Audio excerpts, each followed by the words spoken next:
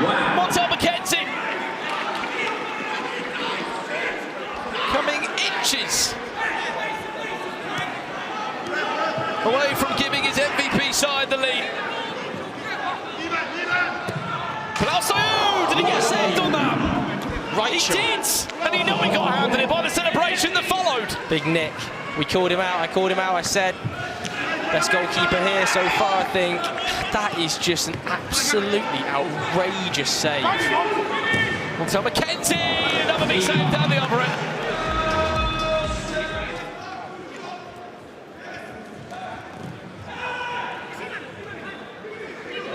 Nicholas Reichel, I want to see that one again.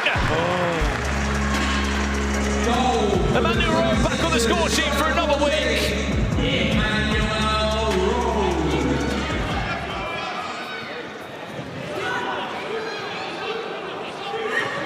Got to score. McKenzie, next one.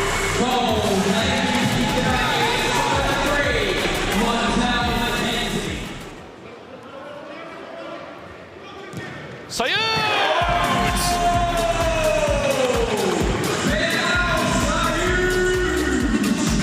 He may have been off balance, but that did not affect the finish one bit. Save with the hands of Salah. Brave save, you can see that was a powerful one for him. And I think that's going to do us here on match day 3. 5, 4, 3, 2, 1. Full time. Well, the last game of the night concludes, and it's the 26ers that pick up a second win.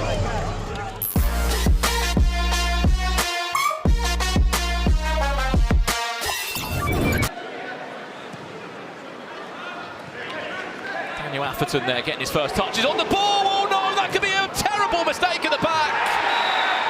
Is that going to be deemed as a goal scoring opportunity? Daniel Atherton's off for 2 minutes. Somebody's got to go in goal. Alan Dawson helping him in.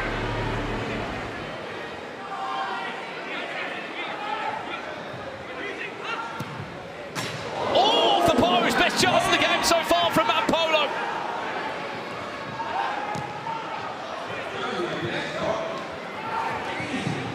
Mampolo cuts it back, Afran Kessie just needs to offload it to Let's Go, off the bar, off the post, and not over the line.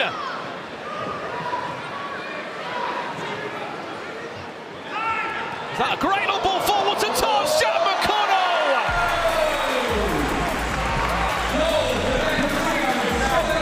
That is superb. The touch took it away from Toby Bourne, and just needed the smallest of extra touches to tap it into the back of the net.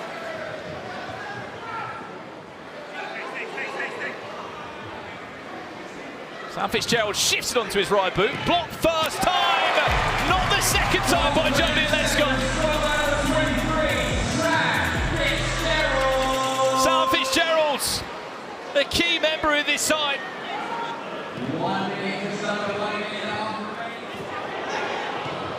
What is that? That should have been M7, 3-1 up. And they know it. Came over the goalkeeper's head. The angle looked like he could have just about squeezed it in, but Tajik wasn't able to do so. Marvin sought out to bring Deportrio back into this one, which he does. Corner. Big tackle from Sam Fisher. What a game he's had, by the way. Can he bang a hat-trick?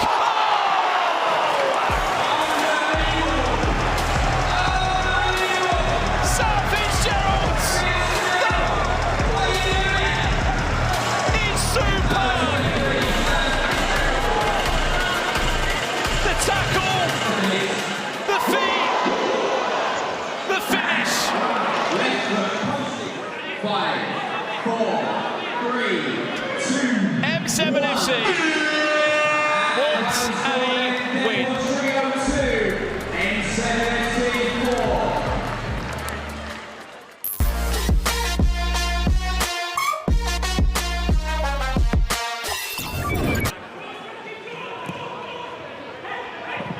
Jack Cole back there trying to make that run forward. Lazenbrook Defending well for Clutch. Here comes that shot off the post. George Nikaj. Best chance of the game so far.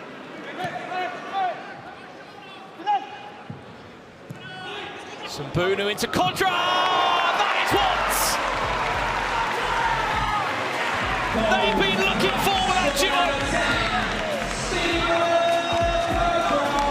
Sambunu into Stephen Contra. The duo that were playing their football together in the German Ball League, now here in the UK. And it's safe to say the chemistry is still very much on point between the two of them. But for how long? There's Kieran Freeman just gone back down the other end and bagged a goal. Oh, he scored no goal. He scores down one end with a cheeky chip, scores an own goal down the other. From 0 to 0. Shot comes in, and as expected, Martin Wackle is back on the score sheet again.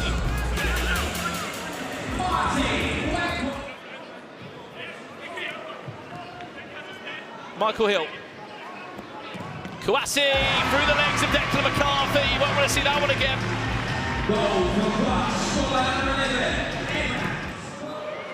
Remember, they've got about 11 seconds left of this. Oh, wow! Just in.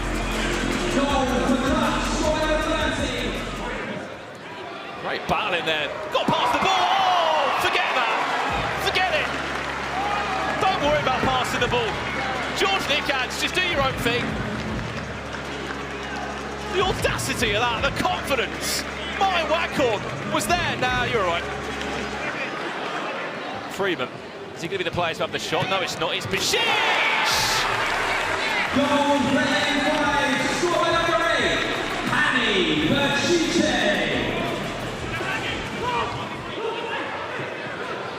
What a turn that is, George Nikaj.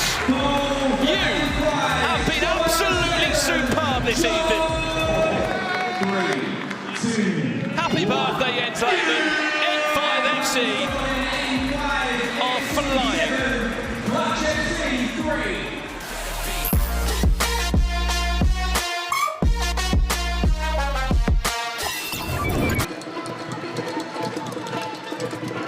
Well, Idris Elba's here and he's enjoyed it.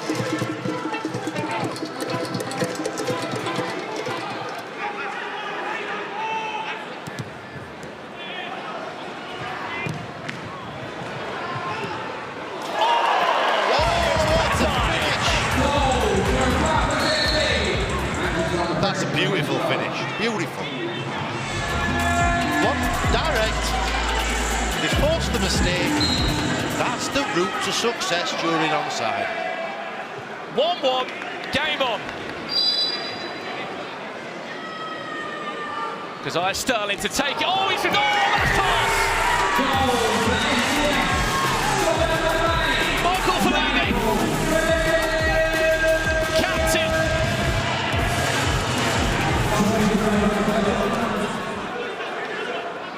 What game changer are we going to get? 1-on-1.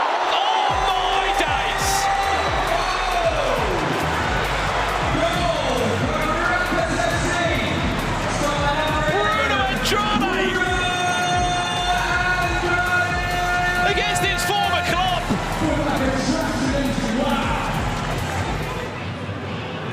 Did he over this? To Hete. Keziah Sterling tries to squeeze it into the near post. Was that a corner? It was. Well, it might have come back to bite them.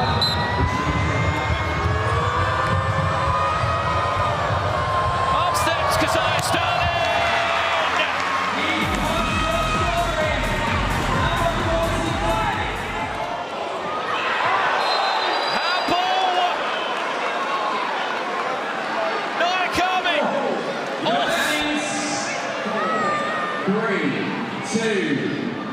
Keziah Sterling, who will get them over the line. And will give SDS their first win in season 2.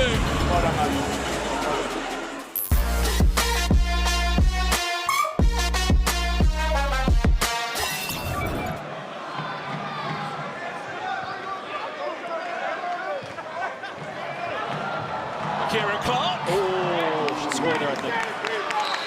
Corner. Woo. First one. 3 minutes in, Kieran Clark.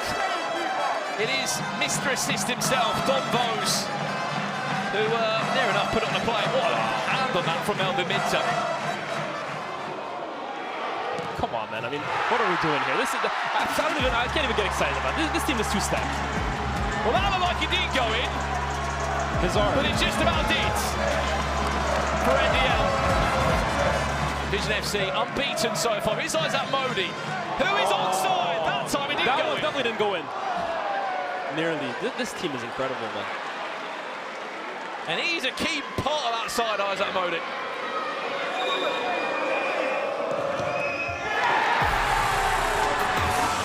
I'll tell you what, though, this game's not done and dusted. Needed. And it comes off the shin. Here's Amin again. Oh, he's having fun with this guy, honestly. He's getting whatever he wants in these situations. Oh, wow. Sassi round the goalkeeper. Can he get round Melvin Minter? I'll tell you what, I think he's lucky there. Oh, Amin. Still Amin Sassi. Good save, Melvin Minter. Yeah, it stays in, Steve.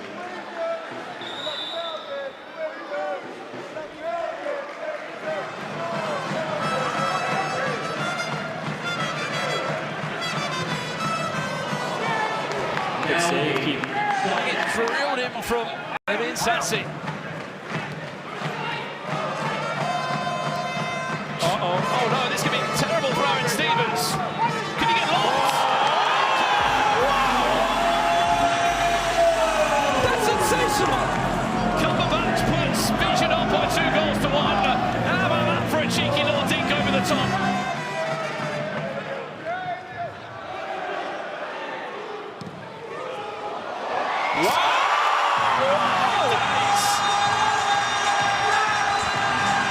That's outrageous! That's even better than the first! Aaron Stevens is back at it again!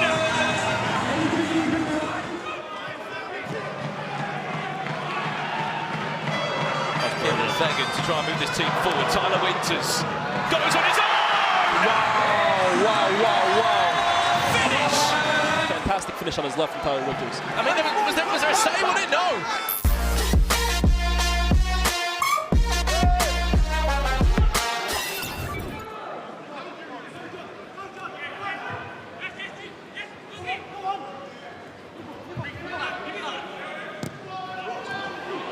Well, this could be a golden chance for United! Perfect start! He scored the equaliser last week against Clutch FC, and he'll score the opening.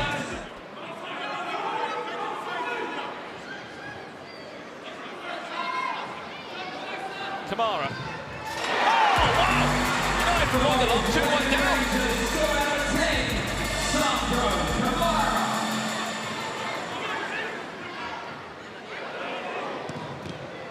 Briley off the line once, but twice. He's not been down the other end, as you said, Luke, scoring goals. Now he's defending to keep United in the game. Well, I can't believe what I've been watching, to be honest. Why is he playing left back? You have to time it well, don't you? Here's Don Perez again now from quite some distance.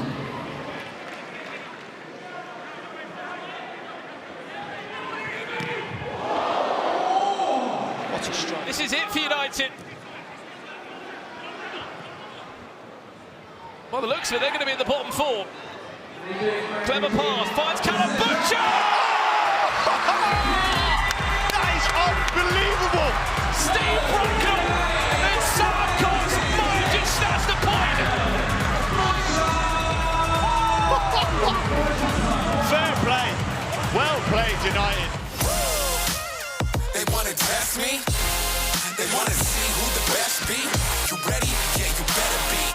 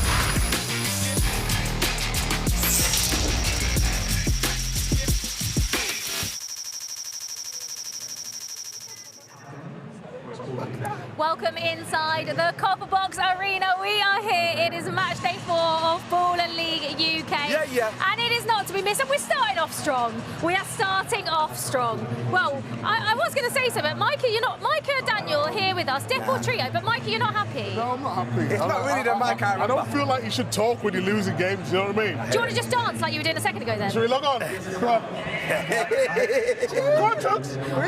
At least. Why are you getting scared for now? I don't get scared. You crazy? At least they bring the vibes. At least they bring the vibes. You know what? This is the Is first it time going to change? This is the first time we've been on at 5:30. Is that time? Is this a good thing or is this a good thing? The disrespect. Yeah, they moved it from the Depot Trio, you know what I mean? We used to be prime time. Now he's going on at 5:30. You know why? Maybe this is a good It's our thing. time. Forget prime time. It's our time. Our time. We're ready today. You are. What's gonna change today in comparison to the first 3, which haven't gone well for Deportrio? I'll let you answer that, Studs. Do you want to see more from your team, Daniel? I'm going to let you know right now that our team hasn't performed to the level we'd like them to, of course. But we're at a point today. We've been through different experiences. We've gathered all the information we could possibly gather. We've gathered 2 new wild cards. Oh, I see them. George Boyd. You know we got the long. Has he still got long hair? Yes, he has. Does he? Does he look the same? Look at him there. Look at him. He has feel the not. nostalgia? He has not aged. You feel the nostalgia? He literally looks like he did when he played in the Prem. I hope he still can move like he did. But hey, what, 40 though? Is he still got it though? What it means to do a job for that 4. Nah, because I heard you think. I hope so. Yeah, exactly. I don't know. I don't know so. What sort of managers have you been in these first 3 match weeks? Micah, we know you've obviously been on the touchline here before, but Daniel, what sort of manager have you been so far? Are you vocal? Do you get angry? No, a bit of both. I try to give them confidence and just lean on the experiences. That's pretty much the vibe we go with, both of us, to be honest. We're not angry managers. We've obviously experienced angry managers in our careers. We try not to be like them. But inevitably we got to get results. 100%. But what talks are you guys giving them now? Because I feel like Deportrio, we know what you were capable of last season, but it ain't last season no more. So like, what are you saying to these guys? Some of them have been in the team since last season. They've gone from winning to now losing. So what kind of chats are you guys saying to them? I think it's different. We've got new players now, which is a difference. I think in all seriousness, I think game changers have been not good enough. Yes. I think if you look at the games against Wembley, arguably the better side, they scored 2 goals in game changers, come off the back of that 2-1 down. And then last week, the same thing as well. We had 4 chances on the 3 versus 2 to score. We're not hitting the target. I mean, the difference between this season and last season, not taking the chances. That's why we're constantly bringing in new wild cards, new players. Try and freshen things up. Correct. In a word, are you going to get your first win of Ball League season 2? No? Okay. If I lose today, you know the problem? Think about it like this, right? I'm done. She's done the same thing every week, she's had the same outcome. I see what you're doing. Okay, do you want me to ask you if you're going to lose? Do you want me to ask you if you're going to lose? I want you to just give us something different. Do you know what, Daniel? I'm not going to ask you a question. I'm just going to say, you go out there and you get your first win of Ball League season 2. Now we're cooking. Now we're cooking. Right. Yeah, cool. I said you were going to win last season. I had your back, Micah, from the start. I've got your back again, Daniel. Don't worry about it. Deportrio playing Vision. That is just one of our games on match week 4 here at Ball League. Here are the full fixtures. And that closes after game 1.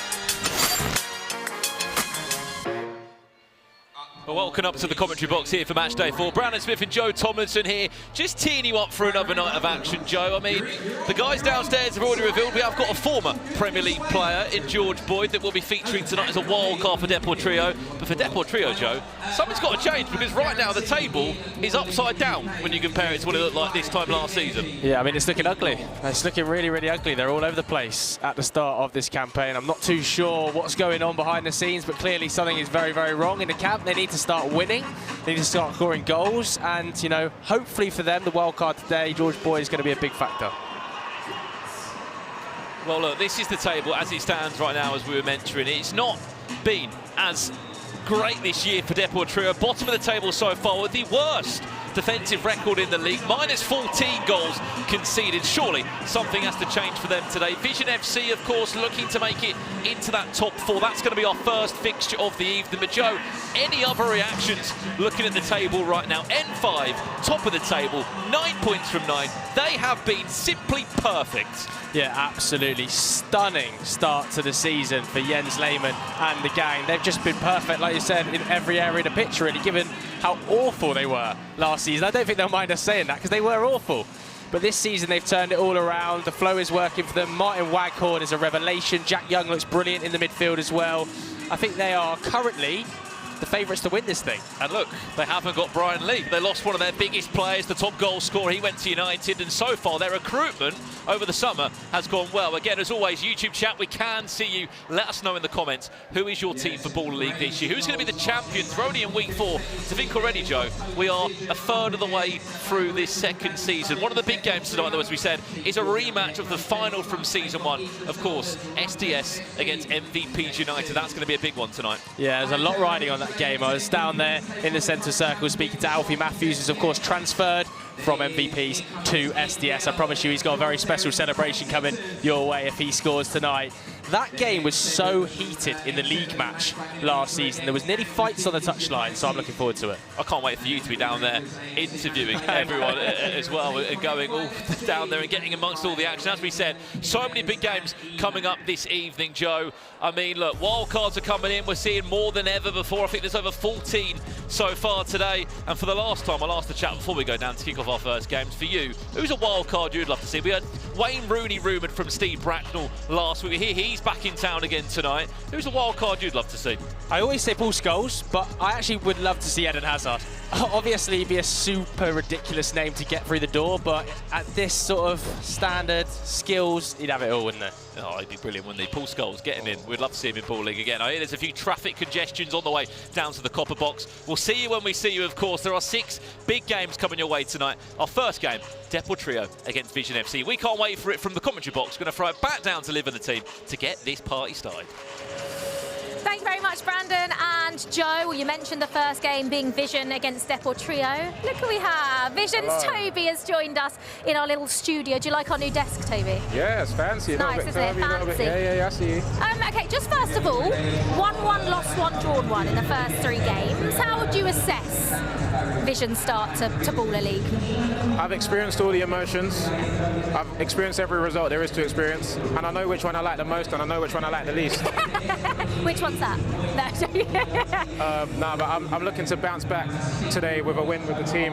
But this is going to be a tough game because Deportrio haven't picked up any points yet. They're going to really, really want to win, and they've got some good players. And they have bought, and I know you say you don't really like using wild cards. You've used a couple today, which you say you usually like going with your team. They're on the bench, but they've brought in George Boyd, obviously former Premier League player. How important could wildcards be for you, considering you don't actually use them all of the time? Well, I had no choice this week. Injuries have hit us quite hard, unfortunately, so we're struggling with that a little bit. Could be the difference. It could be the difference. I'm not worried about their wildcards. I've seen Prem players crumble here before, so... Good point. Like, anything can happen under these lights. It's about who wants it more and who works together as a cohesive unit better.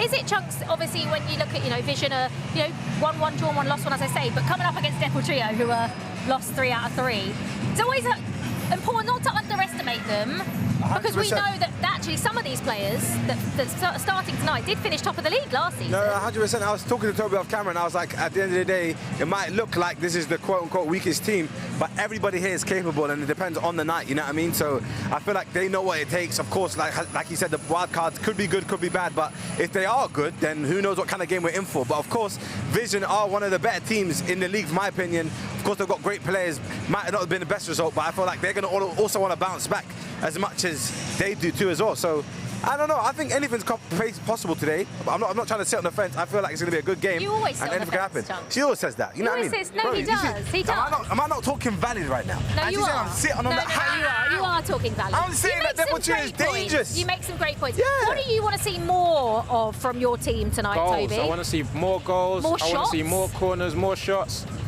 I want to see us take control of the game more. That's what I want to see. I think we've given teams a bit too much respect where we've had so many new players coming in, having to learn the defensive system, that we haven't allowed them that freedom to kind of express themselves. So I'm hoping they do that a bit more today and take control of the game. Or how do you see this one going, Chunks, in a word? I do see Vision winning. Yeah, I do see Vision winning, to be fair. Toby? Vision FC all the way. Vision FC all the way. Toby, thank you so much. It is always a pleasure. But guess what? It is now time for you to go and lead your team out. So we are going to let you go. The very best of luck in the first game. Just drop it. Just do a mic drop, Toby. Good luck. Love. Right, the very best of luck. Our first game is Vision against Deportrio. Toby's just walked off to lead his team out, so it's time to throw it up to Brandon for game one. Thank you so much, Liv. Again, great to hear from Toby there. Very simple. He said, look, we've got a few injuries today. There is going to be some wild cards featuring. There's a hint for you. 2 of them will feature for both of these teams today in our first game here on Matchday 4. As always, I love speaking to you in the YouTube chat, those that are tuning in from all around the world. Who is your team that you are backing in Baller League this season? And more importantly, who would you love to see alongside me in the commentary booth? I know loads of you want Nico in here. Look, I would love to get Nico in commentary. I think he's just a bit too busy managing his team down there on pitch. So they're in action in game 4 tonight, if you are tuning in for NDL. 6 big games coming your way as always. And for these 2, Daniel Sturridge and Micah Richards, they are winless so far in Season 2. They were so good in Season 1. A lot has changed since then. Division FC, they were so clinical, if you remember right, in the pressure point last season. They picked up some huge points there. They're on 4 points to Deportrio's 0 so far. There is a gap in the table between the 2, and as we learned from Season 1, you have to pick up points quickly or you will be left behind. Let's have a look at the teams. Coming in to this one in particular, we mentioned 2 new wild cards featuring, and that's number 12 and number 13 Division FC. Palace Francis and Rodell Gordon, they both feature as new players. Unfortunately, Daniel Bowery misses out. We hear potentially an injury there for him. Keep an eye out for number 11. Yassine Ben El Mahani and Joshua Parker both have already bagged a hat-trick so far in Baller League for Vision FC. The opposite side, Deportrio, changes coming in for them. 2 new wild cards. It's George Boyd, who played over 100 appearances for Burnley and over 100 appearances in the Premier League. He features alongside Jaden Raymond, who was just released from Crystal Palace in the summer this year, featuring for them at an under-21s level. 2 exciting players coming into the side this time round. Jonah Lescott also features former Premier League winner, and their key players, Francis Gerald Mampola, one of their franchise signings to start this season. As we said, Deportrio, believe it or not, still without a win here. Well, I mean, look, YouTube chat, you can have your say. Nico on commentary is what you want to see. If I set a light goal for this YouTube stream and we somehow smashed it tonight, I can ask the powers above in Baller League to make it happen and to bring Nico on commentary with me. If we said 15,000 live likes on the stream, we can try and make it happen. As we said, it all depends on so many things. One, if his team wins tonight, that might put him in a slightly better mood to come on and say hello to everybody. But let us know who you would love to see on Co-Coms. This is our first game of the night, as we said. Last time they played in Matchday 1 in Season 1, and it was a 6-3 win for Deportrio. Let's see if the same pattern will follow this season to give Deportrio their first 3 points on the ball. There's Julian Lescott. He was a wild card last season, loved it that much. Now he is back as a regular player. Mini-mentoring commentary, choosing commentary. 3, 2, 1. You say Ginger on commentary, unfortunately that's not going to be happening this evening. Right, we're underway.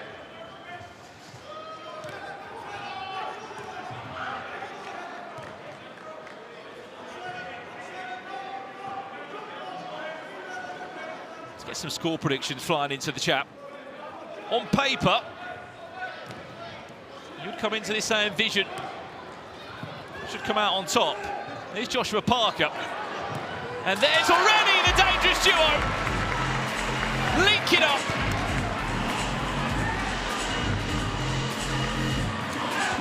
Joshua Parker and Yanited Mahani will score the quickest goal in Baller League Season 2.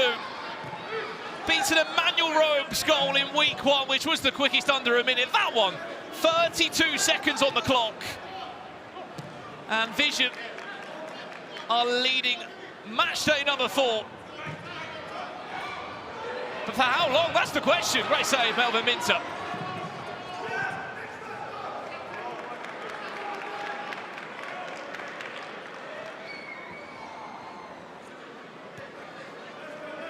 That was very nearly. Jaden Raymond then. Scoring with his first couple of touches, a wild card this week. Joshua Parker fouled by Henry Lansbury, also another former Premier League player that features in this team. Actually playing against his former club. He was a Vision FC player last season.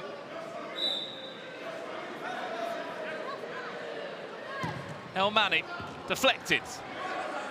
2 hands on that for Daniel Atherton. He'll be hoping that he can have a slightly calmer night this evening. He got a red card last week. Well, 2-minute suspension, I should say.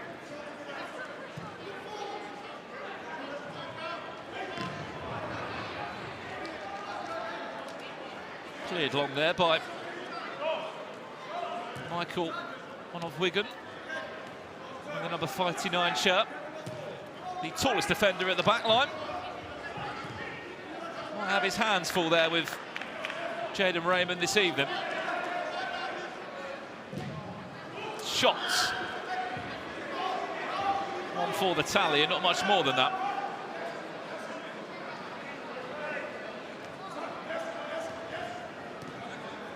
Interestingly, as I said in this fixture last season, Marvin Sordell scored a hat-trick. He is still part of Deportrio's squad, but not involved tonight. Misses out.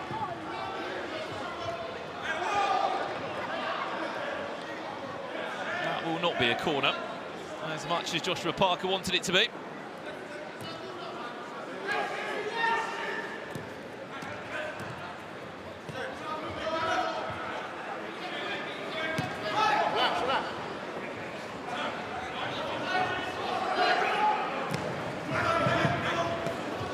Eric DeMello, clever feet against one of the trickiest players in Ball League. Didn't last too long.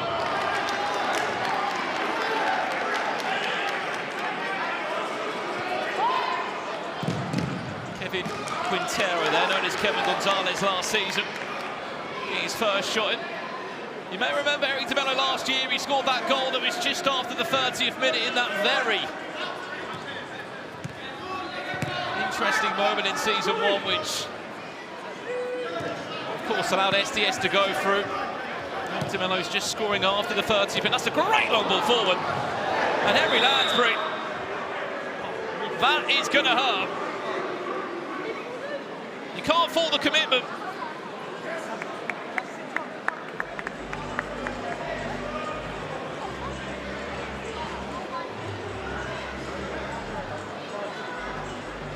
Get him some treatment and make sure he's okay, but he went flying. Daniel Sturridge going over to see how he is.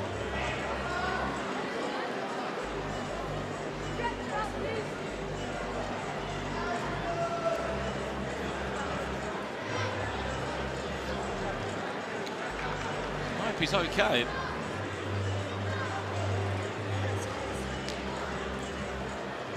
Whilst we have a minute in play, I can see a lot of you in the YouTube chat asking about the scoreboard being changed inside. Do we like the new scoreboard or not?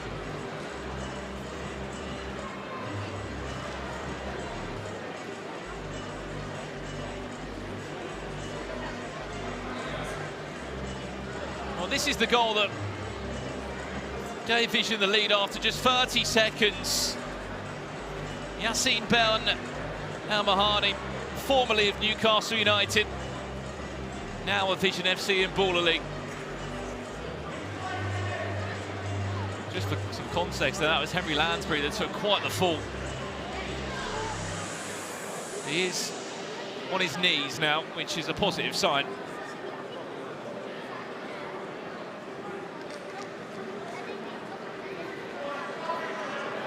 And hopefully, he looks like he's good.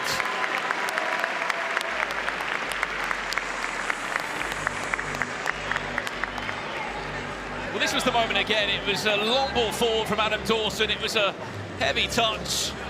And unfortunately, he tried to avoid the advertisement board and just fell on his head by the looks of it.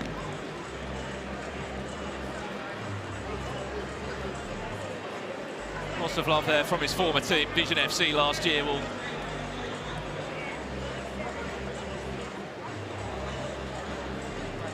make sure he gets the rest that he needs and the treatment, as the game will resume any second now. Melvin Minter to get us back underway for Vision.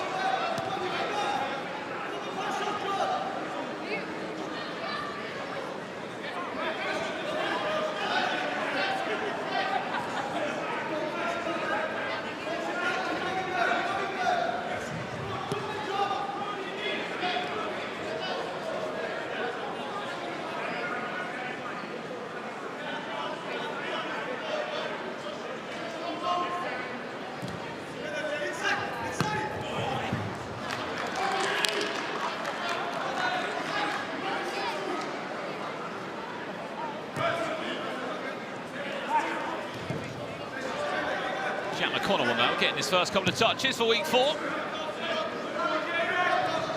Kevin Quintero,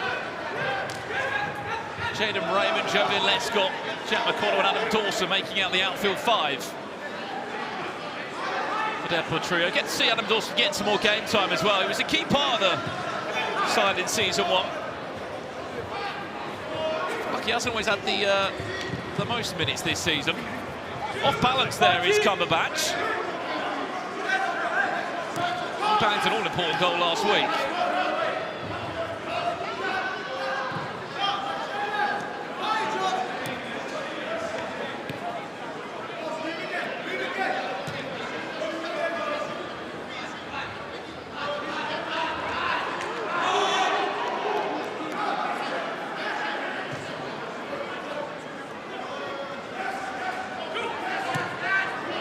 Lescott goes long. Handing the goal scorer back, defending for his side.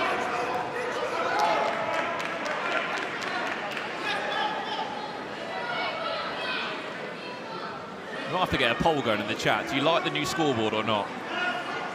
Right now I can see what the obvious answer might be. Melvin Minter over the bar.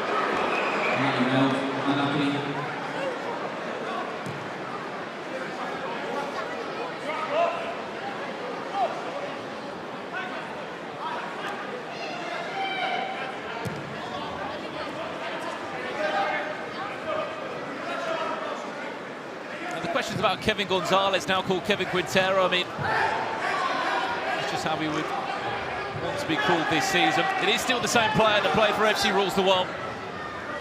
Got himself a move over to Deportrio. Here's Joshua Parker on the half-turn. Did that take a deflection? It did. Remember, no corner kicks in Wembley, UK. If 3 are awarded, that's the first corner of the game. 3 of those will get you a penalty. Type 1 in the chat if you like the scoreboard, the new one. Type 2 if you don't. That will probably give us a bit of a consensus. And I will ask the powers above, chat, to see if we can alter it for you, potentially. 1 or 2 in the chat. George Boyd on the pitch now. With the number 14 shirt. Wild card this week. Part of the famous Wivenshaw veteran team that you may have seen on social media. Features the likes of Papa Cisse, Stephen Ireland, George Boyd, just to name a few. All ex-Premier League and professional players meeting up weekly in the northern part of England for a kickabout.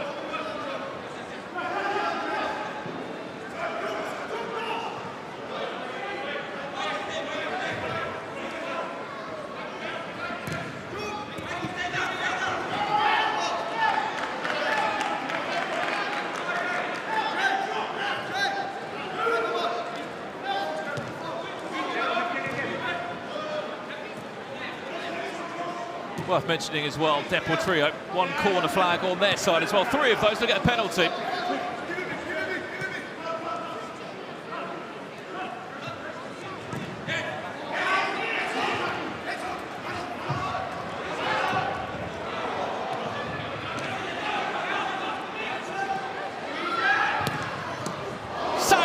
Just with the fingertips of Daniel Atherton, goalkeeper for FC United of Manchester.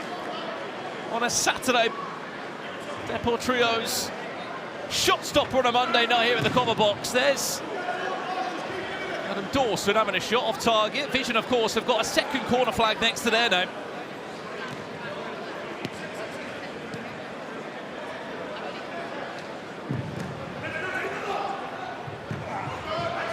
Big, strong header from Tony Lescott.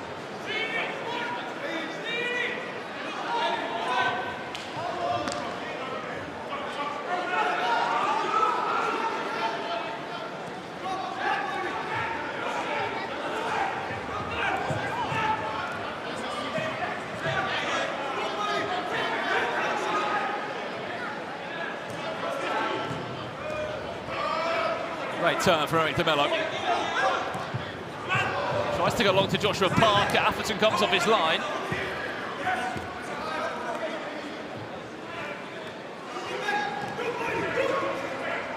Keep in mind, Deportrio lose this game 0 points from 4 weeks. This was the side that last season, Wembley United were battling out, weren't they, for top of the table? 2 minutes until game changer. 2 minutes is our first game changer of the night. 2 minutes away from our first game change. It's George Boyd's corner. Both teams have been awarded 2 corners, which means the next, whoever is 4, is a penalty. You can see a few of you in the chat speaking about the corner flags maybe being a little bit too small on the scoreboard. It is 2 per team at the moment. 3 of those, as you know, it will be a penalty.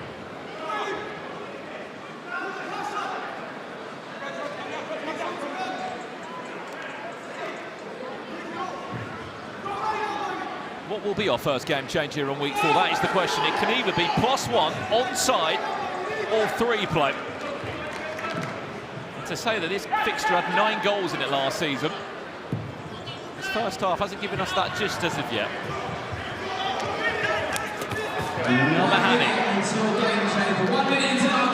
No foul there. He felt like he was nudged.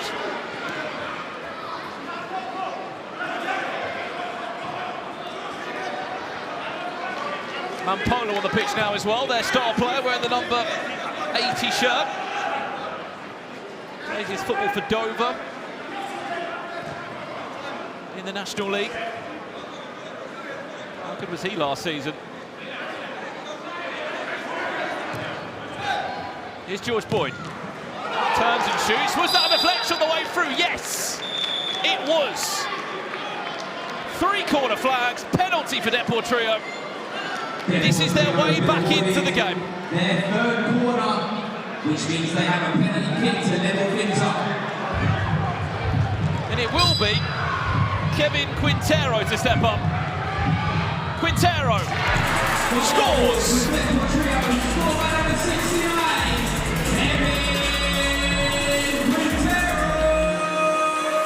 Kevin Quintero off the mark.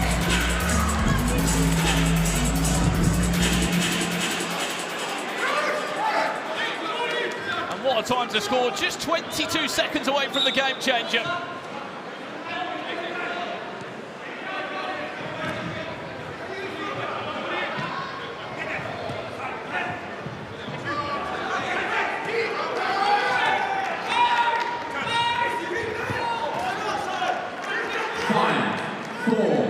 Five seconds away from our first game changer, here we go. Let's take this thing higher, higher than you ever been. Stand tall like Everest. We go higher. It's time to go higher. Oh, Offsides will be our first game changer of the evening here on match day at number 4. It is a new game changer for this year. All offside rules are simply suspended for the next 3 minutes. Offsides do not exist. Everybody is onside for 3 minutes straight. Attacking players may position themselves freely anywhere on the field. And as I've just said, offsides aren't in. So offside lines do not matter as they usually would. 9, 8, 7, 6, 5. I mean, YouTube chat, what do we make of this new game change? Do we like it? Let me know. Here we go then, 3 minutes of onside. Vision scored after just 30 seconds, and it was just before the game changer came into play. Kevin Quintero via a penalty has tied the game up at 1-1.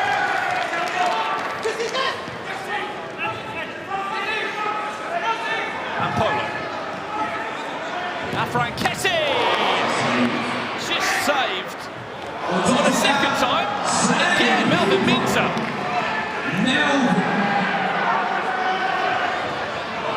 Two great saves. Straight down the other end though. Goes for a chin. It did.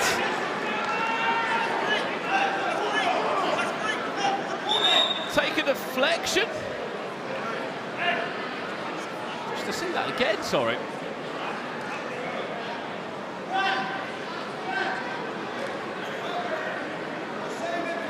Vision have been awarded their third corner, which means they have a penalty. It needs to be given as a third corner. I thought so.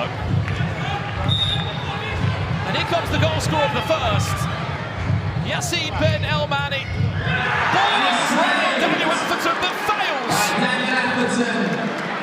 to outsmart Deportrio's number 1.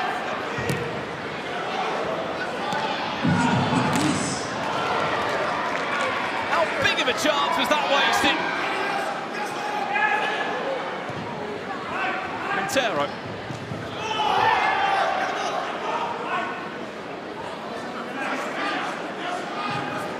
About defended there.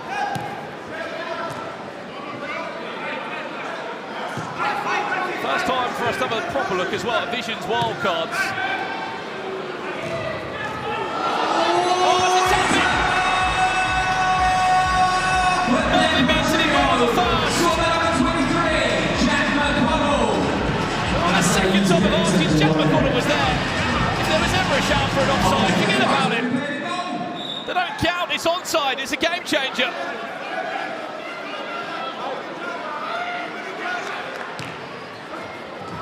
Oh, wow! Cleared away by the goal scorer McConnell there. That was very nearly a clever thing from Joshua Parker.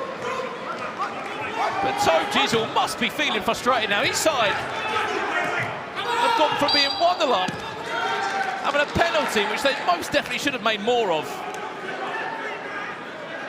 And now they find themselves 2-1 down, heading into half-time.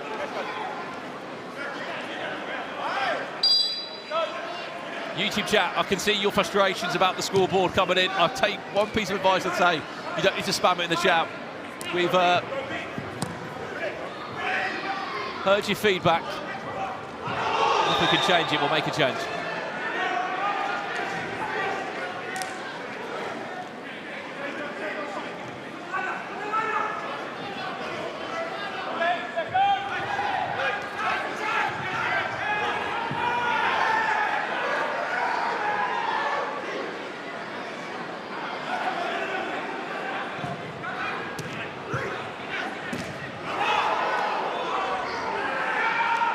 Seconds away. Micah and Daniel have got the kick in. They wanted, they were challenging for it.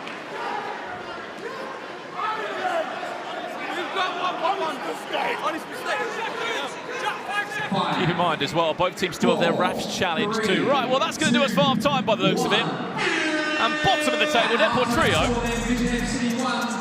are leading this at half-time 2-1. But the question marks will be around for Vision FC.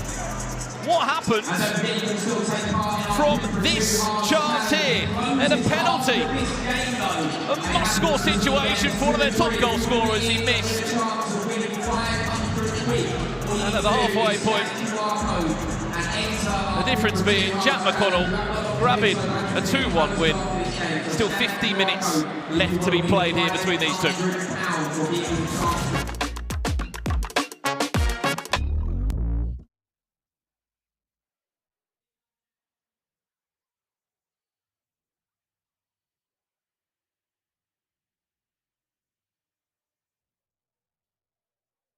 Musa Bam joins me here from Rukkas, captaining the team, I believe, today. What an honour that is under Idris. How are you finding the experience so far? It's been so good so far. I can't complain. As you say, alhamdulillah for everything. Just very blessed.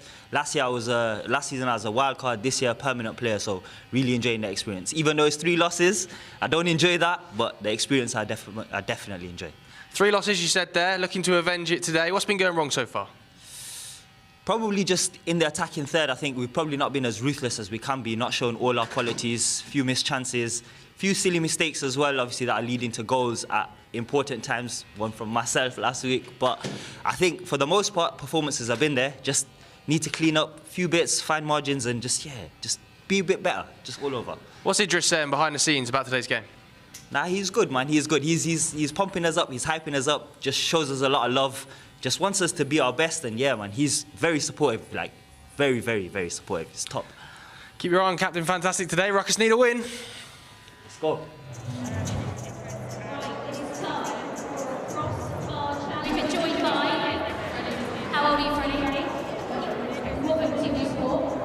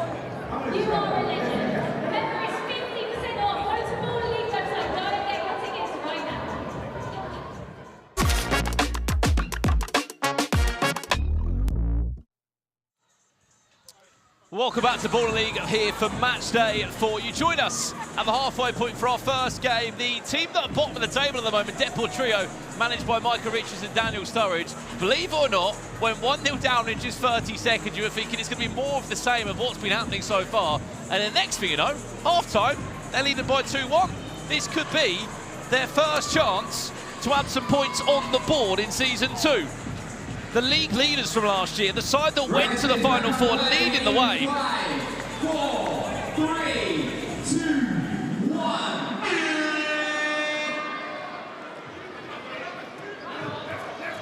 Currently finding it quite hard in Season 2. We see you comment in the chat about a few audio issues. We do apologise. We will iron them out for you as always.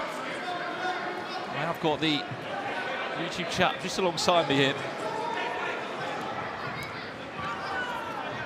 Trust me, more than anyone, I see all your comments and all your messages, all right. I appreciate everyone tuning in.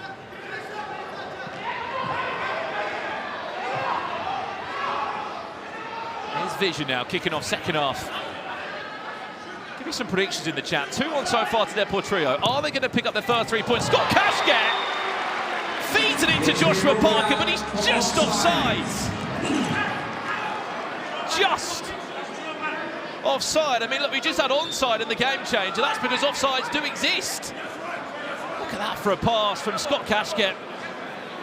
I mean, Jack McConnell already knew his hand was up.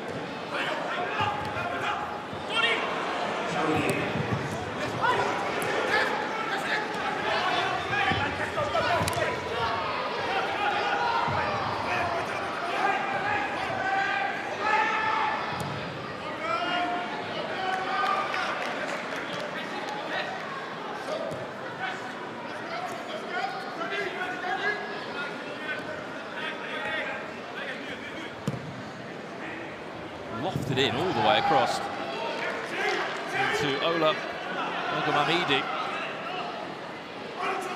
Usually playing his football for Horsham. In step 2 of the National League setup. Well, no, I believe they were here last night training Vision FC. A lot of the teams you may or may not realise normally train on a Sunday. Even come here early on a Monday. That's a great feat from Atherton. That's an even better ball to switch play. McConnell has a shot. George Boyd might try and get a toe on it. Melvin Mintup just there in front. People asking about when is pressure point. Pressure point, if you don't know what pressure point is, comes after game number 3. That's a chance for all 12 teams to go into a penalty shootout. That doesn't stop until there's one team left.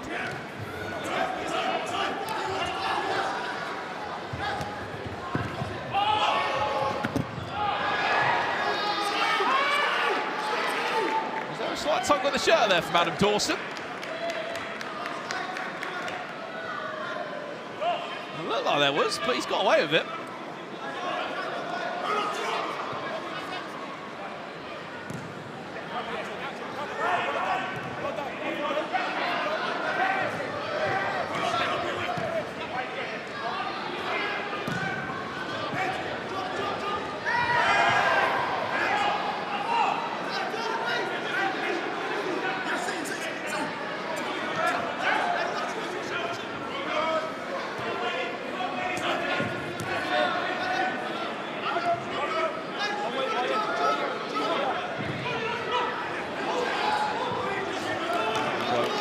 For Daniel Atherton to bring them back in possession.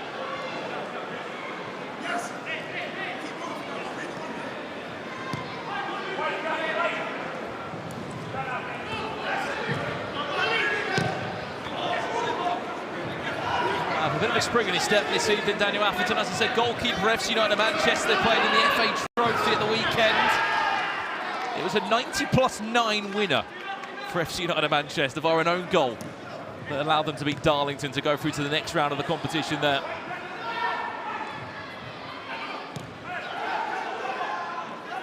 Nicely done there between Adam Dawson and McConnell. Afran Kessie. Another one of their big signings. Just loses his feet, George Boyd.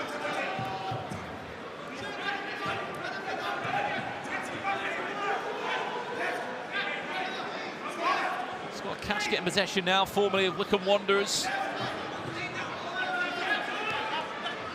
This man here is the star in the side, one of their franchise big players. I wonder why I keep saying franchise. Every team is allowed to give 2 franchise contracts out at the start of the season. They are the biggest contracts with the best wage on them.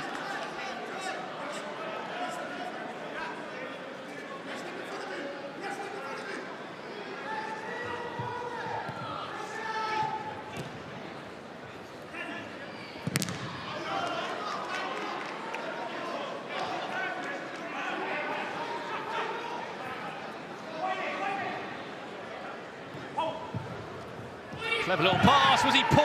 No.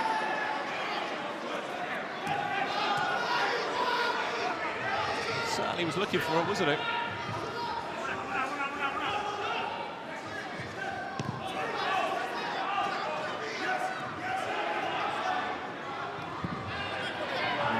Wamidi.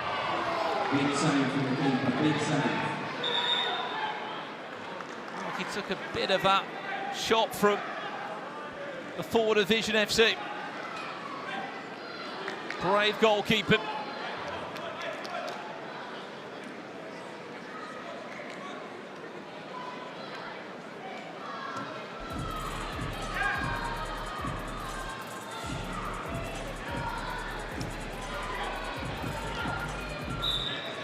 Steve Hughes just over there making sure he's okay.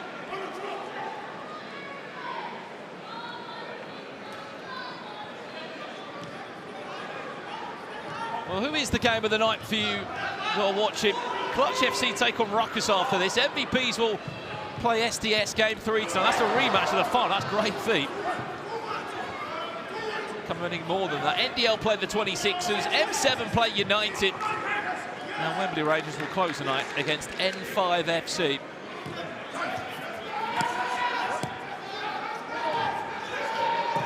Which match are you most excited for tonight? For me, I'm very much excited to see Game 3 tonight. The rematch of Season 1's final, the O2.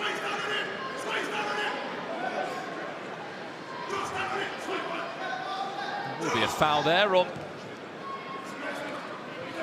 Jaden Raymond.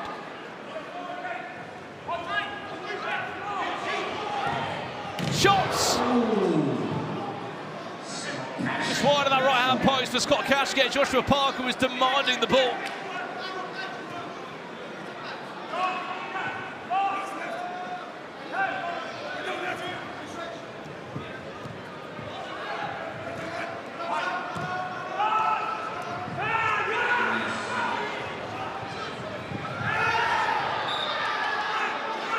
Foul just inside the half of VZN FC, just in front of the offside line.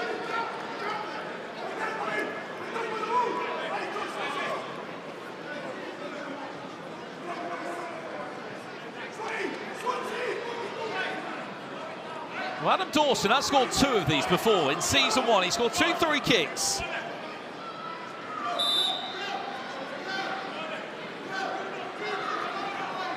Dead ball specialist. Here is Adam Dawson, drills it in low towards Melvin Minter.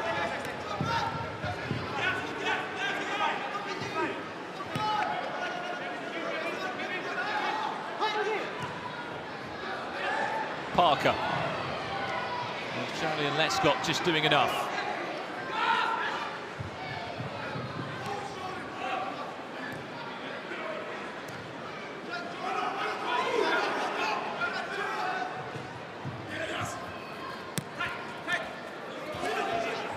Raymond.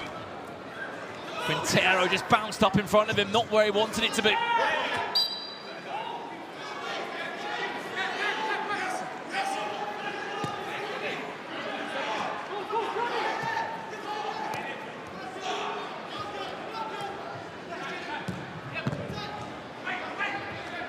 Oh, what a touch from Parker. On the angle, he's just off balance there, Cashgate.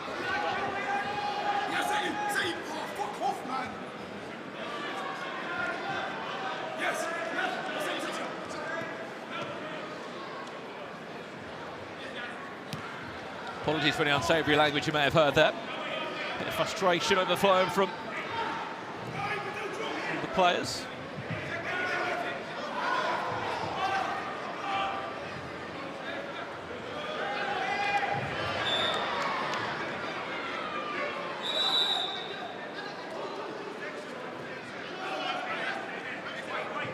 The warmest of welcomes, as he, Jaden Raymond, wild card for Deportrio. Very nearly joined Portsmouth last year, as it was a youth player of Crystal Palace.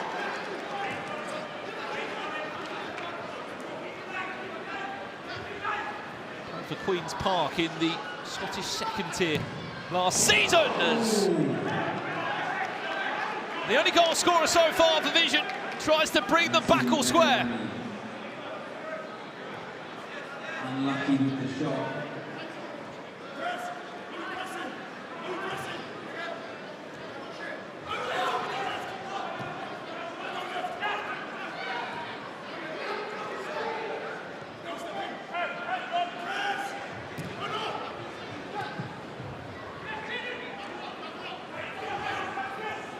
Raymond. Up against the wild card on the other side of Palace Francis, who gets the better of the attacker.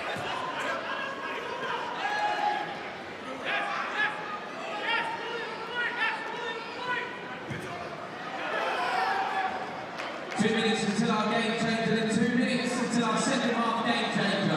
I feel like I say this every week, but it could not be more true of this one. A game changer would really mix this up, wouldn't it? Just under 2 minutes away from our first game changer of the night. Fair play of the line or one-on-one. What do you reckon we're going to get?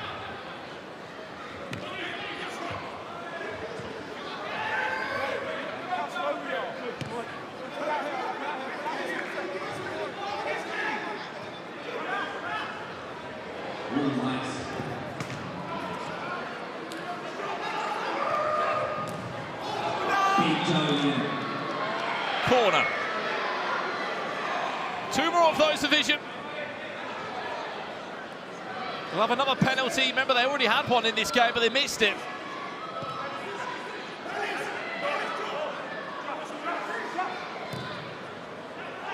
One minute until our game changer. 60 seconds until that game changer. Just seen Steve Bracknell pop up in the YouTube comment section. Rumour has it he's back in town tonight in charge. Hopefully we might even see him on commentary.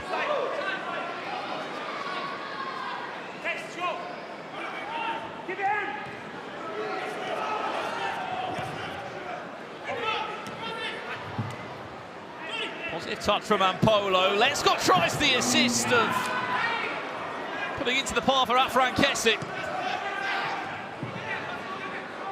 20 seconds away from the game changer. Is there going to be one decent chance before we get there? That's going to be another corner. Vision have been awarded 2 corners.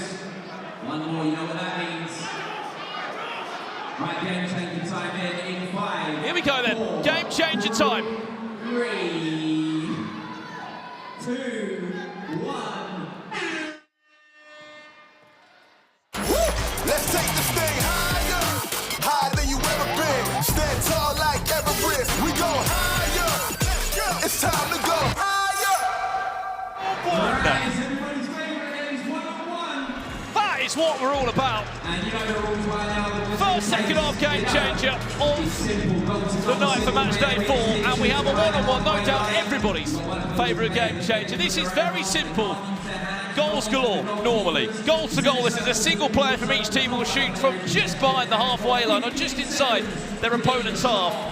One opposing player will defend from their own half. You cannot use your hands, so the defensive player cannot use the hands. You can still put a goalkeeper in goal, but they can't use the hands. You've got 15 seconds per chance, and the clock doesn't stop.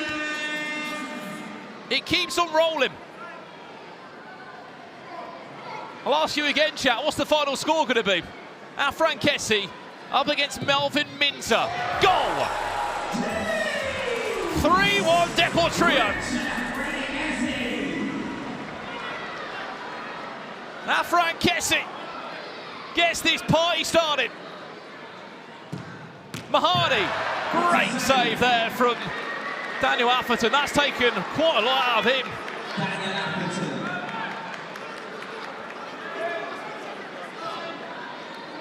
Afran Kessie up again now. Looks like that's going to be the case. Afran Kessie against Mahadi. Afran Kessie off his right boot and just over the bar. Yassine Bell, El Mani to bring this to 3-2. What a save again.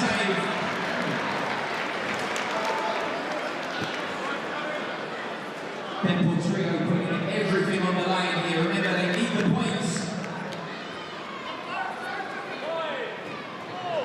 Adam Dawson now. Off the woodwork, he's going to get a second bite of that. The ball comes back into your own half from a save or a deflection off the woodwork. Get a second here at it. This can make it 4-1. Adam Dawson off target, no.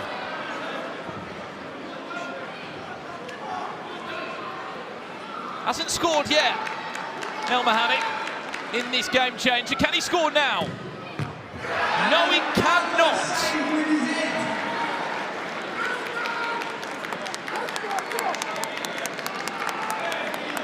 They are just over a minute away from their first win in Baller League Season 2. We've got 1 minute left on and a half, 1 minute left in the game. Mampolo scores!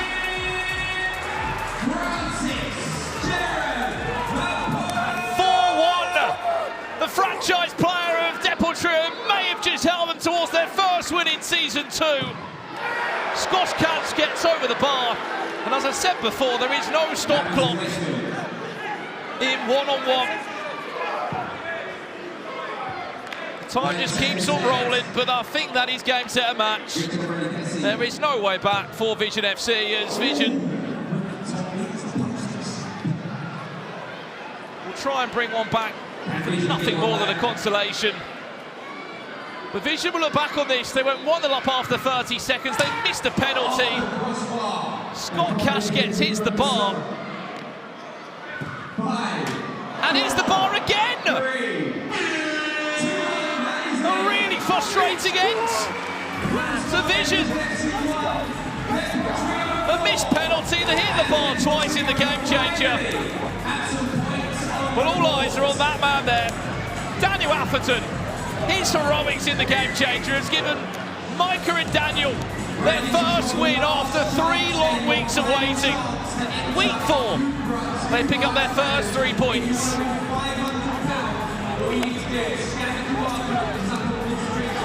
There was question marks on them. How long would it take?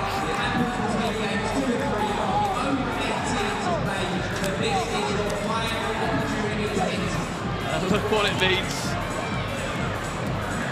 to Micah Richards. Good friend Jody Lettscott stepping in tonight.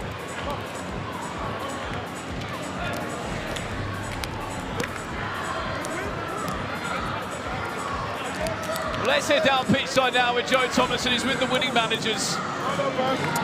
Well, it's big congratulations to Deportrio. Toby is saying his best wishes there. Right, come on, man. Take a breather. Sturge, take a breather. Take a little relax. Big celebrations. You finally got your first win. Tell me how you're feeling. You know, I can't speak. I think coming into the game, we've lost three in a row. We've bought more experienced players, and I think the games have been so tight, but we've not been able to make a difference. Today, we made a difference. Studge, what was the difference today? Sorry? What was the difference today? I just think we adopted new tactics, we instilled belief in the players from the minute 1, even in the dressing room. Just a different energy about us today.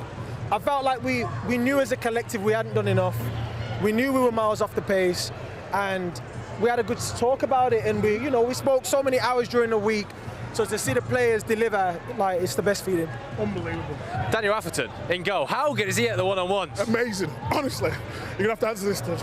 Yeah, nah, he's unreal. He's unreal. Obviously, he's one of those guys that loves the challenge and loves the, he's a crazy keeper. He's one of those guys that just absolutely loves it and puts his body on the line. And I'm talking about cat-like saves with his head. What are we doing? What are we doing, Just, I'm so proud of my team. I'm so proud of my brother here, because I think the pair of us have put so many hours, and together, bro, we've conjured up. Conjured up your first win, Micah. Thank you very much, Studge. Congratulations, lads.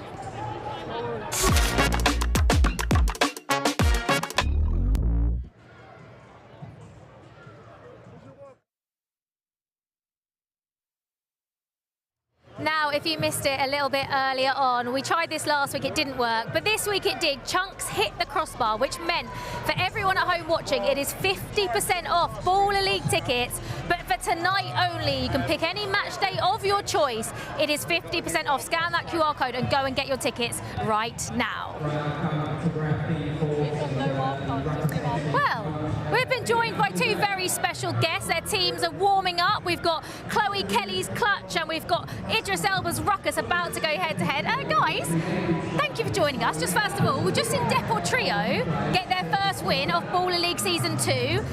Idris, Chloe, you're in a similar boat. They were bottom. You guys weren't bottom. Don't worry about that. But it just shows that anything can happen in Ball League, doesn't it? Anything can happen. I'm really excited by that. Very encouraged. We're in similar positions. We both got our first point from penalties. I mean, we both want to win tonight. I'm excited for the game. Yeah, I'm excited. Seeing Deportrio do that against the top side in Vision, it gave me confidence, but also it shows how much pressure is on this game. Chloe, how has it been this season for you, going on your own, having your own team? Has it been any different for you? I've enjoyed it. I've enjoyed working with Dan Edwards. He's a top guy, a top coach who knows his stuff, and I've enjoyed getting to know my boys who are amazing players and great people, so I'm looking forward to this season with them. And what about you, Idris? How have you found it so far? I know you've immersed yourself right into this Ball League. You know what? I'm enjoying it so much that even when I lose, I'm still happy. It's mad, but I'm not happy. I'm not going to say it right now. It's such an amazing atmosphere. My team's amazing. They've worked really hard. Every week when we go into training, we talk about what we learned the last game. I'm having a great time, but I really want to win tonight. I'm sorry, Chloe, I've got to take that. Are you the manager that you thought you'd be, Idris? On the touchline? You know what? I thought I'd be less technical about the football because I don't want to, embarrass myself. But I'm in the weeds about the positioning, and the players are looking at me like, yeah, all right, Uncle Idris, we got it. Team Talk last week inspired me. I've seen it online and I was like, wow, I need to listen to this. I thought I was in a movie. What have you made of Clutch and Rukkas so far? Because it's small margins, isn't it? It's been games that have gone just the tiniest things make it go one way or another. I feel like there's a big difference in season one where there were some teams where you look at in the fixture list and you're like, I could potentially win it. You know what I mean? But I feel like this season everybody can play football. You know what I mean? It's just those fine margins, maybe the game changes that are a bit brand new, a new concept to both these teams because they have the most new players. But I feel like watching the games, I wouldn't be too discouraged because it's literally margins, like we said. You guys had your best game last week against SDS, last sec, you know what I mean? So it's like, how do you feel in terms of seeing your team go toe-to-toe? You know you're not far off. What do you think they need in order to win those games, like the 3 points? To manage the game, I think that's probably where we've come up short this season. The game changers, when we're 3-0 up, when we're 2-0 up, managing the game and seeing it out, and that's experience. So hopefully as the season goes on, we learn from those mistakes and we're able to right our wrongs from previous weeks. If I'm really honest about our team, I think we're a little polite. We've been, a little bit tentative on the inward tackles. Idris, I've got 5 seconds. Your teams are about to walk out, so I've got to let you go. It is Clutch against Rukkas coming up for you right now. I told you I'd get technical.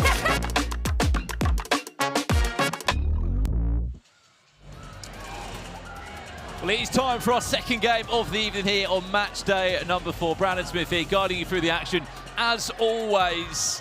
I mean, look, these are two teams that are desperate to get their season started. We just saw, Deportrio, they were 0 points in their first 3 games. They went and upset the apple cart of Tobe Jizzle and Vision to pick up their first 3 points of the season. Rukkas basically sit in the same position to a degree as Clutch FC. They've both picked up points from pressure point. Pepsi, it was once called pressure point, extra point on the boards. After match 3, there is a non-stop penalty shootout that keeps on rolling. And Rukkas have won it once, and so have Clutch FC. Clutch have also picked up 1 point in the league. They were involved in a 3-3 draw against Angry Gingers United.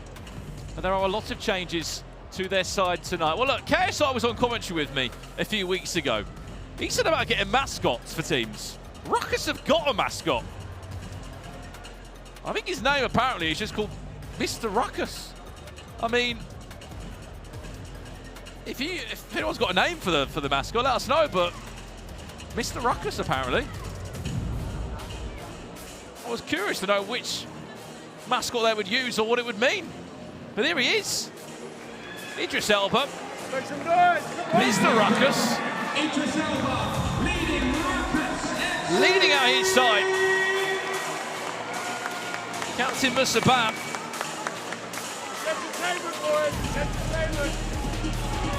Leading the side out. And following Rukkas is Clutch FC. Led by Chloe Kelly, a brand new team alongside Rukkas this season in Baller League.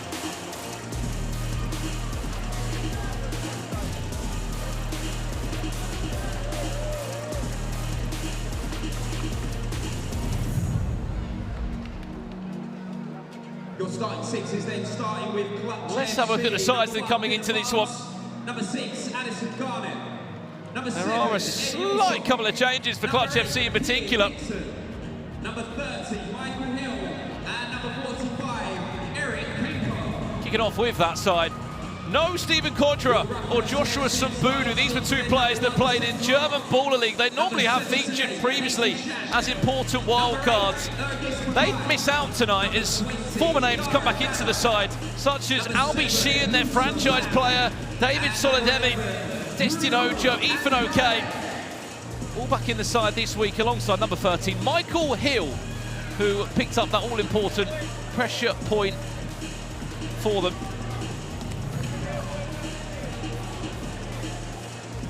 On the other side for Rukkas, there is one man who's been a key part of this side. He scored in all 3 games and he picked up the pressure point for them as well. He wears the number 8 shirt, Ergus Pepe. Last season, you may remember quite a few of these names from FC Rule the World. Their 2 wildcards feature Mike Faulkner and Oscar Boateng, wearing number 12 and 13 shirts. You cannot forget that goal that Bruno Andrade scored last week from quite some distance. It was in goals of the week. They are led by their captain, number 7, Musa Bam.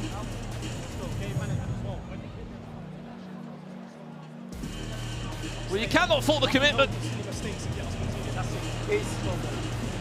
from both of these managers, including Idris Elba. He's been so involved in this process.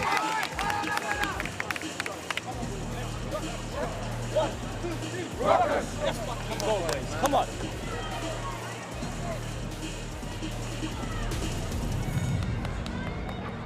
Well, YouTube chat, predictions for this one. Both without a win. Clutch sit in 11th place on 2 points. Rukkas sit at bottom of the table now with Deportrio winning game 1 this evening. 3, 2, 1. And it will be Addison Garnett and Dara Dada to kick us off for match 2 of the evening.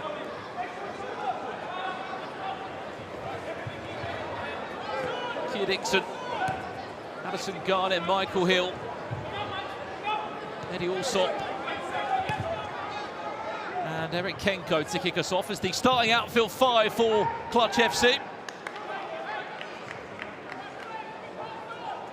Well, we've changed the scoreboard back to the old one for you, chat. Is that more what you wanted? We do listen to you.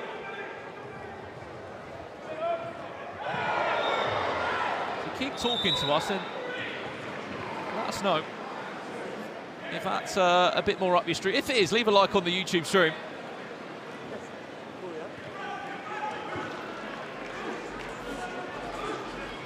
If you don't leave a like on the YouTube stream, we might have to change it back to the old one.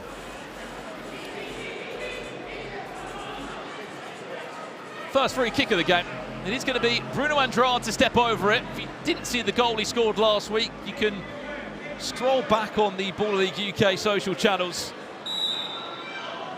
Dylan Barnes in goal for Clutch. Can he stop this dead ball? Doesn't need to because it's off target.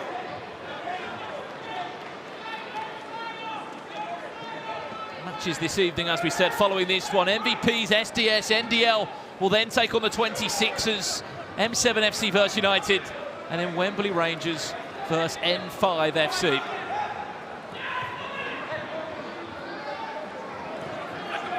And look, you tell me in the chat, who do you want to have on co-commentary with me tonight?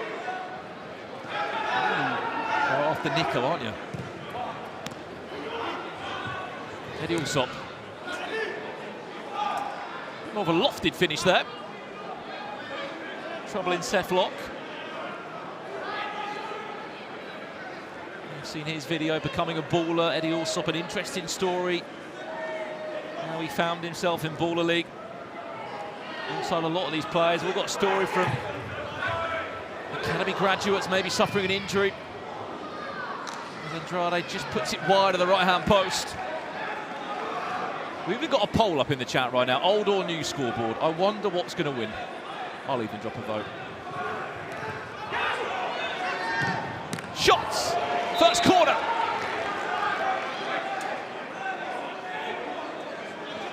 but 3 of those. Great turn there from Eddie Allsop. Pulled away from Dara.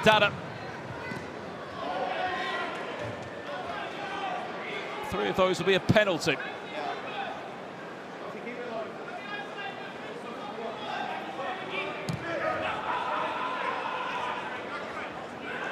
Musabam.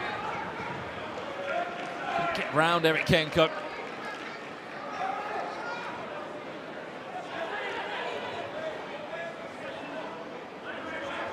Get Bracknell and co-coms. We'll see what we can do. He's back in the wheel tonight, we're hearing. Taking on M7, game 5.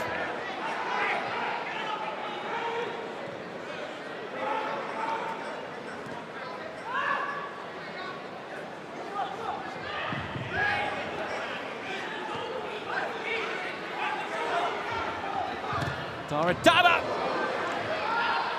First save of the game. Casey Shan, his first few touches on match day for some clever feet. Gets past 1 or 2 players, but can't get past both Michael Hill and Keir Dixon. We are hearing quite a few of you are still travelling in through the traffic of London to the Copper Box. If you are watching on YouTube as you're travelling in here to the Copper Box, leave a like on the stream. And safe travels to you. Remember, we're here every Monday at the Copper Box, 11 weeks of match day action.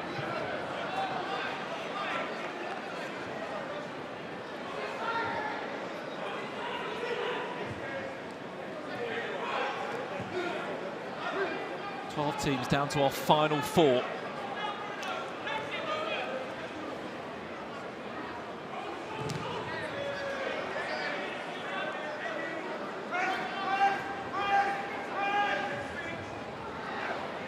Musabam, oh look at the feed, Musabam still unselfishly looked just to feed it Andrade.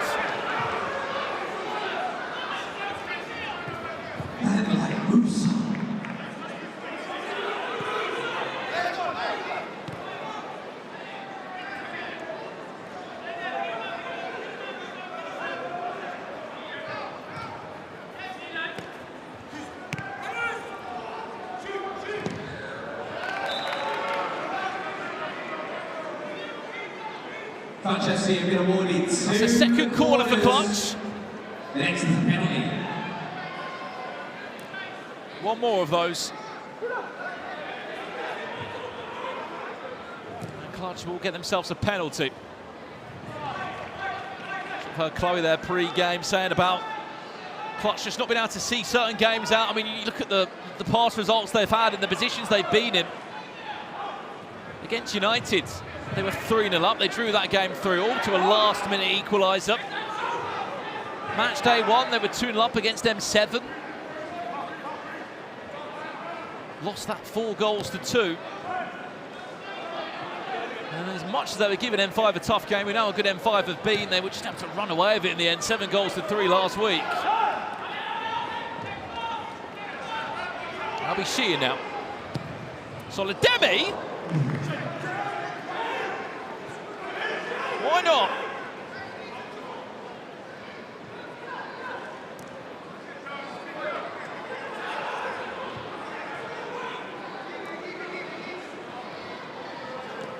Again, keep your co-commentary suggestions coming in. I'm seeing Toby, Mini Minter.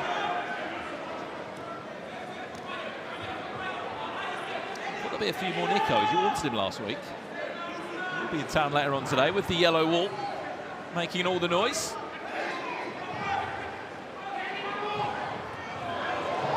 The shoulder,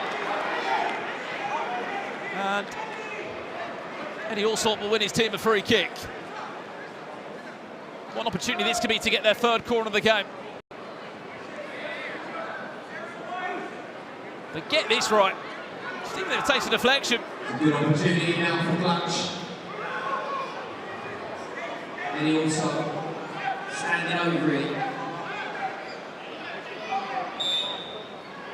Can Seth Locke do enough to stop the shot? No, he cannot. Doesn't need to, just goes wide.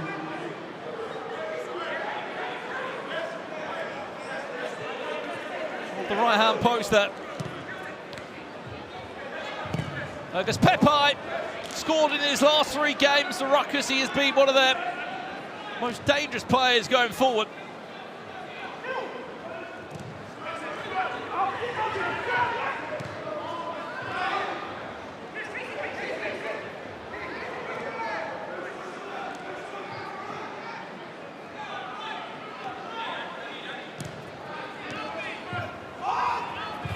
For the chat as well. Who's been your standout player so far this season? I mean, look, Sam Fitzgerald took the headlines last week, didn't he, with that unbelievable hat-trick.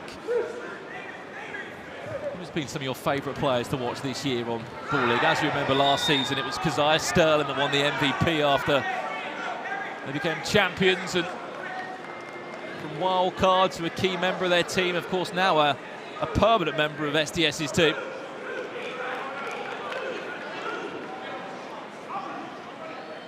Free kick here for Rukkas.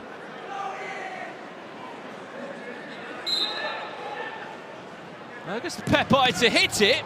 Comes off the back of Yanited. There's a slight tug there.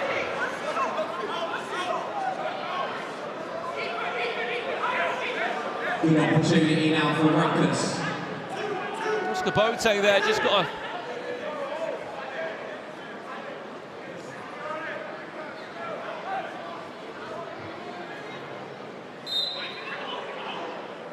Pepsi again now from quite some distance. It's a brave walk.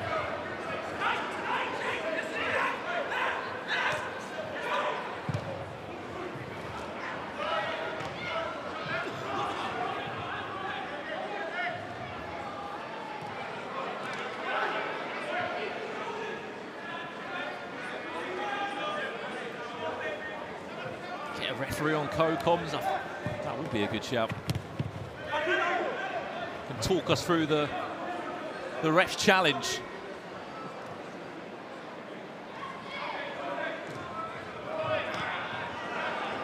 Mr. Bam. Can't forget that little mazy run he went on just minutes ago. Defensively very strong. Destiny Ojo getting his first couple of touches on the ball there.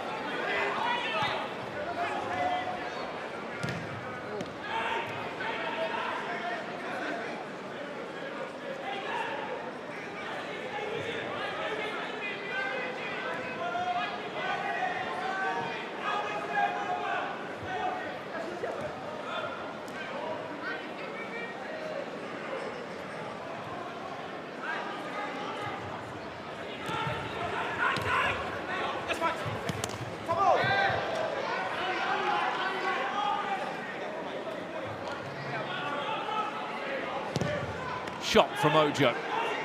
Straight at the keeper there. This one close.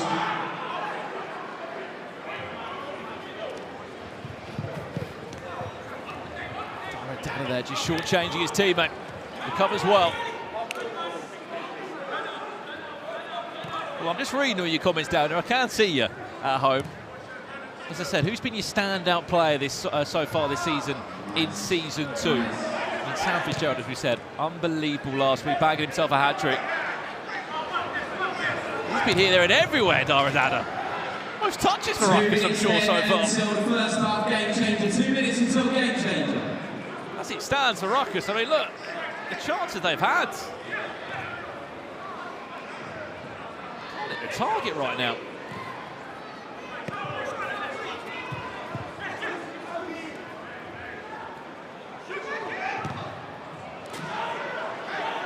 That. Keep a good clutch. Rukkas bottom of the table at the moment. They're only on 1 point. That point coming from pressure penalties. Clutch on the other side. A draw against United on week 2 and also a win on pressure penalties.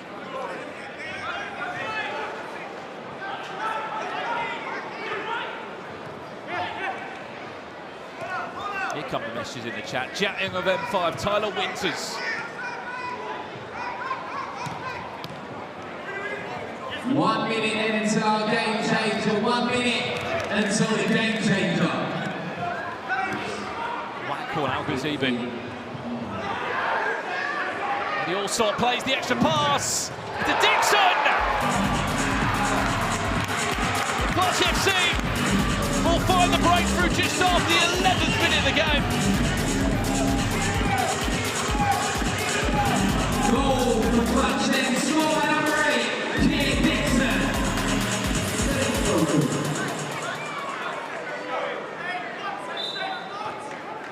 They have had the better of the chances between the two sides. 40 seconds away from the first half game changer.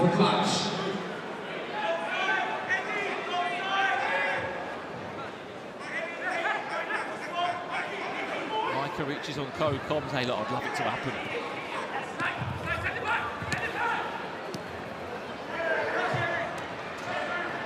That's a bam, good feet and straight shown there.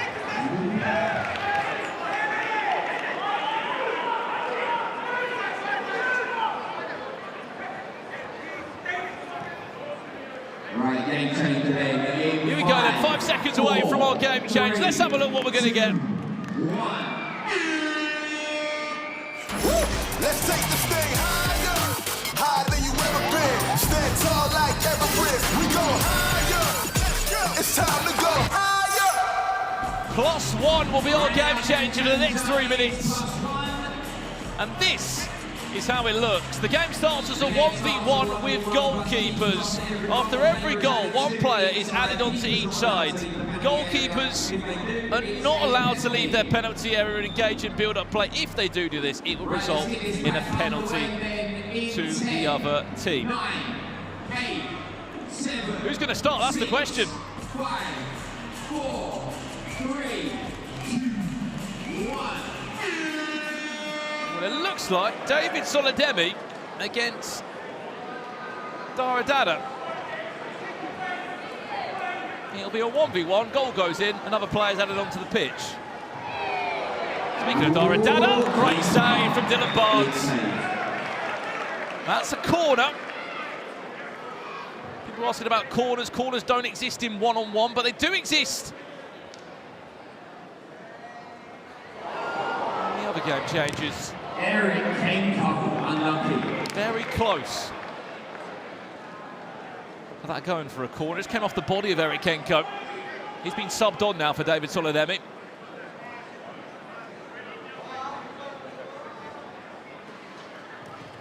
Oh, clever feed from Daradada. Can't get past Dylan Barnes though.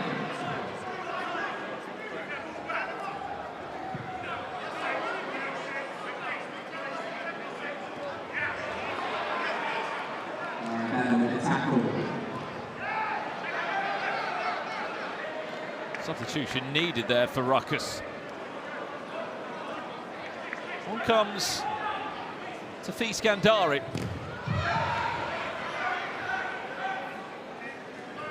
He's in a one-on-one against David Soledemi. People asking about a fantasy game of Ball League. There is one that does exist. Oh, Soledemi. If you have a look at it, there's an indication of which players have been on form this season so far. Was there a tug of the shirt and a pull between the two? Which way is Steve Hughes going to give it?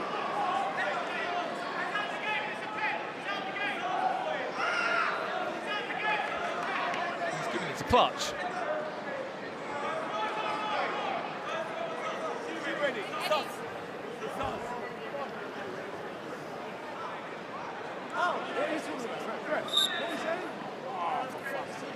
No, man, no. Apologies for any language there. Shot saved. Is that going to go for a corner? No, just went out. Right in the corner.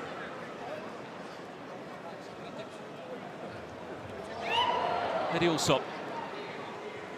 One-on-one. Shot off the ball!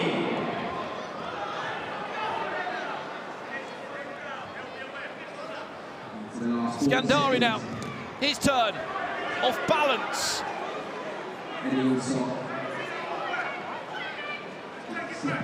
Here comes Eddie Allsop now. 30 seconds left in the half. Oh, it's clever feet from Olson. Once again, Seth keeping the door locked. 20 seconds away from half-time.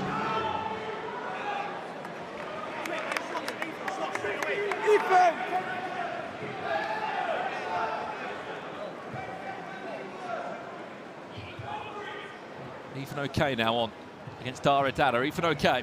Remember, just that one corner is all they need. 4, 3, 2, it's not going to fall though. And half-time score in and that will do us for the half-time interval. No penalties given so far from the corner flags, but the halfway point clutch lead. Rukkas by a goal to 0.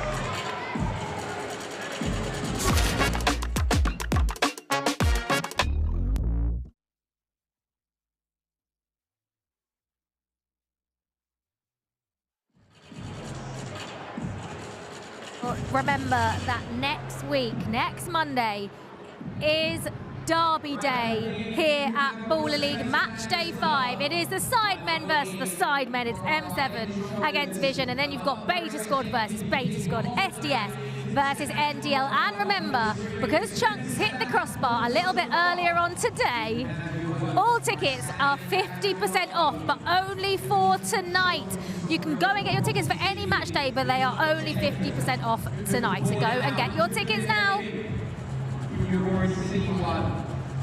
And we haven't had actually time, Chunks, to really talk about your crossbar challenge under pressure. I mean, pardon? Are they going to show it? Or? I don't think we've seen it twice, so I don't think we need to do it anymore. But we're excited for tonight, and we're excited for next week. We've got the Sidemen Derby next week. We've got Beta Squad Derby next. It's Derby Day next week. But so far today, we haven't had a chance to talk about Deportrio either, because that was massive for Micah and Daniel. Massive. Huge result. I feel like they needed that badly. 3 losses in a row. And I told Toby earlier, just because they lost 3 games, it doesn't mean that it's an easy game. Everyone can play football. And they showed today, was it 4-1? 4-1, and that was their best performance of the season, like by a country. They looked like a little bit like the Deportrio of last season, didn't they? There we go. Generally, I think they absolutely smashed it. But then, if we're being honest, Yas could have had his penalty and scored there. I feel like maybe that was a turning point. But again, he's only one man, you know what I mean? He can't carry the whole team. But fair play, man. Deportrio got the result. And this game so far, what happened to that game changer? I wanted to see some goals. I think the goalkeepers had a big part to play, especially the Dylan Barnes, the clutch goalkeeper. He has kept, I know they're 1-0 up, but oh my word, the scores could have been so different. It's all about, if the goalkeepers are good, Chunks, it makes a difference. Yeah, 100%. I feel like that's been a big improvement from season 1. No digs, but I feel like the goalkeepers this season are absolutely incredible. Everyone's incredible, you know what I mean? Which I loved about this so far. But yeah, the game's doing okay. I feel like Clutch is probably dominating a bit more. You can see they still have 2 corners as well. So yeah, they're in the driving seat right now. Yeah, anything can happen. Right, we have a replay of our Baller League Season 1 final, SDS against MVPs, and Joe has found himself in Sharky's streaming booth. All right, here we go. Come on, Craig, get in there. All right, we're in the SDS booth. Look who we found here. Sharky, Abs, yes. The boys are here. Sharky, huge game today. Replay of the final. Yeah. What's happening? It's a big one. I mean, we spoke about it. It's a replay of the final, but look, I think for them, it's a lot more pressure than us. Like I've been saying, we're 11 unbeaten, longest unbeaten streak in history of Baller League, Germany included. So we've got to keep that up today and get 12. Alfie Matthews is making big headlines today, boys. Obviously, he has changed from MVPs to SDS. I've been speaking to him on the pitch. He's claiming he's got a special celebration ready. Have you told him anything to do? Any special tricks up his sleeve? Honestly, I've got no clue about this. I thought he was going to do the respect one, because it's old team. But with his personality, he's the kind of person that is going to have a bit of a edge to him. So I wouldn't be surprised if he pulls out a cheeky celebration, but I have no idea what he's going to do. Yes, Abs, very quickly, score prediction. Look, just like last season, man, repeat. I got us winning again, man. We won it in the finals when it mattered the most, and we're going to win it again today. Quick one. Score. Give me a score. 5-1. 5-1. We got there eventually, Abs. There's not enough time.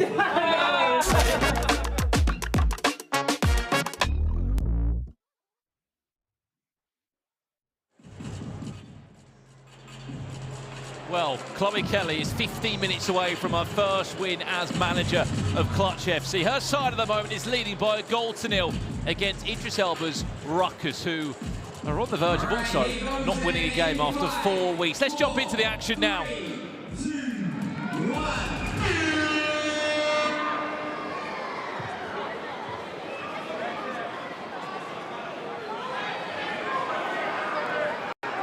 have a little look at, in that first half, there was 27 shots between the two sides. And only one goal. 27 shots so far. Keep in mind, after this one, it is the big game of the night, in my opinion. It's the rematch of the final of Baller League Season 1, SDS against MVPs. SDS, of course, Season 1 champions. Alfie Matthews, former MVPs United, transferred over to SDS. Apparently, if he scores tonight, he's got a celebration planned. When they played in the league last year, it got quite intense.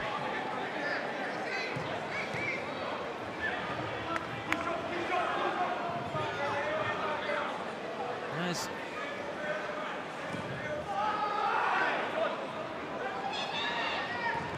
Skabotin trying to find the feet of Ergus Pepe.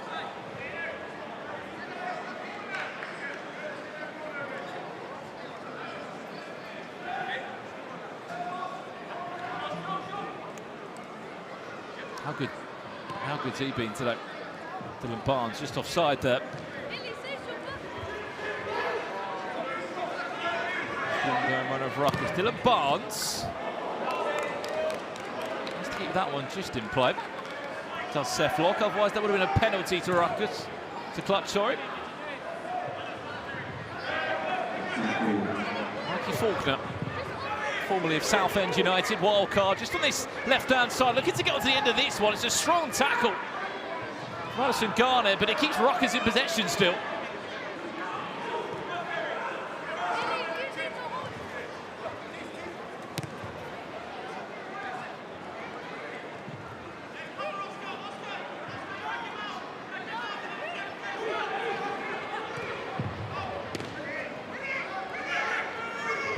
Michael Hill.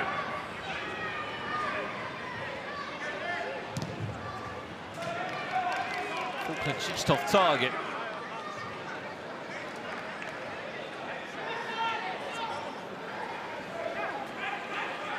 We've spoken about not enough how hard it is for a wild card just to come in on a one-off week, get used to the game, changes the rules. Such a different style of six-a-side football, this in Baller League.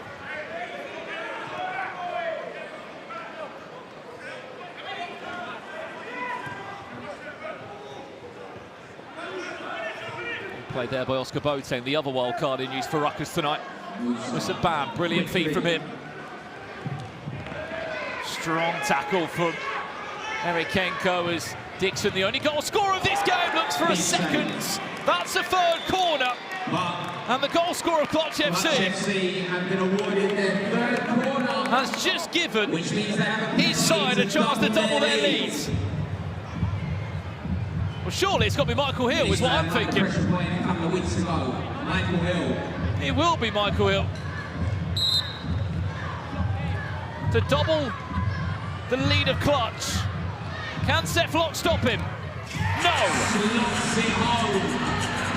Michael Hill, number 30, doubles Clutch's lead. It doesn't change! It doesn't change! 2-0 Clutch lead.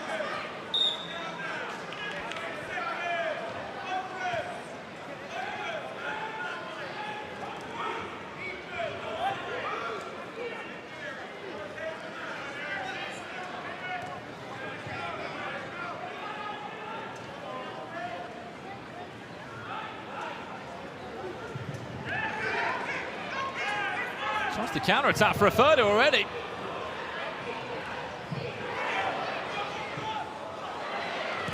Shots!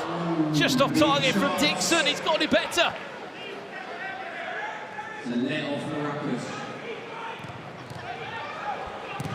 Another shot save.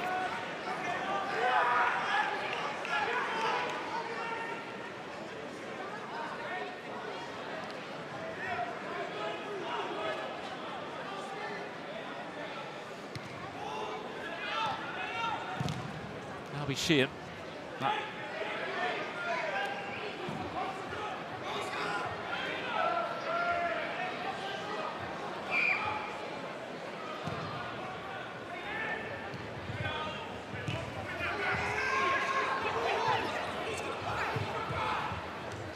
Well, look, I don't mean to curse it for Clutch, but they have been already 2 games this season in positions like this and have not been able to see the game out.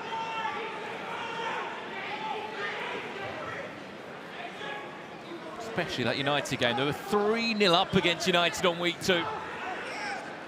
Yes, they still drew the game and got a point, but they were cruising in that game.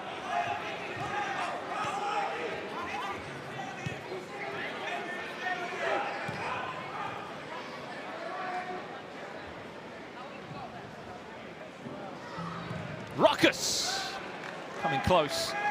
Well, speaking of mascots, here's one that you might know. Lead judges from Arsenal Fan TV in the dugout with Chloe Kelly and Clutch FC.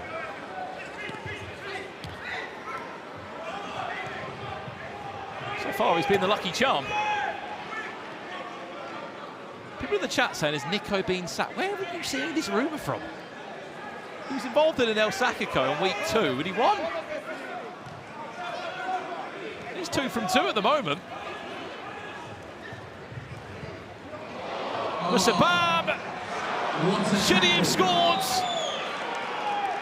Should he have done better? Yes. They do win a corner, but that's not the point. They probably should have thought they had a goal.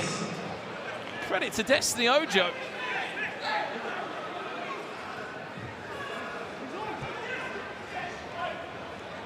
Cuts it back, gotta be. Couldn't quite find the pass. NDL have not played either, by the way. They're playing against the 26s on game 4 tonight.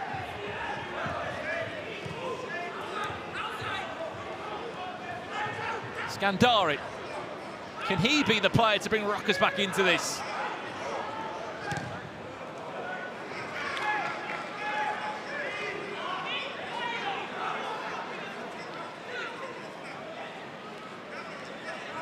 Lead judges to the commentary box. I mean, look. We can put the request in.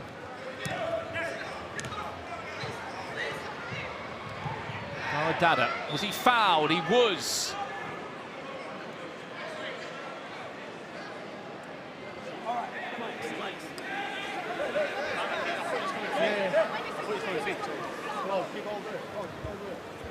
What is it? We need to set up from the start. Eric. When that big guy, as soon as he steps in the halfway, hey? backing down. Say that again?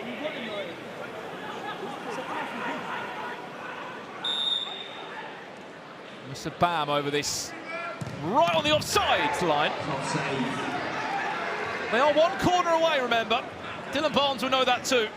If he tips it around the post or parries out for a corner, suddenly there's a way back into this for Rukkas. Oh, that's brilliant from Scandari, but what a save from Dylan Barnes, who's been brilliant. With another big stop. 13 shots he's had to deal with, and he's been near enough perfect every single time.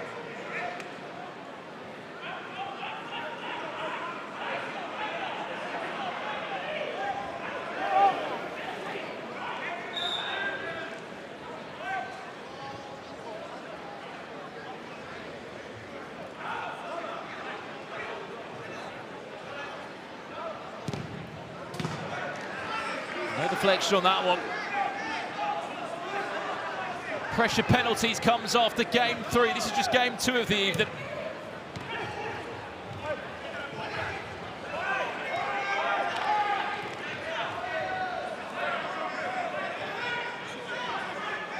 Of course, following this one is the final of season 1. SDS MVPs, as Solidemi puts that high and wide.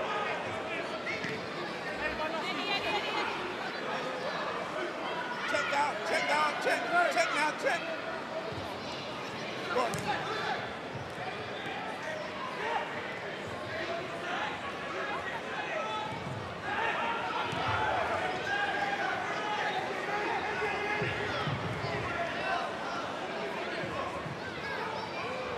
Destiny Ojo, set block save. That's the start of another corner count for Clutch FC. Scoreline of the first game was a 4-1 win for Deportrio, beating VZN FC.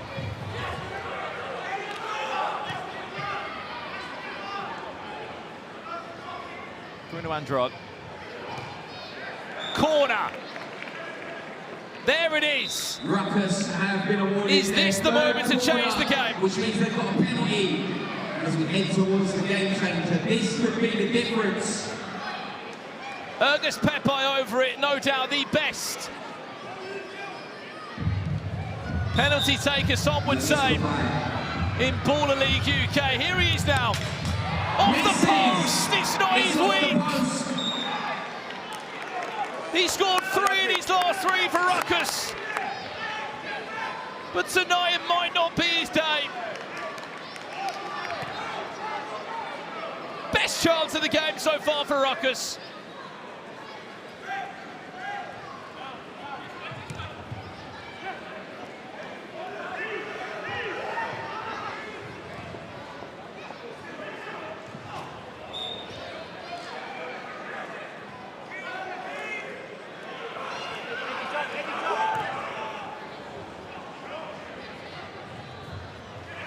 Enough there from Skandari. That was their 10th shot on target for Rukkas in this game. 20 total chances created.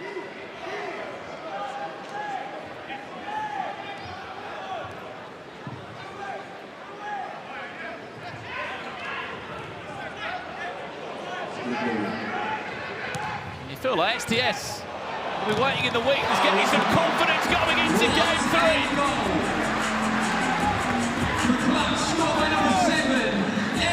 Because Clutch have just bagged the first. Eddie Allsop, he's been the brightest of sparks in this side. With a bullet into the right top corner. Clubby Kellys and Dan Edwards, Clutch FC, look like they're going to be picking up their first 3 points in Matchday 4. 2 minutes then until our game changer. 2 minutes until game changer. Hey, what's that? The only way this could be potentially a comeback for Rukkas, you have to say, is a one-on-one game changer. 3 goals needed.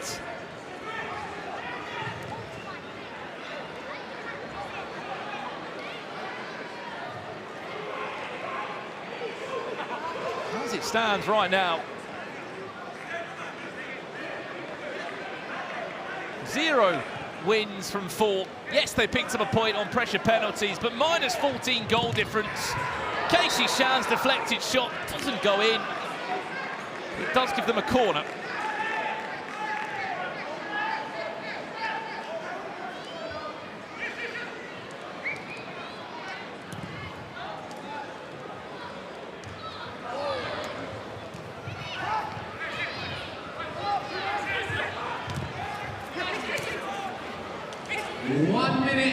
Game changer. Goes all the way across Dara. Dana off the line, just about. Clutch FC. Let's make some noise and get behind the players.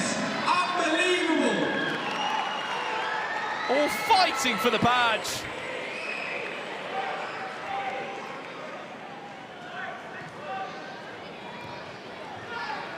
And can they hold on for a clean sheet? It'll be the first clean sheet of season 2. Oh, well played. Eddie Allsop. How has that not gone in? Musababa's just got a toe on that.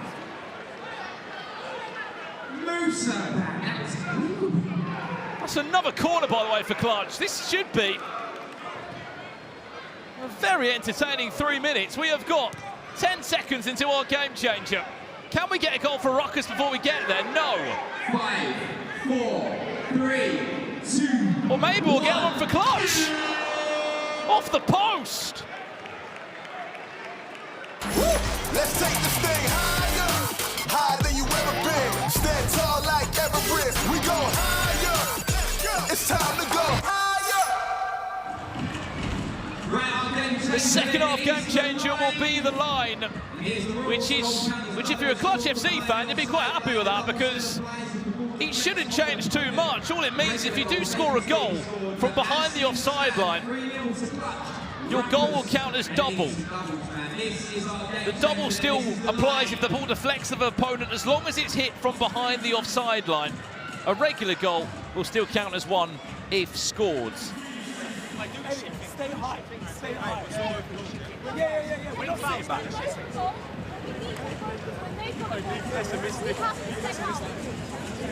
In case we're attacking. Come on, let's go, boys. There's no excuse why for Clark, so they should throw this away. 6, 5, 4, 3, 2, 1. There has only ever been 2 other teams in Baller League history in the UK that have kept a clean sheet. It was Yanited in Season 1 and Deportrio also during Season 1. Clutch FC would be the 3rd team to join that tally, if they can hold on for these next 3 minutes.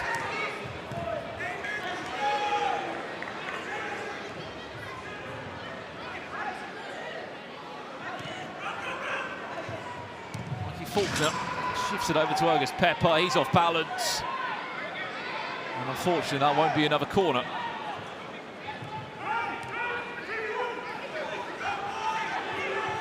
Eric Kenko, there's your 3rd corner. Clutch have been awarded and Clutch their 3rd corner, which have got another penalty. Michael Hill scored the last one. Looking across, Michael Hill's on the floor by the dugout, potentially injured. I don't think he's going to be taking this one. Eddie Allsop will instead, who's looking for a brace in the game. Eddie Allsop, not great. Important block by Seth Locke to keep this game alive.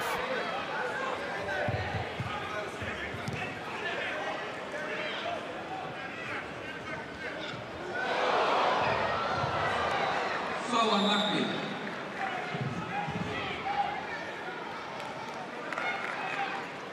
Great goalkeeping again from Dylan Barnes.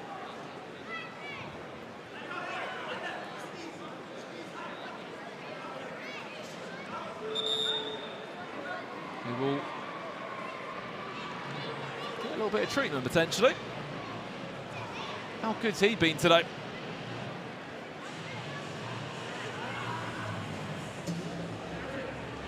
So impressive.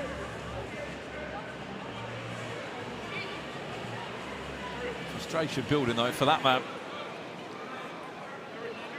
Come on, Rukkas, let's go. Dean Forbes and Idris Elba.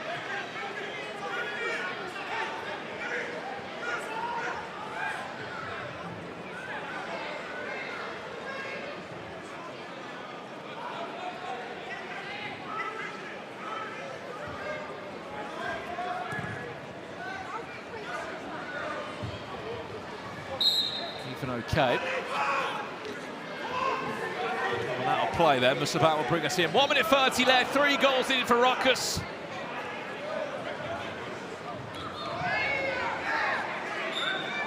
Great feat there from Mikey Faulkner. Wins his team a free kick as they edge closer towards the pitch.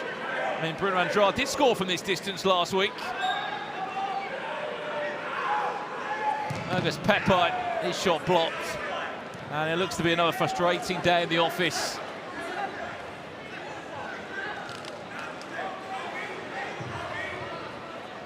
For Rukkas. A minute left. There's 1 minute left then. 4 matches played, only 1 point next to their name. It came from pressure penalties. Back to the drawing board again. But we saw this in Season 1. If you're not picking up points by this week in particular, only 4 going through. You're just leaving a lot to go your way. I mean, look, for SDS, it did happen. And they did squeeze through in 4th place.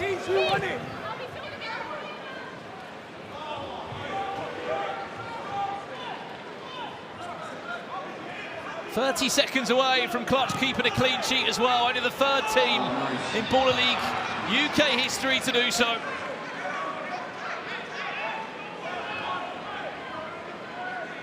You're all right in the chat as well. 0 ref challenges in the first 2 games. No manager feeling like they needed to challenge any decision.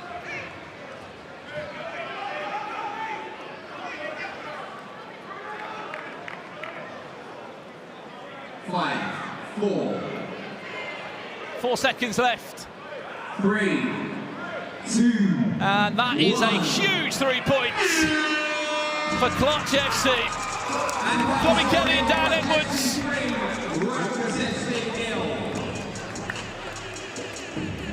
Are on the board with points next to their name.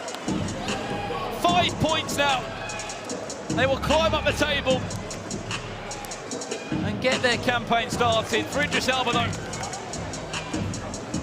frustration builds as his team are still winless.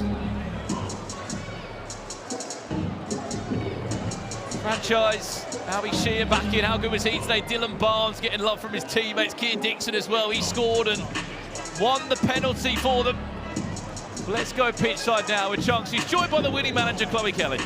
Hey, Clutch FC in the house. I like that. You did say to me before that this is going to be the day. Tell me, what was different? Why did you get the win today? Clutch FC's turned up to the party. I think for us, we knew that we was a very good team. It's about managing the game, and we did just that tonight. Our boys were fantastic, and honestly, they gave everything tonight. And Rukkas are a good team, but we showed exactly who we are. Eddie Allsop and Dylan Barnes. Goodness gracious. What do you think about their performances today? Unbelievable. Eddie was incredible tonight for us, and Dylan, wow, what a player. He can play up top and he can play in goal, but I don't know what his best position is because he's incredible. Are we going to potentially see him maybe, I don't know, who knows? In the final 4. So listen, congratulations at Clutch FC. They're here to stay, man. Well done, man.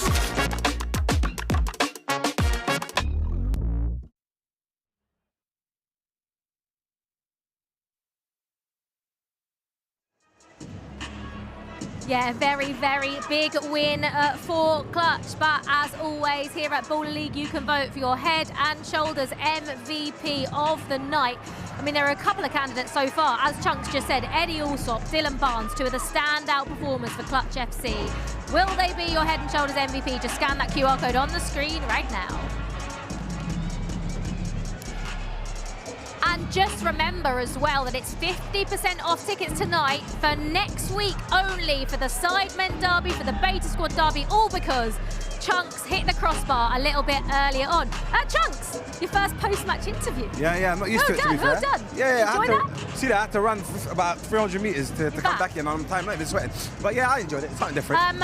Also, Eddie Allsop, like you mentioned there, the 2 names I've just said about head and shoulders MVP, 2 brilliant performances, and 2 teams that hadn't got a first win have now got their first wins. You know what it is? I do feel bad for Rukkas because I feel like one week they have a great game and then they look like they're starting to, you know what I mean, blend and merge, and all of a sudden it doesn't work for them. But I don't know, man. I want to see more from Rukkas FC. I feel like they do have players, but again, commiserations to them and congratulations to Clutch FC because, wow, what a performance. Yeah, Dylan Barnes, the goalkeeper for Clutch FC, absolutely brilliant. It probably wasn't a 3-0 game, but Idris Elba, I'm sure, will bring Rukkas back. There's still time. There 100%. Is still time. Right, it's time to throw it over to Joe for the Cupra 2 Halves Challenge.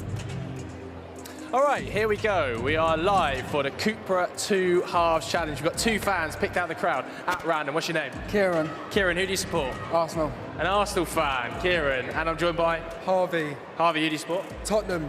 Boy, perfect for this weekend's games, the North London Derby, Arsenal versus Tottenham. They're going to have 30 seconds each to get as many balls through the hole as they possibly can. Each ball is worth 1 point, okay?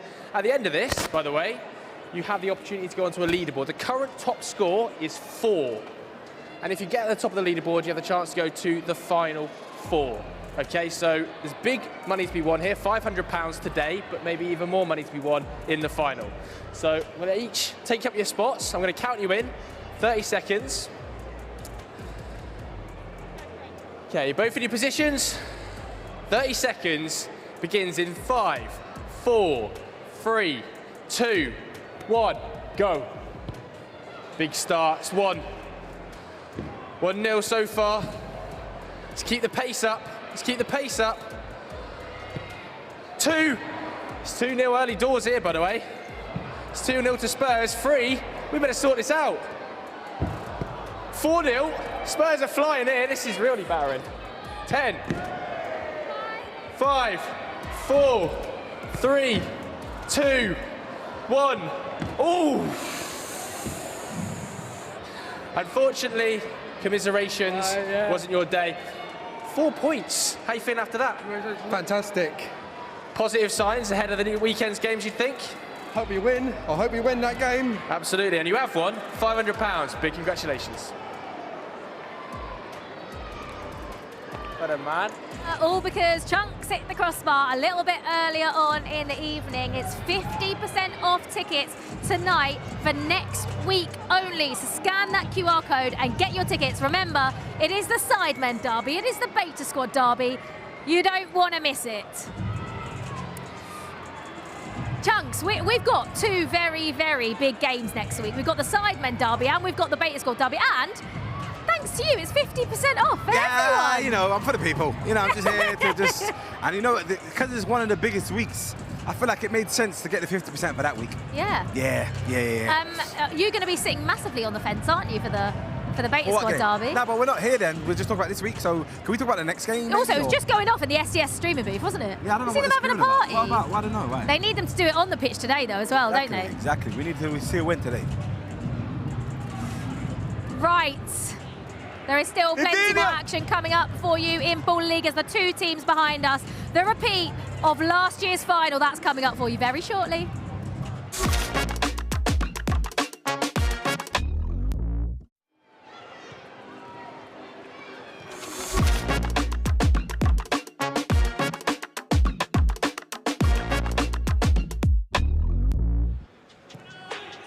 Bunu into Contra! That is what!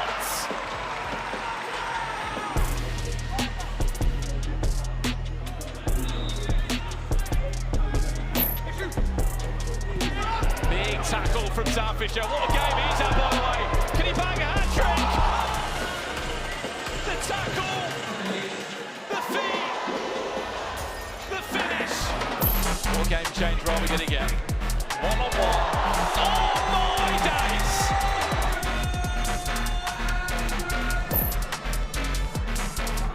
Can he get lost? Speeded up by 2 goals to 1. Aaron Stevens got caught.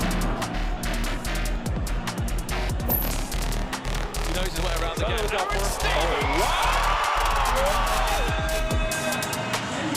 He was known for it in season 1. What a way to make up for the area he just made.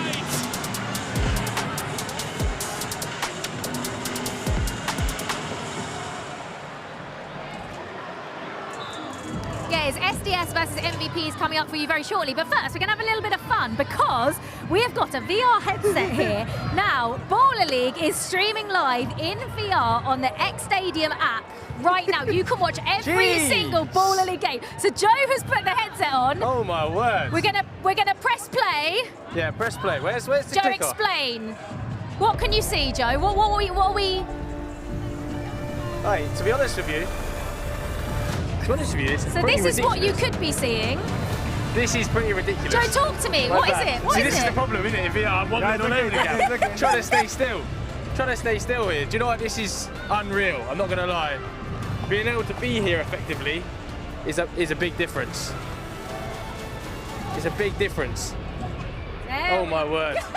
I'm all over the place here, Sorry, bro. I really I wish feel like you I'm could falling have around. seen Joe's reaction there. He was absolutely all over the shop. But remember, Baller League is streaming live in VR on the X Stadium app right now. Make sure you go and check it out. You can watch every single Baller League game. Joe, you're done. You can take it off now. Are you okay? Are you back down to earth? You back, I'm back. here? I'm settled. You're back at the cock box. I'm settled. That's worth it though. If you get the chance to do that, you Yeah, should definitely definitely go and do it on the X Stadium app right now.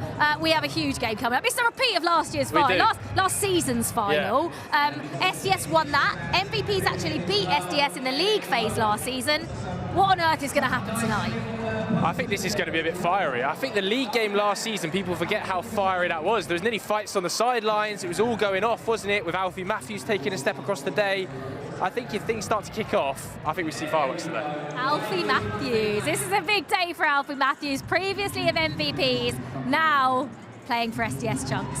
I really want to go from Alfie Matthews because everyone keeps talking about the celebration. He's got loaded up, so hopefully he don't go too early as well, because if he celebrates and MVP wins, then that's going to be a bad one. It would be a good watch though, wouldn't it? 100%. MVPs obviously lost last week. They lost to the 26ers.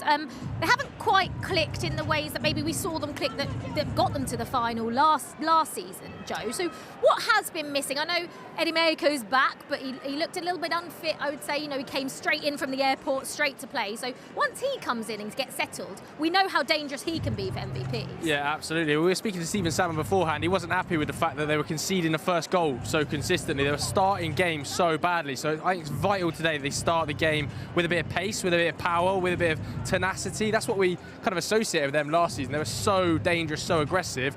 We haven't seen any of that this season, really. 100%. I feel like this is going to be the first game where Montel McKenzie, Timmy Abraham, and Eddie Michael all play together this season. So I feel like we should be expecting the best result, the best play this game so far. So I don't know, man. I think like MVPs, they have some time to get it right together, and then maybe we'll see some results ticking along. Yes, well, it is time. It is time for a repeat of last season's final. It is SDS against MVPs.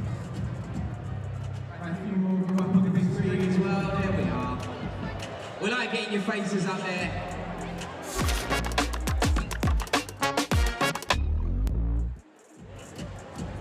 Rukkas fan right there, look at you.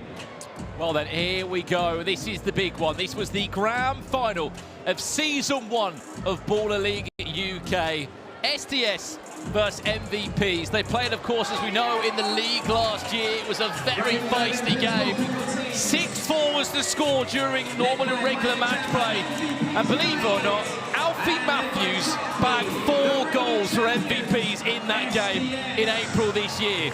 Since then, he's changed teams in the summer. He's now an SDS player, and there's going to be a lot riding on this one, especially between the two managers. If you can remember that celebration that Sharky then repeated during the finals and after they won Baller League Season 1. Well, no Alicia Lehman here tonight. The My Jammer is here at the copper box to lead her side alongside Stephen Salmon. Looks like Nicholas Reichel's back involved again, the goalkeeper that's been wildcarded in from Germany. And Eddie Maiko wildcarded in for a second week. And the return of Timmy Abraham, you can just see there, wearing the number 11 shirt, was injured last week. He's back in the side again today, or we'll even look further into detail on that. This is the side for MVPs, much like the side that was so good in Season 1. Robbie Burton comes in for a second week. He missed the first 2 weeks. Montel McKenzie, he's been so influential since signing in the summer. And as we said, they are wildcarding their goalkeeper in from Germany every week at the moment, MVPs, in Nicholas Reichel. But that dangerous duo is back, or trio, I should say, of Spinelli, Abraham, and Maiko. Those three together are ruthless.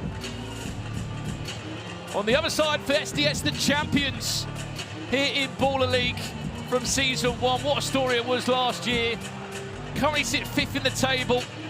They are still unbeaten, as Sharky said, one of the longest unbeaten runs in Baller League. Alfie Matthews, their number 8, will feature, who was formerly an MVP's player. As I said, in this fixture last season in the league, he scored 4 goals against SDS.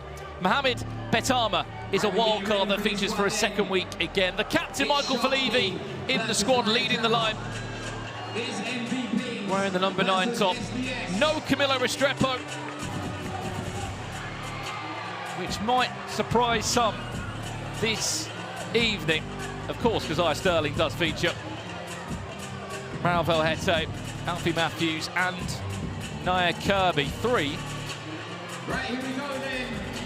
of the starting 5, alongside Diddy and Keziah Sterling, are new signings. YouTube chat, I can see you. Predictions for this one.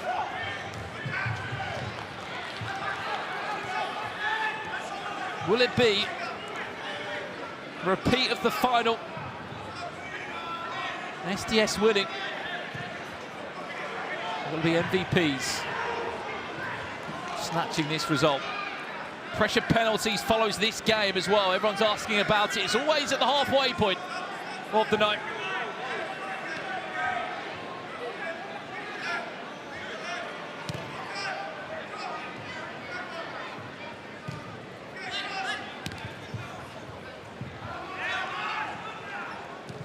Tyler Marsh there, wearing the number 10 shirt, one of the few players this season to score during the line, the game changer. Scoreline's coming in 6-4 for SDS, 5-4 for SDS, 4-2 for MVPs.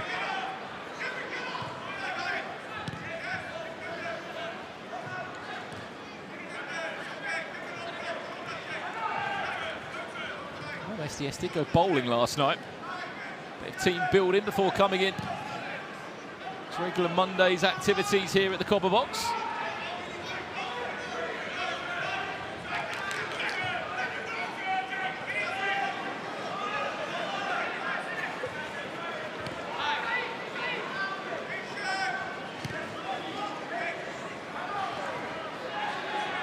Did he? Scored during the final against MVPs. What a goal it was.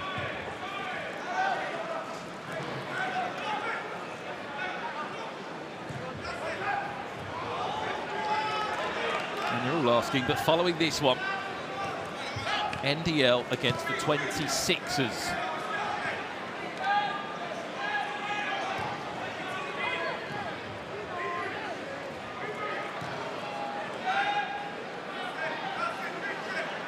Kirby there getting on the ball. Was part of England's winning side that won the Under-17s World Cup for England.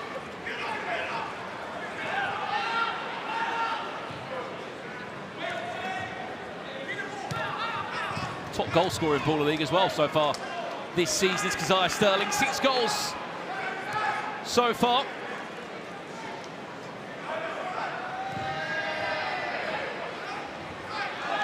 Well, matching him up, you could argue tonight, of course, is Yasin Ben Mahani of VZN FC. Bagged a goal in their 4-1 defeat against Deportrio in the opening game of this evening.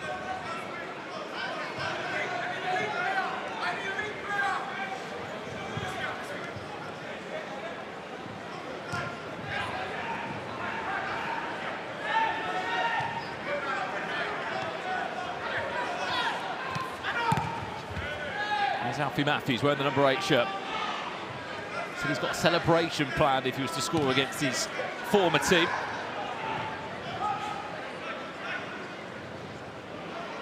Did it?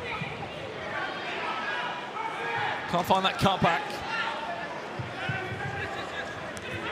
Until McKenzie dispossessed. Cutback finds.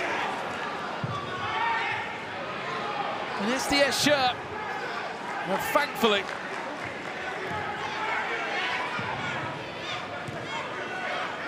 Help of Chambers Shaw was there.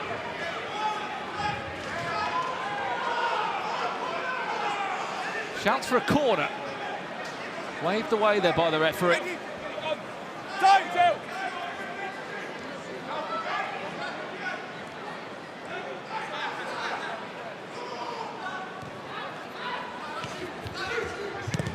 Sterling. There's Nicholas Reichelt. Played in the final for MVPs. He would not have forgotten about this game. Think back to how crazy was it? They wildcarded their goalkeeper for the Final Four. Formerly it was Declan McCarthy in goal for MVPs, who's now part of M5 and not complaining about that at all because they are flying.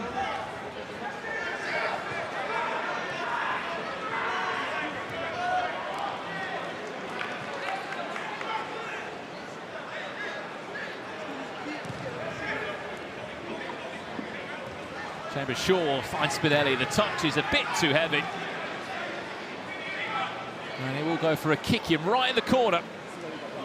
This is where we get them. This is where we get them. Spinelli off and on comes Timmy Abraham now. Was here in person at the Copper Box last week, but picked up an injury the week before.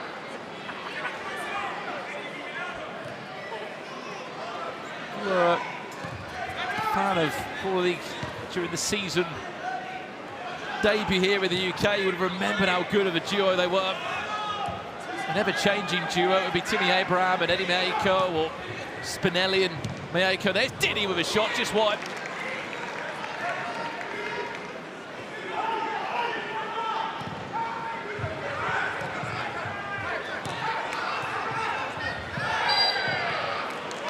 Chambers short. Chipped away a foul there before being subbed off as Robbie Burton comes onto the pitch.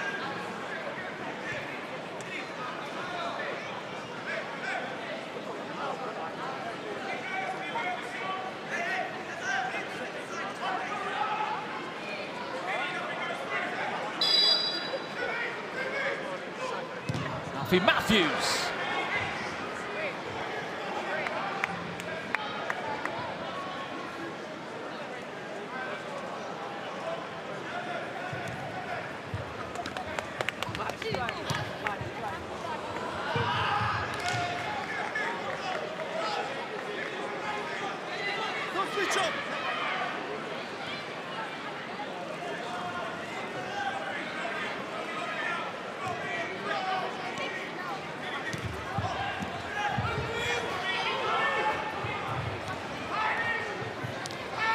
Robbie Burton, 2 SDS shirts alongside him. It's a strong tackle, wins his side.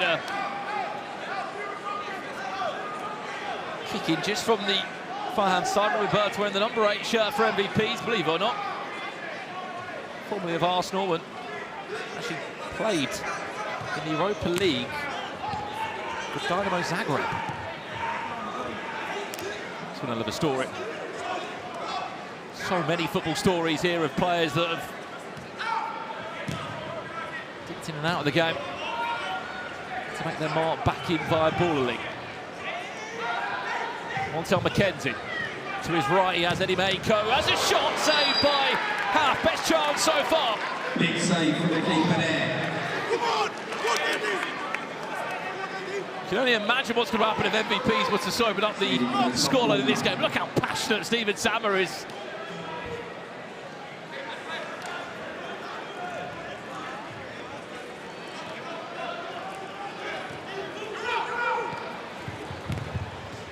What a turn for Levy.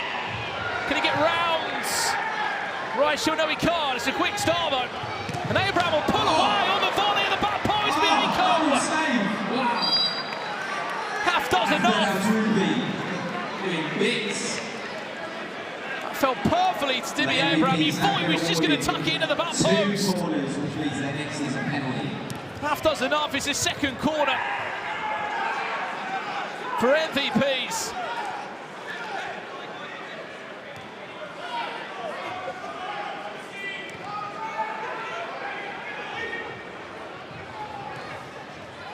At the moment, MVPs have started this a lot better than SDS. Strong tackle again from Montel McKenzie, will drive this forward, drops the shoulder, keeps MVPs in possession, falls back to Robbie Burton. As David Marquez Costano was... You remember him as captain last year of SDS. Gives his team a free kick.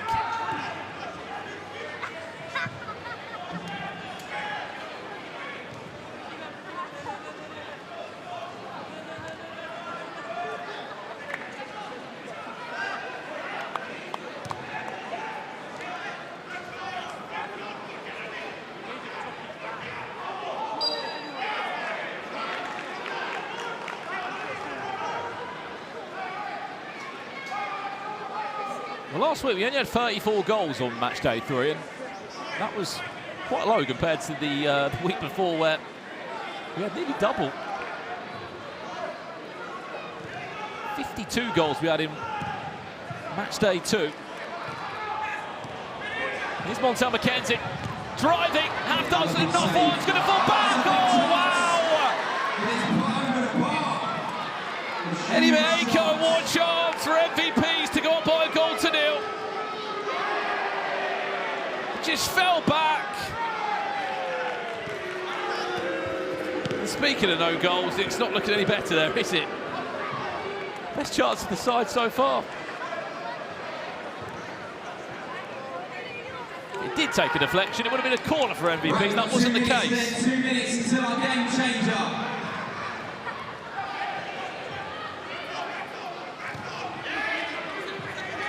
Felivi dropping back inside to get this attack moving. Michael Felivi fouls.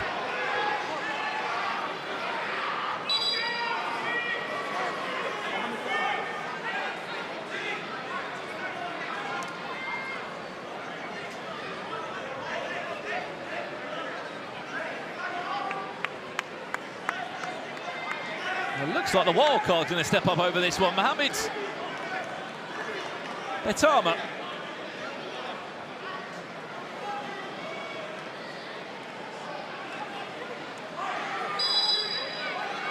He fancies this from quite far out. Betama stings the hands of Reichel, and that falls back inside to Vilhete. What a save again from the German goalkeeper. Kicking taken quickly. Was there a deflection on it? No.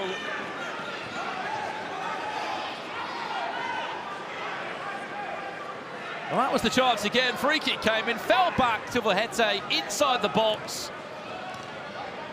And we are still goalless here. We're just over a minute away from our game changer.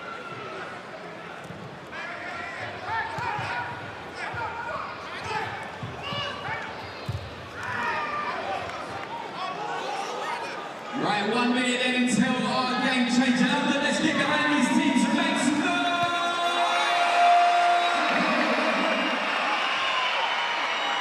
Come on, push it up, push it up! +1 onside or 3-play awaits us. As soon as we hit the 12th minute in this game, the last 3 minutes of every half in Baller League will round out in a game changer. Is he onside? SDS are onside. Felivi should have released that.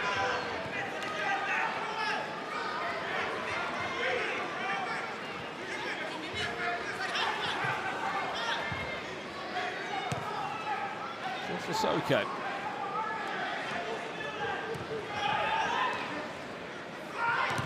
Right, game changer side in 5, 4. 4 seconds away from the game changer. Enough time to get a shot in? No.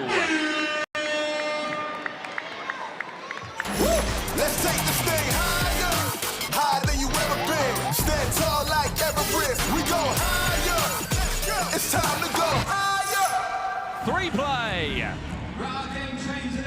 Our game changer will be 3-player. 3v3 will take place. But you do not have to select a goalkeeper. You'll see what I mean when this does unfold across the next 3 minutes. Substitution errors are penalised if they affect the game. And every attacking phase can only last 30 seconds before possession is reinstated for the opposing team. 9, 8, 6, 5, There is an overload every time for the attacking side. Mara Vilhete, Nia Kirby and Keziah Sterling will be the attacking 3 for SDS, with Josh Rasoke and Montel McKenzie trying to stop them. As you can see, every time there's an overload, there should be a shot on target. Vilhete.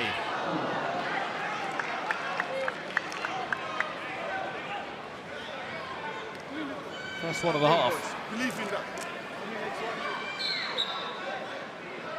Chat, will we see a goal before half-time? Maybe not. Time 1 in the chat, we're going to get a goal before half-time, 2 if we're not. It's not been a promising start.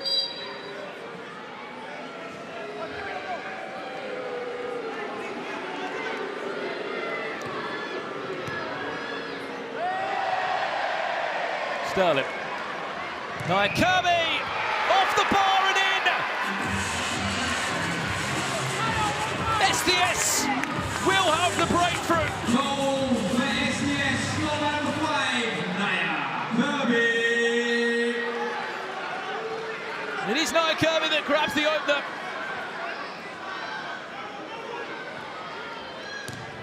Timmy Abraham punched away, just back to Robbie Burton. What a finish! Goal for MVPs for number 8,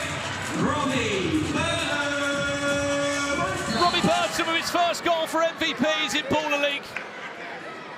Game on, 1-1. About time.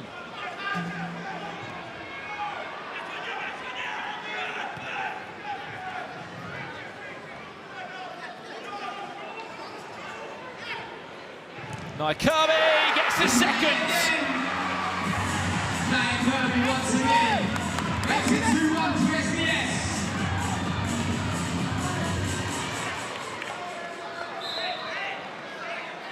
Well, we were goalless a minute ago, now we've had 3 goals.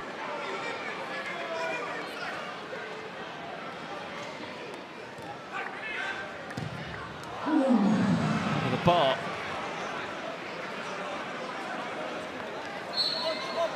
They take a touch. She's keeping, man.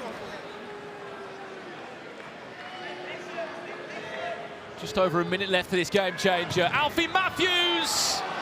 That was very nearly the goal against his former team. You can just see the transitions, can't you, in this? Nicholas Rice showing to run back on every time, half the same.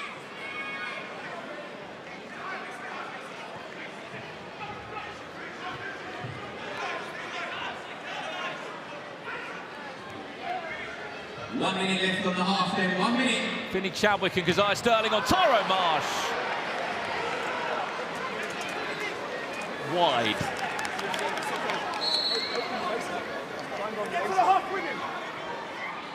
Yeah, the words there of Maz getting to the half in a winning position.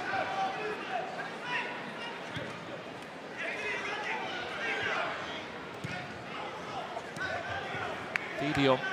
Alfie Matthews, Keziah Sterling is the 3 for SDS. Alfie Matthews, ball rolls inside. That one's going to go all the way across though. And he's just going to tuck it wide. 30 seconds. And MVP's level it up. 28 seconds left. This will be the last attack for MVPs of the half.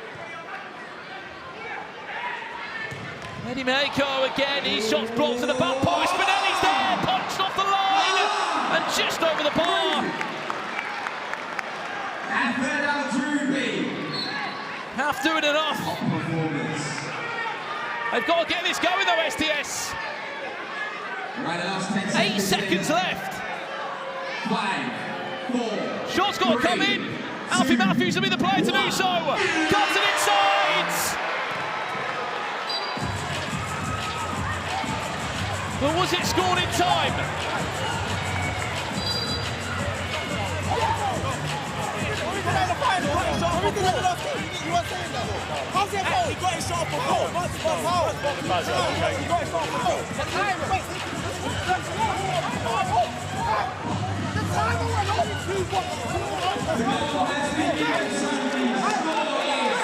More Bozzagerana.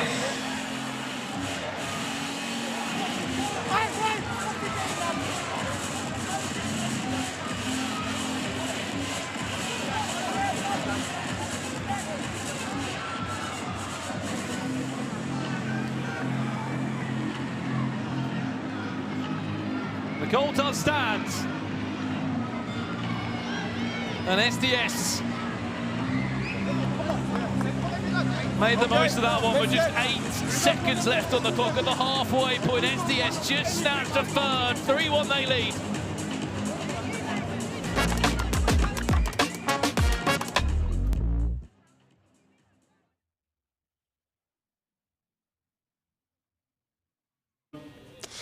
One of the legendary members of Baller League joins me here, Kevin Vegan. Kevin, how are you finding English Baller League? It's difficult. In Germany, it's more tactic. Here is more physical. And for me, it's good. Obviously, you're very known as being a goal scorer. You score a lot of goals. When did that speciality come across for you? When did you find out you could score loads of goals like you do? I think I can good shoot. So when I have the chance to shoot, I shoot. And when it's goal, it's goal. When it's not goal, it's not goal. Yeah. What is it like to play for Nico? Lots of headlines, lots of media. What's it like for you? It makes me proud because it's always show, and the show is great, and yeah, it's good. We know you as the all-time top scorer, I think, over in the German Baller League. How many goals are you going to score today, and what's the score going to be? I don't know how many goals I score. Maybe 2, maybe 3. When one-on-one come, then maybe 5. So let's see. 5 goals for Kevin today. Keep your eye on him. Remember, it is Derby Day next Monday. It's the Sidemen Derby, it's the Beta Squad Derby, and because of Chunks, it is 50% off for next Monday. So make sure you go and get your tickets for that. We are currently joined by MVP's Maya Jama. Maya, I feel like your games against SDS are always a little bit feisty, and the same's happened again. Every time, I feel like you never know who's going to take it. I'm not going to lie, not on a biased one. I do feel like my team played better on the first half, but they just missed a lot of their shots. If any of those shots went in, we'd be like 5-4 something up by now. But it's been a very, very good MVP's performance. But like Maya says, you know, a good goalkeeping performance on the other side, and somehow I'm a bit confused how we've watched that and they're losing. We still have 15 minutes left. What are you expecting from the end of the game? Well, I feel like the boys are confident. They have actually been practicing really hard. Like, they've been trying their best all week. I'm so proud of them separately, but I just think our strikers need to just get the ball in the goal. Well, Eddie Mayoko was so good at that last season, wasn't he? I feel like he scored so many goals. But it happens. It does. But if anyone can get back into this game, Maya, your team can. I feel like we could happily win this. It's the confidence. It's the confidence. Chunks, do you believe, from watching that first half performance, this game is far from over? Yeah, 100%. It's an open game still. I feel like they had chances to win the game. Another 15 minutes, and it depends what the 1v1 is. It could be a 1v1, it could be fair play. You know what I mean? It's a Somali v Somali game, and Chunks is always on Sharky's side. So are you, Chunks? Chunks? You know what it is? I want mine to do well. You know I do. Don't do that. You know I do. That wasn't the question. Well, but not well enough. This is the problem. So I feel like I'm next to an op right now. That's why I'm a bit reserved. I want you to win. Yeah, thanks. I want you to win. You're I'm a little bit always reserved, aren't you? but I have come in very humble today. You know, I'm one side of the management. I've not come in shouting as usual. Not on this. I'll wait till the end. Yeah. I just want love and happiness, you know? Well, hopefully, Maya, your team comes away with 3 points. It's been a very good performance so far. The second half is coming up. Can MVPs turn this around? We're about to find out.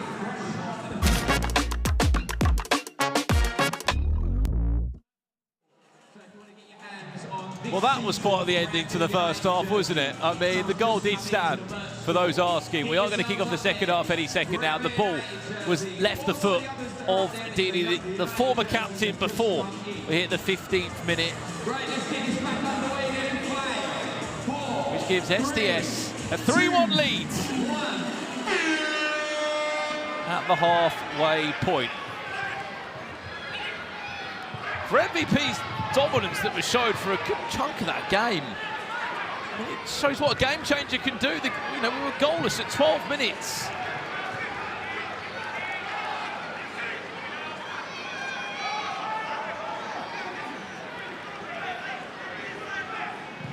MVP's one corner away from that penalty.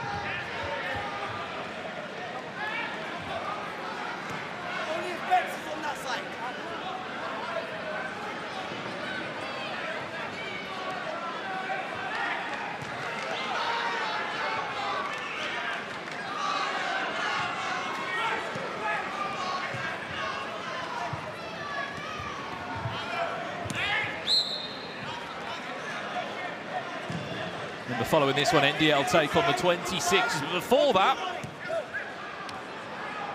we have pressure penalties.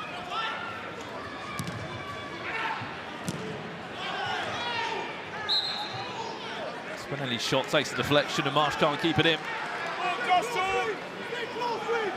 You're gonna go!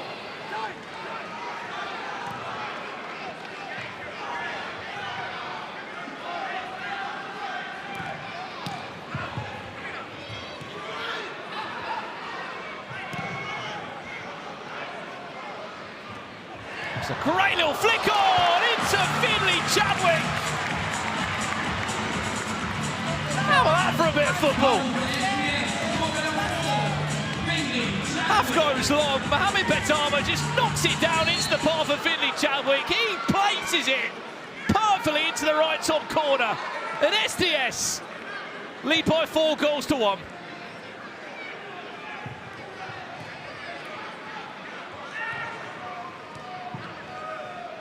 Talk about a team goal. That was brilliant. Tyrone Marsh's shot deflected. That will go for a corner. You know what that means? Penalty. What a finish that was again from Finley Chadwick. One of the few players that kept their place from the Season 1 squad that won Baller League. Big moment this. Montel McKenzie, normally reliable from this area, not today.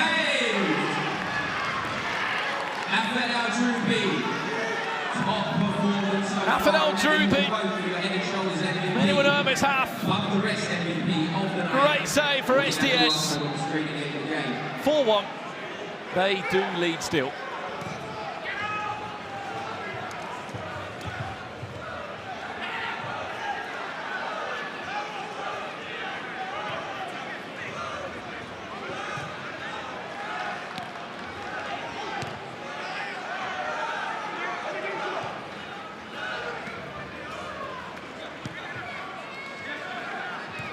.17 shots MVPs have had this game, 17 of them. Only one goal next to their name. The best of efforts there from Nathan Kome, who's getting his first couple of minutes on the pitch. Another flick on from the Wild Cup.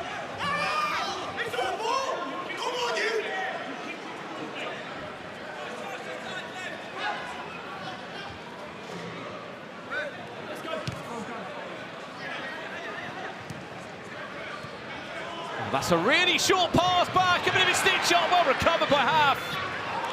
Because Sterling knows he very nearly stitched up his own goalkeeper. Scooped it away from the toes of McKenzie. Into Meiko again, half.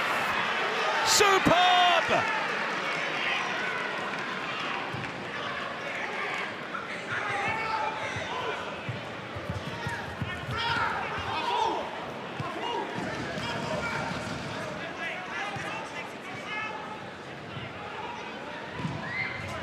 McKenzie over the bar.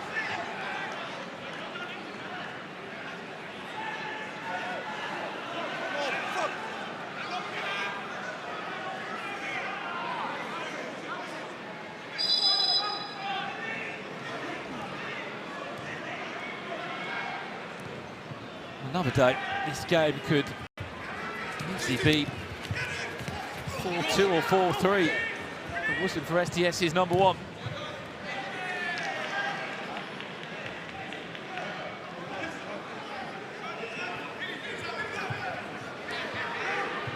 Does play for England, six-a-side national team. Does half their goalkeeper. Release football from SDS.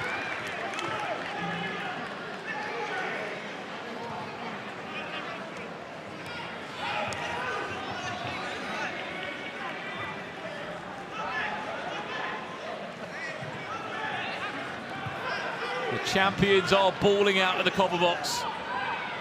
Look at this for a team goal. Finley Chabot could have drilled that one across, pulls a silly foul.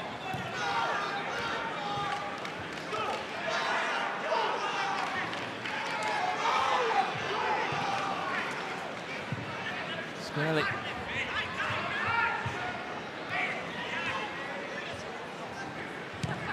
Kobe.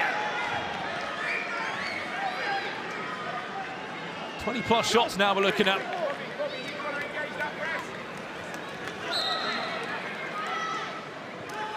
There's a lot of NDL fans in the chat, but YouTube chat I can see you. Let me know, who is your team that you are supporting this year in Baller League? Lots of you predicted that SDS would win this one.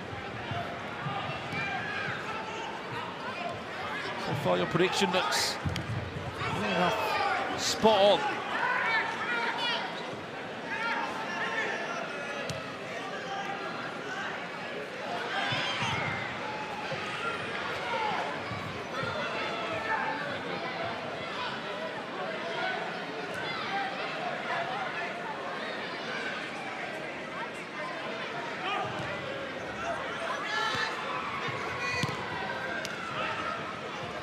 Tyrone Marsh fouled.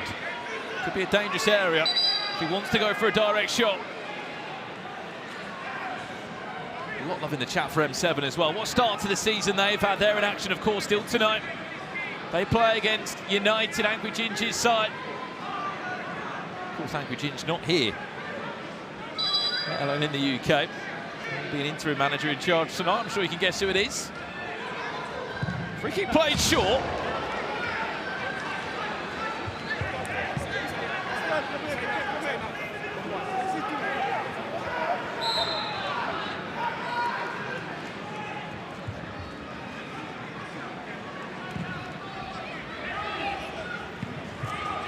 Great win there from Yusuf Shentov. His first touch on the ball now. I remembered him from FC Rules the World last season.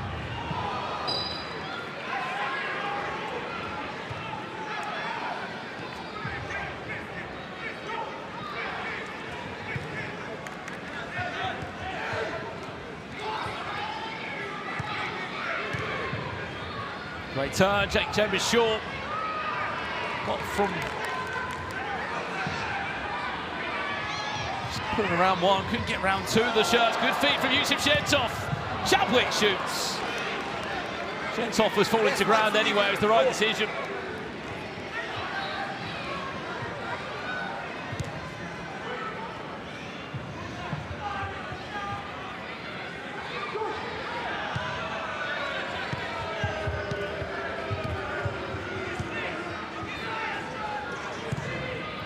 Shot again, half. I'd just love to know exactly how many saves this man has made tonight. Unbelievable. Chambers short. Goes all the way through. And out for an SDS kick in.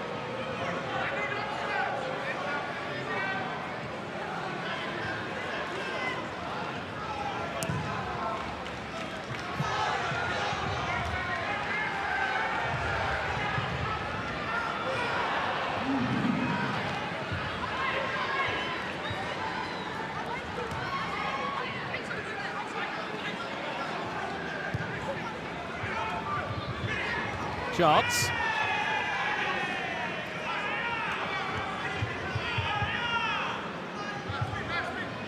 Well, look, there's a one-on-one, who knows, that could change it for MVPs United. As every pass is played by the champions, ways go round the cover box from a small group of fans.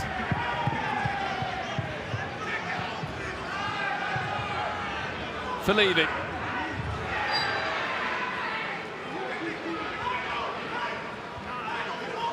Unable to keep it on the pitch, goes out for MVP's possession again with Nicholas Reichel.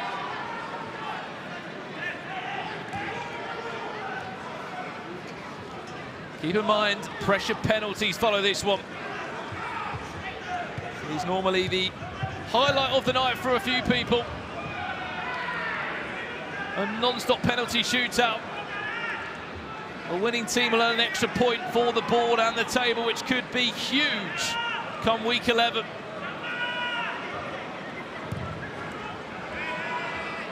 And that ball's going to clear the copper box and give MVPs a free kick.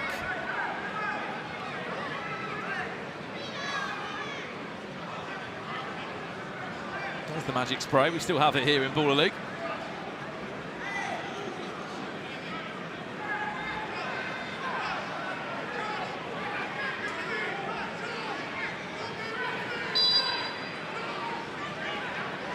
McKenzie over this. He looks like he's going to be the one to have the shot. McKenzie! Easy enough for half again.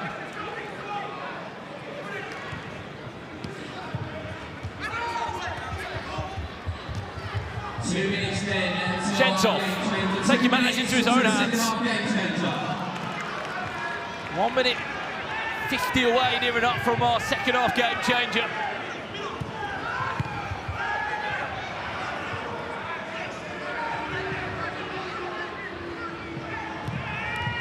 And half again. This result puts SDS second in the table. Of course, there's lots of other teams still to play tonight, but they will remain unbeaten still.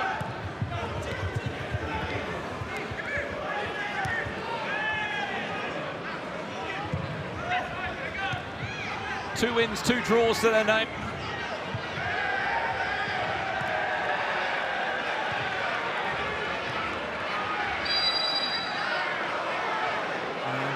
So McKenzie fouled there.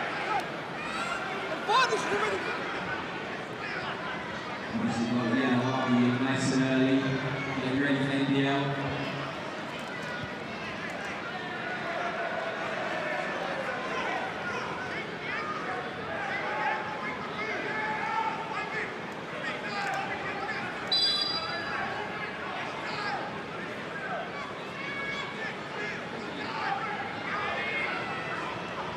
Soke looking to have this shot now, is he? Off the body, out for a kick in. 1 minute away from the game changer.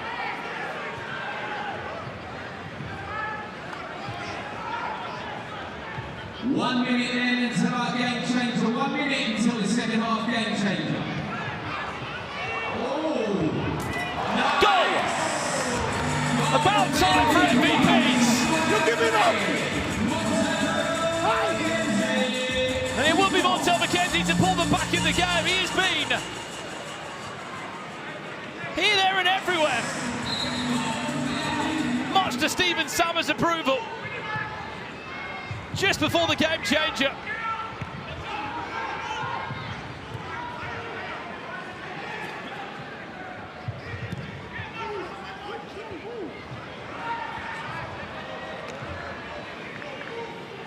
As it stands, coming into this, SDS have not lost in their last 11 games. They win tonight, it'll be 12 games in a row unbeaten. Of course, that's dating back to season 1, including their run to the finals.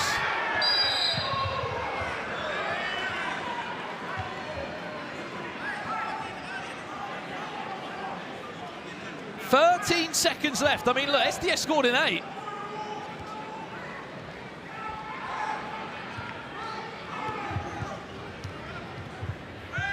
Robbie Burton dispossessed, another free kick. It's been a bit stop and start these last few minutes. 5, 4, 3, 2. Game changer.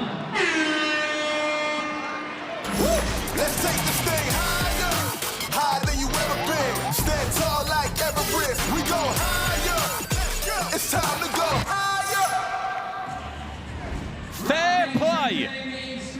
Not the line, not one-on-one, fair play. Any foul that is committed for the remainder of this game will result in a red card for the player that committed the foul and a free kick or a penalty, of course, awarded to the other team that wins that decision. Any handballs, unspoiled behaviour will also result in a player being sent off, and other usual offences that will normally lead to a 2-minute suspension will result into a straight red card.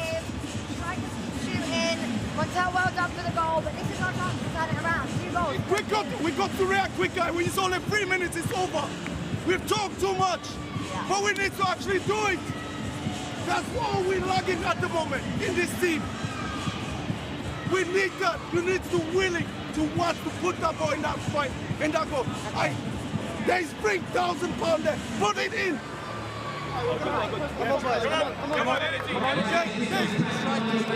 Powerful words from Stephen Sammer.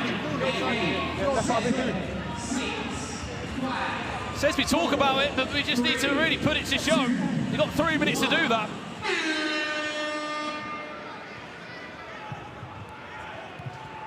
Bit of a nasty cut on the leg you saw as well there from Jake Chambers-Shaw. That was a bit of a burn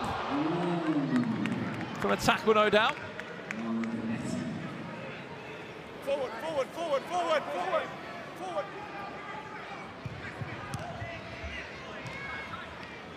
4-2.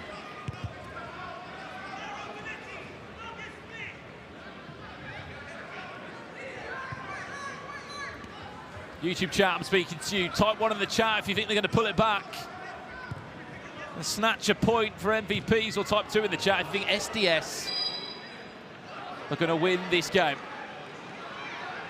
MVPs just want a corner from that.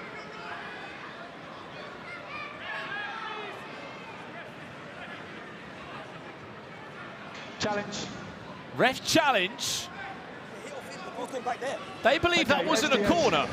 A challenge in the awarding of a corner.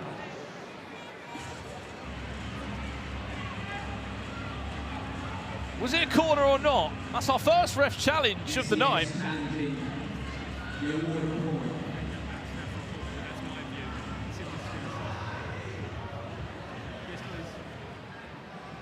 Let's have a look then.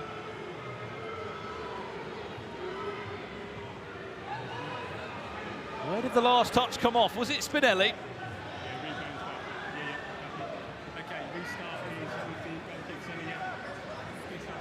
Okay, challenge successful. It's a goal kick. Corner is voided. Challenge successful. Corner not awarded. And MVP's one corner flag is waved away. The final touch came off Spinelli's shin. That is a perfect example of how to use a ref challenge. By Sharky and Maz. However, that one will be a corner.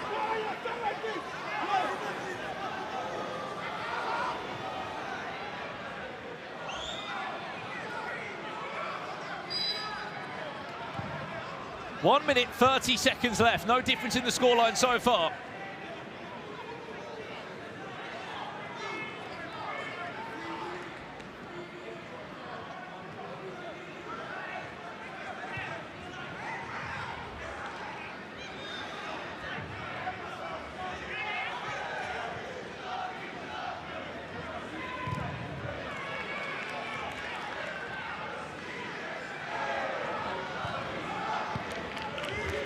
We said this puts SDS into second. MVPs will fall down into 9th place, 4 points to their name. Just the one win.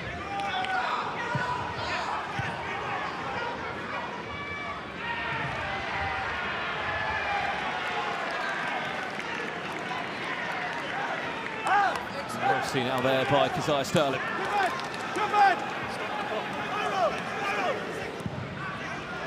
39 seconds.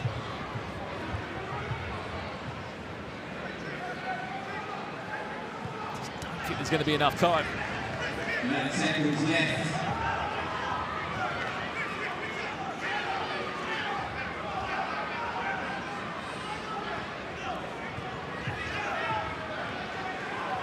SDS ensuring it's the same outcome as it was during the final. They play at the O2 Arena. 5, 4, 3. And that will do us for game 3. SDS 4-2 win. Push them up into second place on the table. And if they are to go into pressure penalties now and win that, they will be joint on 9 points from 9. With N5 FC. For MVPs back to the drawing board, only 4 points this season. For a possible 12 available. And you can just hear in the background, the yellow wall has arrived in the corner box. Let's head down pitch side though with Joe Tomlinson now. Sharky, what a win. A remake of the final in many ways. Are you happy with your team's performance? 100%, 100%. I had to put that to bed. Of course, we beat them in the final last season, but to me, it was 1-1. They beat us in regular game last season, so we put it to bed now. Haf, that was one of the most remarkable goalkeeping performances I think we've seen in Ball League so far. You're on fire tonight. Just wanted to shut up the critics. First 2 weeks was probably not playing that well, and heard a lot of whispers, oh, this and that. So I think we put that to bed, innit, Sharks?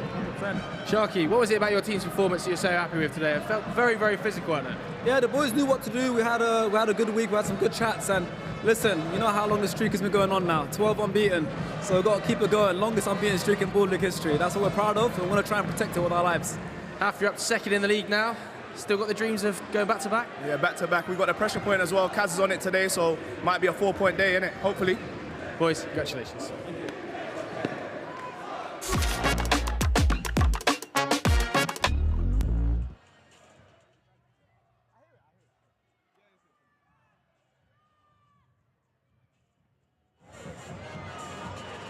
Next Monday is Derby Day. We have the Sidemen Derby, M7 versus Vision, and the Beta Squad Derby, SDS versus NDL. And remember, if you get your tickets tonight for next Monday, they will be 50% off. So go and get your tickets. You can scan that QR code on the screen. Well, look who's joined us. Nico's joined us. Very seriously. You were all smiley before the camera came on. Now you've gone serious. I wasn't smiling before. You were? I wasn't. When you said hello to me, you were really smiley. Now you've gone like manager mode. I'm a serious manager. I'm a serious guy. The only thing I'm focusing on is the 26ers and beating them. Right, we've got to talk about the yellow wall, by the way. They are up there. You can see them over there. They are unbelievable, Nico. How did this come about? Please tell me. Well, I'm lucky enough to have the most faithful supporters in the world, and as you can see, they're really showing up today. They're here to support the team. They want us to win. They expect nothing but the whole title. So it's my job to give them that. They have transformed this atmosphere single-handedly on their own, haven't they, Charles? 100%. I feel like everybody looks forward to NDL FC just purely because of the wall. But obviously, they play good football too. So, you know what I mean? This is just a great bonus and a great ad. Nico, went from losing that first game, and we had the El Sacico, and you got through that. Last week was a really impressive performance from your side. I mean, Aaron Stevens' goal, should we talk about that? I taught him that. Did you? Yeah, did you teach him everything he knows? Not everything, I wouldn't go that far, but in terms of the technique in which he used to score that goal, I taught him that, yeah. Well, I wonder if he can do that again. He's coming up against JT's 26ers, and JT is with Joe now. Expect a special performance. Huge atmosphere in here, massive game. How are you feeling going into it? Yeah, really good. The boys have been good so far. It's been a really good start for us this year, so really happy. Obviously, your team is performing really well at the moment, but it felt like last season you were performing really well at the moment. What's changed with the results? I thought we'd done that last year. I think this year we've had a little bit of an edge about us. We've scored a lot more goals, been a little bit more solid defensively as well, and things can go your way as well. Like a couple of weeks ago where is he? When someone scored that trick out of nowhere, was difficult to take because we were by far the better side as well. But that's what Baller League's all about. It can flip, it can turn. So if you don't take your chances early on, which I think we've done so far, it can come back to bite you. What are you expecting from NDL? They've got some of the best players in this league. To be fair, I'm not fussed about them at all tonight. It's all about us. As long as we perform well, that's the main thing for me. So I'm not fussed about them or their team or anyone. Let's talk a little bit about your team then. Emmanuel Rowe on absolute fire so far this season. What's been the secret behind his success? Giving him a goal bonus, I think. He's on a goal bonus, assist bonus, but no, he's been big for us as well. Because we lost Sack as well at the back end of last year and unable to play for us this year, he's been really big. So I spoke to him about the importance of him scoring on those one-on-one situations. He shifts it, he's got a great shot on him as well. He's been really good, so hopefully he shows that tonight. And obviously we saw a little bit in Nabil last week, didn't we, in the pressure point? How do we get the best out of him in the game? He needs to learn when to do the skills and when not to do the skills. Up there he can do what he wants, but in your own half, when the game's a little bit tight, it can be difficult, but we'll see. John, good luck today. It's time now though for the pressure point. Let's see who does well.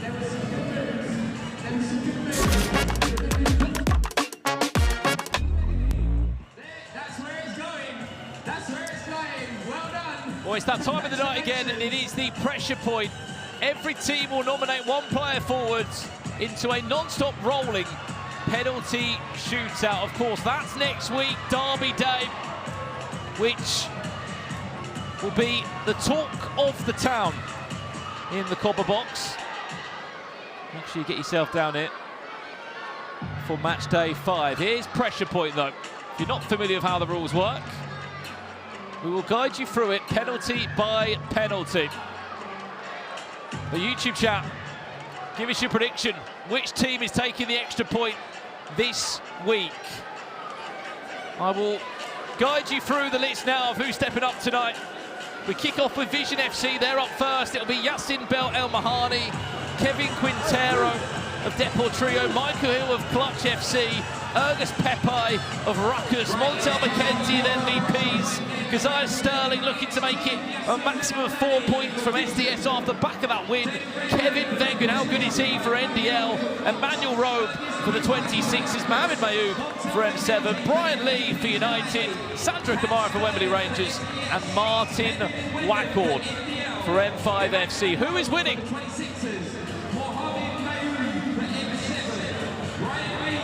Get your predictions in. Ryan Wackord has been unbelievable so far.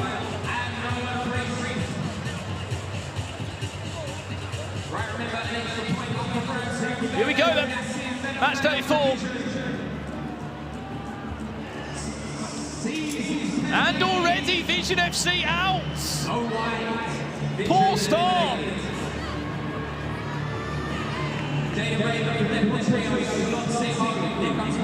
Deportrio scoring. I will correct myself.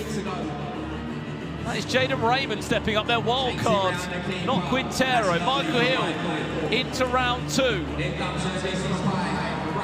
Rukkas Pepsi missed his penalty in the game and misses in the pressure penalties. Normally so consistent in these times, but not tonight. Montel McKenzie round the goalkeeper and scores. Very nice. Here comes Keziah Sterling. Keziah Sterling. For SDS. Off target. What is happening tonight? SDS eliminated. Kevin Wegan now for NDL. Kevin Wegan. One of the best penalty takers in Baller League. He's a wild card from Germany. He scored 23 goals in 9 games last season. There's a spoiler for you. He'll be in action next tonight against the 26ers. Mohamed Mayoud out for M7. Here comes Brian Lee. Brian Lee for United. Through. Already 4 teams eliminated in round 1. Wembley Rangers scores. Sandra Kamara through. And the last player of the round, Martin Waghorn. Also through. And we go back to the start. Jaden Raymond from Deportrio. Jaden Raymond scores. Into round 3. Round 2, I should say. It's over. Michael Hill is out. He won it before for clutch. Nor this week, Montel McKenzie, a pressure point winner with VZN last season. Looking to get MVP's a point on the board. Kevin Wegan. Off target. And NDL are eliminated. Everyone's fluffing their lines tonight. Emmanuel Rowe. Out. Dropping like flies. United's Brian Lee now. Brian Lee. Out. What opportunity this is for a team to pick up a point. Some of the big heavy hitters have all fallen out in round 2. Sandra Kamara goes through. And Martin Waghorn also goes through. Right, there's 4 teams left. YouTube chat, I'll ask you again, who is winning this? Only 4 teams left. Montel McKenzie now. Jaden Raymond through. Montel McKenzie out. Deportrio might be on to get a point on the board here. Sandra Kamara for Wembley Rangers. Sandra Kamara. Great penalty. Waghorn now for N5. Waghorn. Out. Right, Wembley Rangers or Deportrio? Jaden Raymond for Deportrio. Will it be the wild card? Jaden Raymond. Sandro has to score here. Or Sandro Kamara. Oh, cheeky. Final 2. We go back to the start. Jaden Raymond now. Scores. Jaden Raymond through. Once again, Sandro Kamara has the back. Kamara must score. Has he done too much? And no. Still 2 left. Jaden Raymond now. Jaden Raymond through again. It's sudden death now. The first person to miss, they're out. Kamara. It's out. Deportrio have a point on the board. Representing Deportrio, who remember before tonight haven't put a point what a on night. the board. They got a victory a little bit earlier on. First 3 points earlier tonight, an extra point here. It's been quite the week for Michael Richards and Daniel Sturridge. We might be seeing that man again, Jaden Raymond. We might see him on match day 5. I have to agree with a few people in the chat in terms of pressure penalties, guys. That weren't great, was it? In terms of a showing. We didn't go through many rounds there at all, but round 2, we lost some of the biggest heavy hitters ever. Also, who's that on camera just behind me? If I can get my finger right. Oh, there it is. Someone might be joining me on commentary ahead of the next game. He's in town because there's a big game also happening tonight, which he is involved in. This is the standings now then, with that extra point added on. Deportrio from bottom of the table, now into 10th. Of course, they'll get the extra point next to their name as well. They'll be on 4 points. And there we have it though, for week 4 of pressure penalties. I'm going to take a quick breather, because in a minute, we're going to be kicking off our next game tonight. The one you've all been waiting for, NDL versus the 26ers, but for now, it's down to Liv and the team. Thank you very much. What a night this has been for Deportrio. Deportrio! Yeah. Are we going to see a return? Maybe we are. Really good performance, and they have won the pressure point. They have picked up 4 points today. Now, we're doing something new on Baller League. It is called the Diary Room. And who better to have our first people in there than Micah Richards, Daniel Sturridge, and Jolien Lescott. Take a look at this. How do you feel, Joel? I'm alright, you know. I think you two are more tired than me. Bro. This guy. I'm a stone overweight still. I mean, on the side. What's this confession booth? I'm trying to shout. It's just I can't project my voice. Your voice box tonight. Blew the gasting. What? Gasting. I blew the gasket. I blew my gasket. You know me trying to say quiet. You see, this is the vibe we're on when we win. This is a difference. If people want to see Deportrio in the top 4, we need to deliver. I think we've given them enough of our time. We need to go and celebrate. Yeah? As the trio that we are. It's been a pleasure, everybody. Okay. Respect, man. Well, I found a co-commentator. We'll get this sorted first and foremost. Not going to leave you hanging, Steve. Don't leave me hanging. Not this week. Steve Bracknell All back is forgiven. For another week here in Baller League. I mean, it goes without saying, Steve. Back in charge tonight, are we? That's it. I've been called upon. It's an absolute must-win for United tonight. Well, we're going to nick you for a half of this game, Steve, before you go into the changing room to prepare yourself for your game that follows this one against M7. But for now, it's NDL against 26ers. What do you make of the yellow wall, we're calling them, Steve? It's very impressive, I've got to admit. And you know what? I'm going to give Nico his dues. He's talked the talk, and so far, he's walked the walk. Well, it was quite different because in week 2 he was involved in the El Sacaco, where he was nearly sacked apparently, but he's come bouncing back. He's 2 wins from his last 2. That's how things can change in football, especially baller. Look at that, brilliant from Teddy. Great to see Tommy here tonight alongside the 26ers and John Terry. Fantastic. Well, let's have a look at the teams coming into this one, because they have got one of the most stacked teams in terms of stars, NDL. I mean, you look at this team, Steve, I don't know where you begin to look. Kevin Vegan, he's on loan as a wild card from Germany. Kieran Clark, former Premier League defender. Tyler Winters, a former United player, I won't say much more than that. Isaac Modi, an unsung hero in this team. There's just quality everywhere. It's absolutely dripping in it. And so, you know what, I've been very impressed so far. Nico brings the crowds. He brings the noise.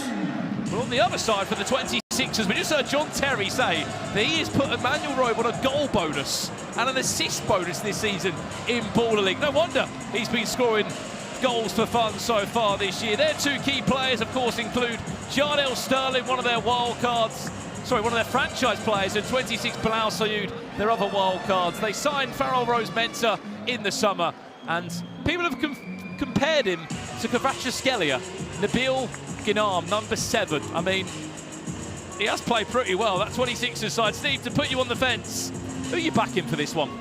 You know what? I've just watched John Terry walk out there with that young lad. I'm looking at the faces of Terry's team. I'm going Terry over Nico. Even with the crowd. Even with the crowd. Even with the yellow wall. Trust me, if they score first, they will silence them. That's a big following.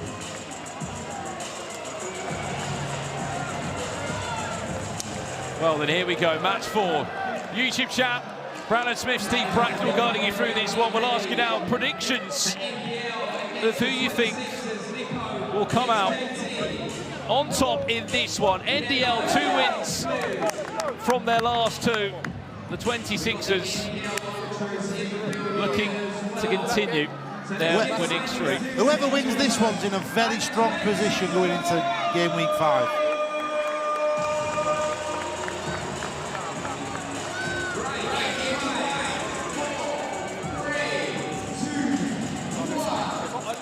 Here we go then. Jardel Sterling against Tyler Winters. And we are underway. I mean, Steve, we'll have a quick moment with you. From 7 days ago, your first point in Baller League.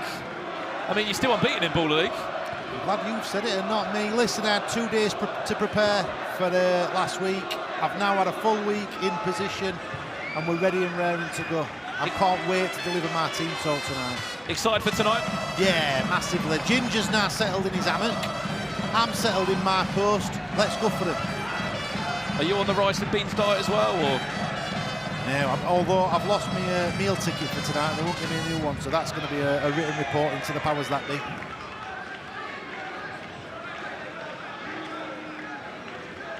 It's a starting 5 here of Aduka 4, Connor Woods, Jardel Sterling,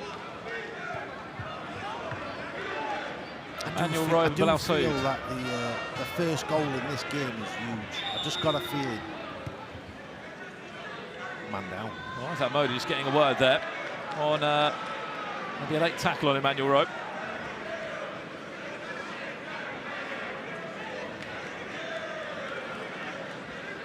What do you make of that, by the way? John Terry saying that he's giving his player a goal bonus. Here we go. Corruption, smells of corruption, smells of brown envelopes, but I'm not one to accuse John Terry, ex-European Cup winner, of corruption, but I don't like it myself. Players should want to play a bonus. You should, what they're getting paid for. What bonus can you offer your United players? Pride, a pride bonus. Let's be frank, they need it. Aaron Stevens goes long to him in Belay, slightly too long. It was only 7 days ago, Steve, he scored a goal, Aaron Stevens, from his own box. Unbelievable.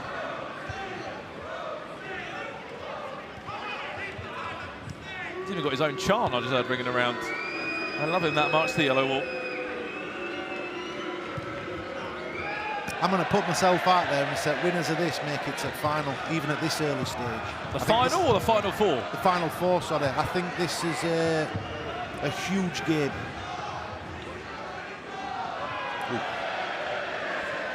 And we'll ask the chat as well, what's your prediction for the Final Four? I know we're only in match day 4 here. Remember, 11 game weeks.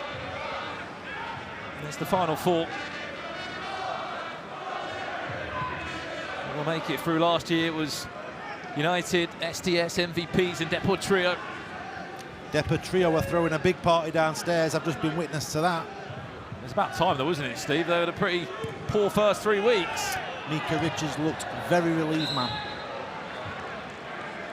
Even more so after winning that pressure penalties, which I have to say, that wasn't a great showing from a lot of the lads down there. Nerds. Well, round 2, we lost quite a few teams.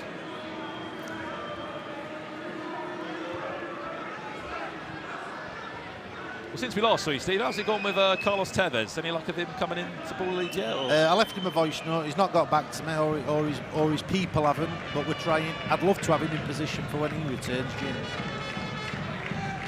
I did meet Wayne Rooney this week, though. Did you? I did. Can't say too much. Emmanuel Rowe spills that one back! Offside, will not stand. Connor Wood thought he scored for the 26ers. It was a lot to deal with for Aaron Stevens, wasn't it? But he was just offside, Connor Wood.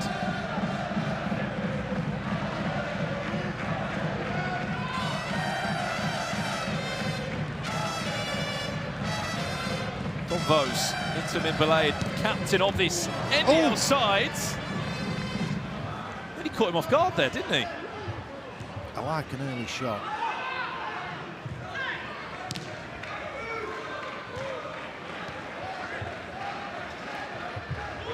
Oh!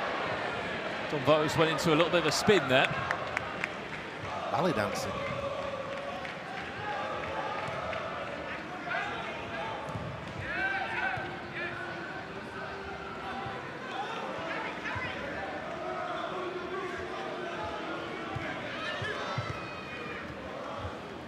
Galasso, one of the franchise players of the 26ers.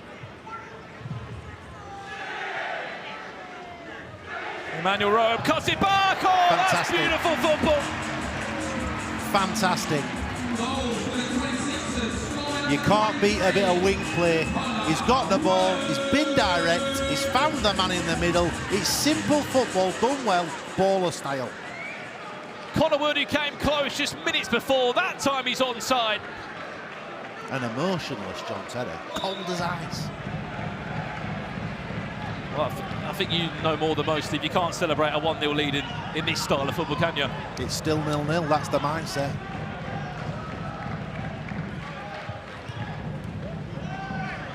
Very good, yeah. Connor Wood in for a second. Oh, he's got to finish. Aaron Stevens is in no man's land. Was there a deflection for a corner? No, there wasn't.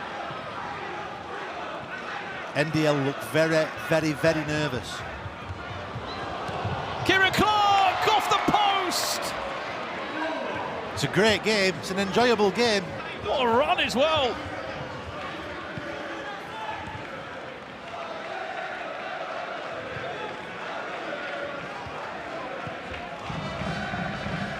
Listen to this atmosphere in this place. Oh, rocking. Even and fair play, even at 1-0 down. This place is going to erupt if they get an equaliser.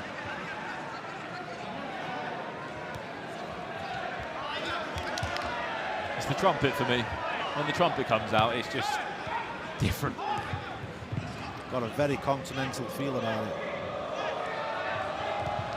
Mimbalade finds Tyler Winters, goal scorer last week. What a finish it was. Tyler Winters again. That time he's blobbed, but he's going to be a poacher, as always. I told you it would erupt in here, and it is absolutely erupted in the copper box.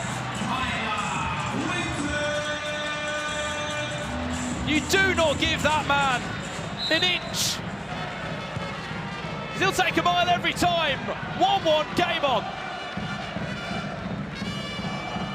Now we've got an atmosphere in here. How do the 26ers react to that?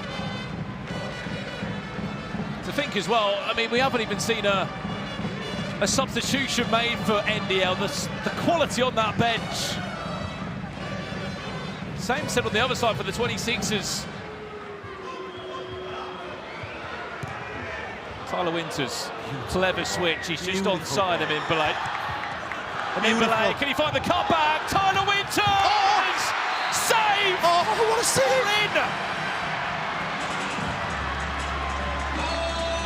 No way! Next challenge. I don't think that went in. I do not think that went in. This is an unbelievable first half. Well, hang on a second. Referee's challenge for ball not crossing the line. Referee's challenge for ball crossing the line. I've got to say, I didn't think he went in. It's just harkens to the angle of Serene Sene. Tyler Winters thought he scored. This is a huge moment in both their team seasons. Was it in or not? We're on ref's challenge here with Steve Hughes. Let's have a look at this. This is not the best angle to... That is such a hard angle. Get the protractor out, get the ruler out. Let's have a look at this. This is the angle. It's not in there. Oh, we can't tell. I don't think he can give the goal. I really don't think he can give the... I mean, look at that left hand. We see the shadow. This is Jeff Hurst in 1966. That left hand there. I still... It is impossible to tell. I do not think he can... Did he give the goal? He gave the goal, obviously. I think it's him. That left hand there, look, where he catches the ball. Unbelievable moment. I don't envy referee, although I won't like him. After review, the on-field decision stands. Goal awarded. That's controversial. That is very controversial. And I understand why John said he's not happy. I understand it completely. He cannot see that ball. Goal stands. Tyler Winters with a brace. That will take hours to unpick in the punditry. Hours. Well, look, we can see you. You're saying goal or no goal. This is the YouTube chat. I don't think I agree with chat. I've got to go against your chat. Keep your messages coming in. If you see yourself on screen, drop a like on the YouTube broadcast. And there you go. You can see yourselves on the YouTube stream chat. We always interact with you as much as we can here in Baller League. It feels like a very NDL heavy chat, that. I've got to be honest. A very heavy NDL chat. Where's all the United fans at, chat? They'll be here soon, Steve. They'll be here.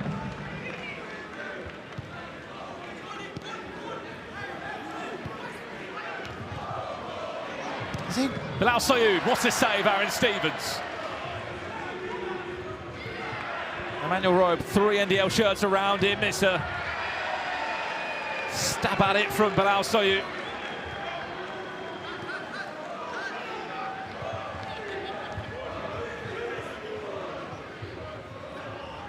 And what's most impressive so far, I don't think there's been a single sub made for both teams.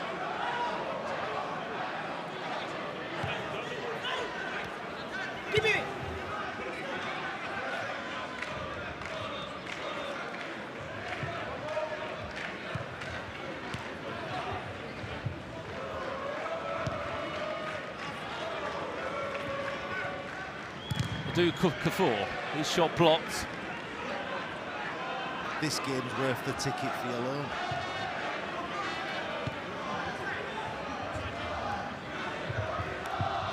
Kieran Clark gets the better of Emmanuel Rowe. Amin Sassi, there's the first sub that's been made of the game. Amin Sassi! Just wide. Just dragged me wide. What an introduction that could have been for him. 10 out of 10 for Tanasa. He was not giving that up.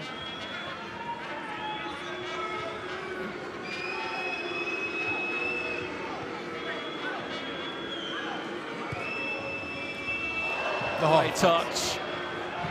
Even better recovery tackle from Isaac Modi, though. Tyler Winston on this right-hand side's got plenty of space. They're getting overrun now, 26ers. Their heads are down, that decision.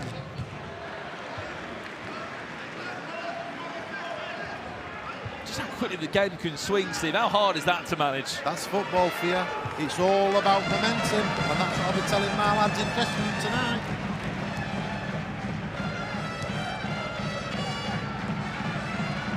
I'm going for a very, very emotional team talk tonight. Well, it was quite emotional last week, Steve, so how are you going to up it? I'm going to try and pull on the heartstrings. Well, it's a United side that need points, Steve. Oh, it's a must-win. There's no doubt. There's a must-win. Pressure? What pressure? 2 minutes until our game. I'll ask you that same question after the game.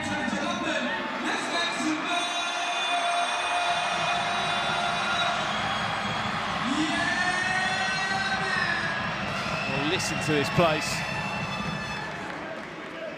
2 minutes away from first half game changer.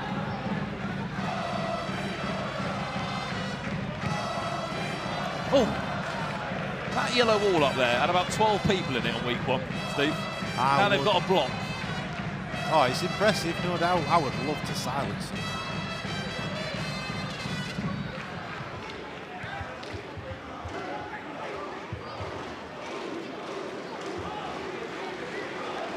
There's an air of confidence about NDL which is impressive, I've got to admit. You've got to live up to that, haven't you? Yeah. So far, I think he's done a good job, Nico, I've got to say. 1 minute until our game changer. Kevin Vegan on the pitch now, wearing the 33 shirt. Again, wild carded in from the German Baller League. 23 goals in just 9 games last season. Here he is now, he's got a rocket on him. Ooh, don't mind it, I don't mind it at all.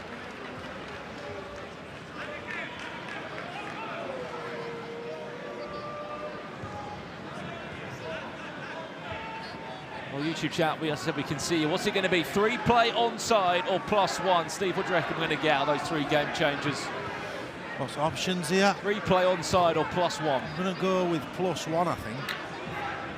I hope so. That would certainly be the most entertaining.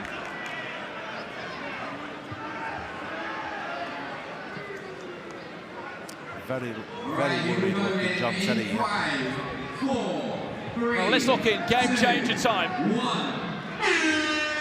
Here we go. This is why we look forward. Higher than you ever been. Stand tall like Everest. We go higher. It's time to go higher. Steve, you're on the money. +1 will be our game changer for the next 3 minutes. The game starts as a 1v1 with goalkeepers. After every goal is scored, one player will be added onto each side. This should, Steve, hopefully bring us some goals. It's been an absolutely cracking first half, and this should just be the cherry on the cake. And let's go to get this back underway in 10, 9, 8, 7, 6, 5. Nico's trying to wind up the yellow wall. 2, 1.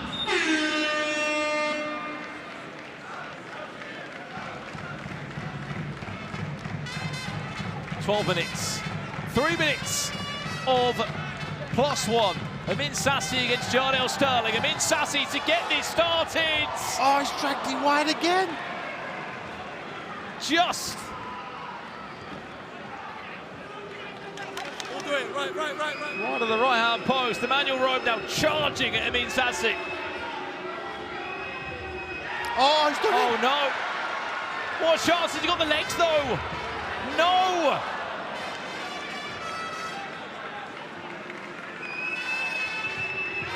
Amin Sassi wins it back. Chance for NDL. This guy's tenacity is unbelievable.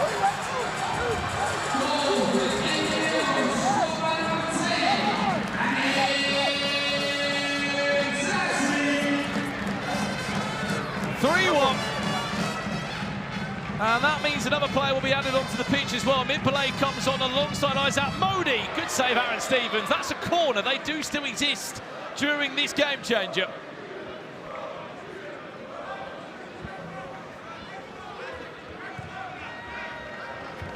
Modi and Belay. Step overs are prettier. Modi still. Oh!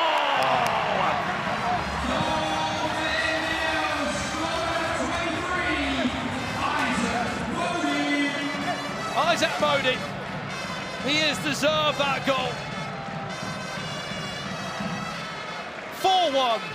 We said there'd be goals, Steve, but this game could get out of hand before half-time. I'm very, very impressed with the fan base, with the manager, the formations, the players.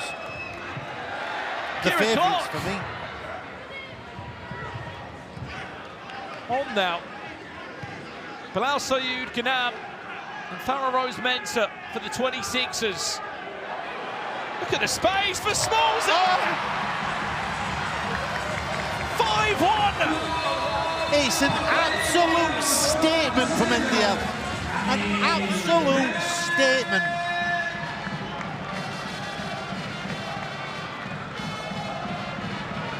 They're playing like this is their home.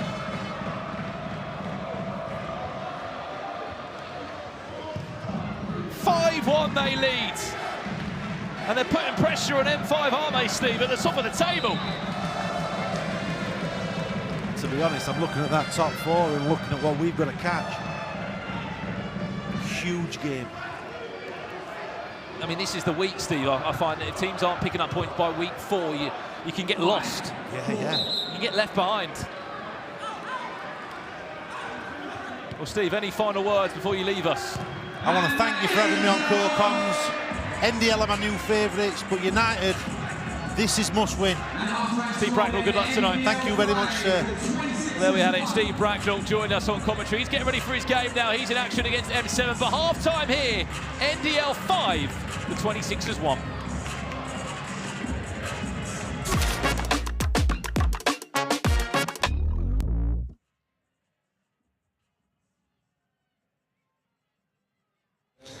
Sam Cox is in the building. Look at the dress, first and foremost. This guy comes clean every single week, but it's a huge week for United. Yes. What are we going to expect? Yeah, we've got a couple of game changers in. So we've brought Gio Critchlow in, who's had a decent non-league career, and he's in with us today. And we've got Big Mac in goal again, Big Kai Mackenzie-Lyle. Max Pittman's still carrying a little bit of an injury. So, yeah, we've gone a bit more physical this week. I think you see young Abs has come into the squad. So he's going to provide a little bit of beef up top. So I think that's what's required for this game. Obviously, M7 are flying at the moment, so we're going to need all hands at deck. What changes have you noticed, season 1 to season 2, being a coach in this league? It's a lot more structured, a lot more tactical, and I think probably last year where we got away with having the best players and we had the fluidity and there was a lot of camaraderie, we probably got away with expressing ourselves a bit more, when now teams are sitting back, free behind the ball. It is harder to break down, and people are more organised on game changers, and certainly there's a more seriousness about it this year for sure. There's definitely more seriousness about this outfit. Coxie, thank you. Best of luck. God bless you, man. Yes, next week, remember, it is Derby Day here at Ball League. It's the Sidemen Derby and the Beta Squad Derby, and it's 50% off all tickets tonight for next Monday only. So go and scan that QR code and get your tickets now. Well, it's currently 5-1 to NDL over the 26ers, but we're going to look ahead to the next game, which is M7 against United. We've got Brian Lee from United and Sam Fitzgerald from M7. I mean, Sam, we have to start. There is one place and one place only, and that was last week. One of the best hat-tricks we've seen at Baller League, and that third goal, oh my! Yeah, it's good. It's very memorable, and I very much enjoyed it. It was good. Chunks, how good was that turn? I was behind the net, to be fair. Were you? Genuinely, I went back home and I watched it about 3 times. It's a How joke. many times have you watched it, Sam? Yeah, 100. Every time I see it on my phone, I end up watching it. I even liked his reaction as well. He's behind the goal. Can you see your reaction? You can see his reaction. I think one of ours, me and Joe, are exactly the same. Yeah, all of us. Unbelievable. And M7, Sam, have had a very good start to the season. You were second going into tonight. What do you feel like has changed in... I feel like we've got some new players in, which has helped. J. Emmanuel Thomas is very big for us. Yeah. He's scoring goals, he's assisting. And I think just the training. I think training's been good this season. And we're just enjoying it, taking it game by game. So, yeah. And Brian, what about for United? Because it, I suppose, hasn't quite gone to plan for United this season. Yeah, I think obviously with the expectation of last season, the team has quite changed a little bit. We've lost, some big players in Raz and Maro, but I think we've just started games pretty sloppy. Like I say, we've gone into the second half, and we've shown that character. So I'm hoping if we start well tonight, we should get the 3 points. What about Steve then? You're sort of stand-in manager while Ginger's off doing a Bush Tucker trial tonight, by the way. What is he like as a manager? To be fair, he's quite similar to Ginger. He's very passionate. He wants to win. He's doing the team talk, but if you speak to him on a one-to-one level, he's absolutely fine. So, he's been leading the team. Amazing. Well, the very best of luck for your game. Thanks so much for joining us. We have got M7 United coming up very shortly, but now it is time for the second half. Can the 26ers get back into this one? The second half's coming up for you now.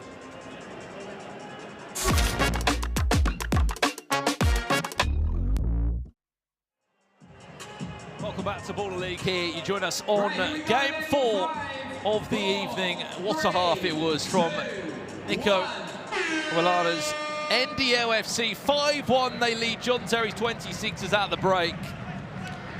That game changer changed everything. You see as well, Ruben Jr. on the pitch for NDL. He was part of their side. It's the first week he's been involved. No Krasniqi this week. And there's Madon, sorry, he does not feature. Great to see the support as well on YouTube. We are approaching 100,000 viewers on the live broadcast as well. Tell a friend, get them involved. And tell them not to miss this game, the game of the night. Here on Matchday 4.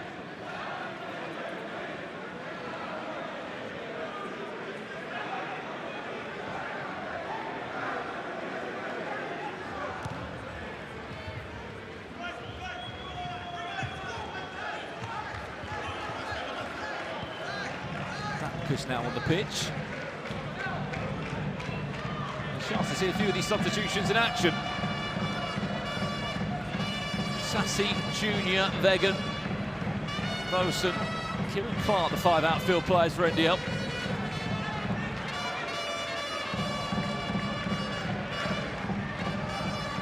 Alongside David Opu, Dapkus, Emmanuel Rowe, Jardel Sterling, and Duke Kafour as the 5 outfield players.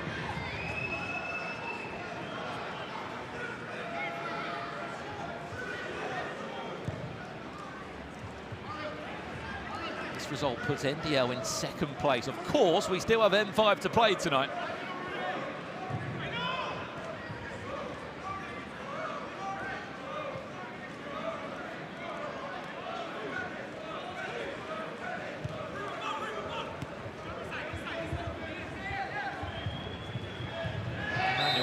Pushed, says the referee, by Kieran Clark.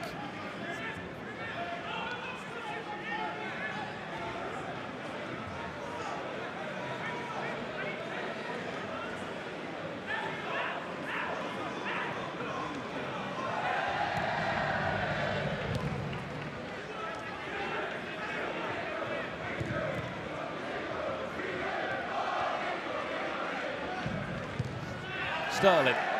No problem there at all. Only one corner given away so far in this game. Great to hear as well, Steve Bracknell, alongside me in commentary, his United side. He is stepping in for Angry Ginge whilst he is away.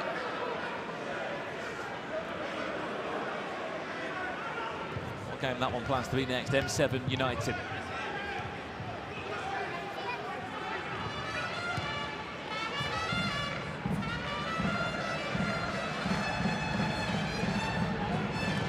Stevens was a bit heavy on his right touch.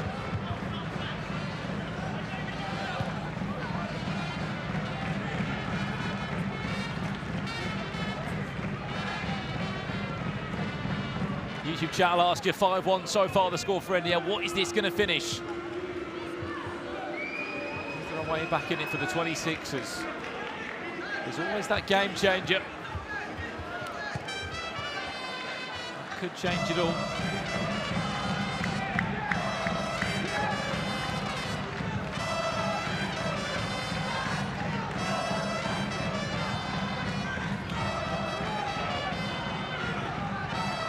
Sterling, Emmanuel Rowe.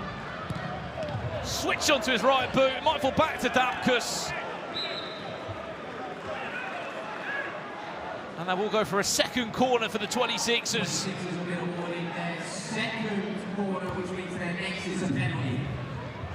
Ruben Jr. And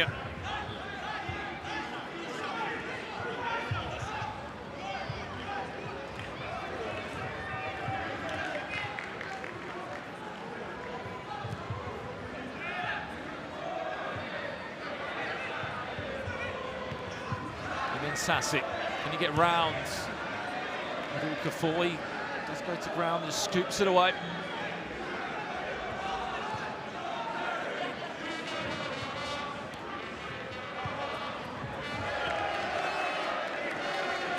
Clicking as it was in the first half for the 26ers.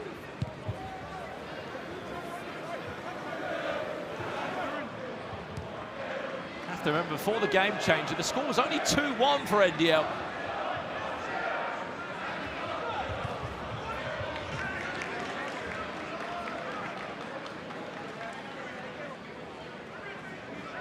You also missed the pressure point tonight. Huge point that was won for Deportrio. They picked up 4 points from 4 tonight. A 4-1 win against VZN FC.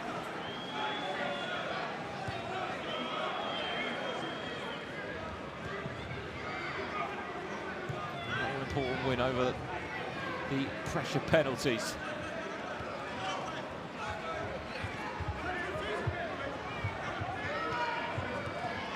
Mimblade on the pitch now. Was that too heavy from him? Yes.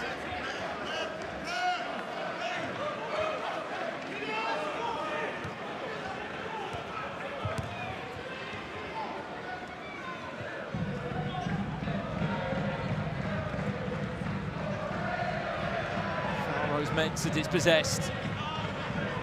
Emmanuel Rowe.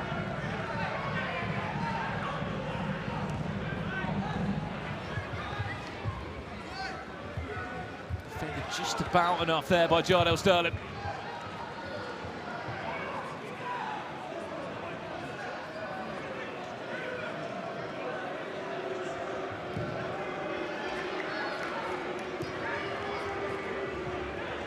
Kevin Vegan, great tackle there from David Opu.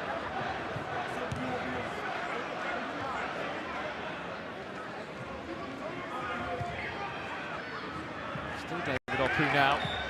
It's a free kick. Well, look, you've all been asking for Nico to come on commentary. What if we get this YouTube stream to 10,000 likes? You wanted him on him last week. I want him on here as well. Smash that like button if you're watching on YouTube. Let's make it happen. Let's get him on.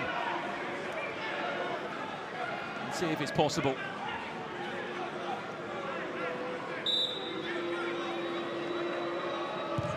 Rose Metza.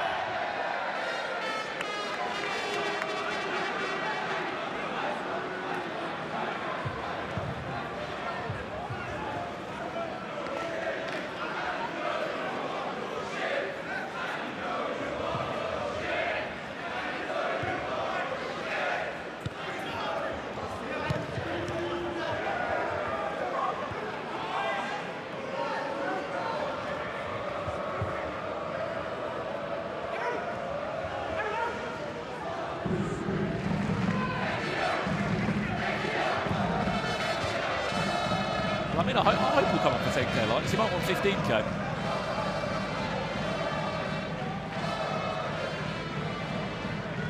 Four goals still need that. That extra corner though for the 26ers could be huge. That one is going to trickle in.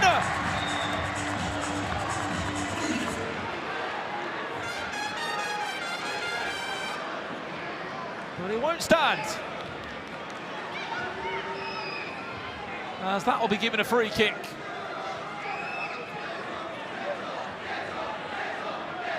The 26ers way. There is still a ref challenge. They can use, but they're not going to use it. We're going to resume play. 5-1.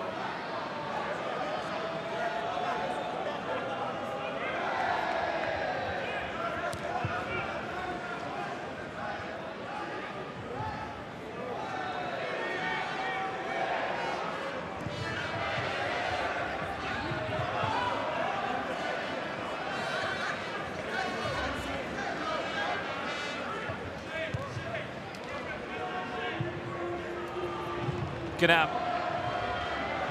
Back to Emmanuel Robe. Well played. What a stop. Wow. Amadou Kasarate off the bench. Brave. The 26ers have been awarded their third corner. And off the back of that, he has given away a third corner. 26ers have a penalty. This has to go in for Bilal Sayoud through the legs of Aaron Stevens. It's only a 3-goal gap.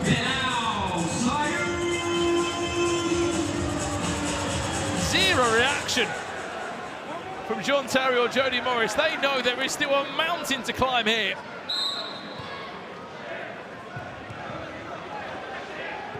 Of course, no corners in Baller League, but if you concede 3 of them, or you win 3 corners, you get a penalty. We can't see you in the chat. I mean, look, I want Nico on commentary. Do you want Nico on commentary? If you do, let us know in the YouTube chat now and smash that like button.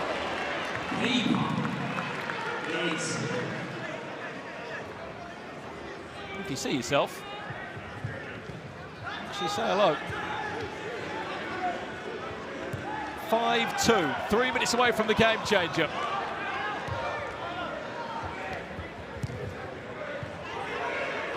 Got to play that through. John Sterling into Kanama. Well played there by Amin Belay, getting back and doing his defensive duties.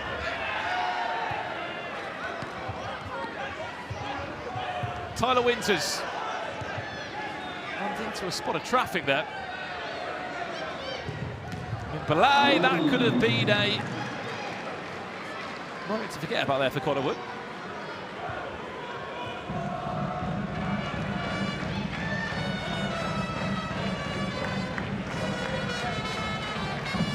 Corner flag on there for NDL.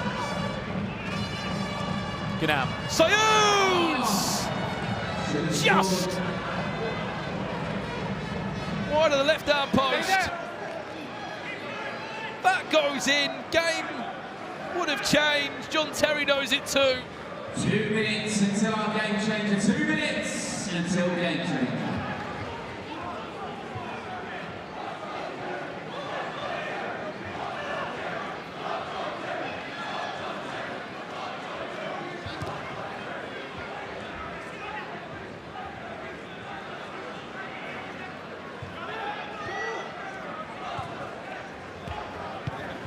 Well, I'll see you.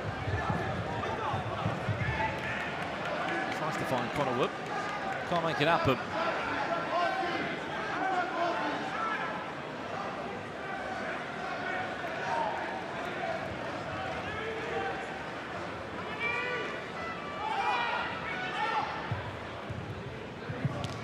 Chow, what we're going to get? Game changer in front of us. Is it fair play, the line, or one-on-one?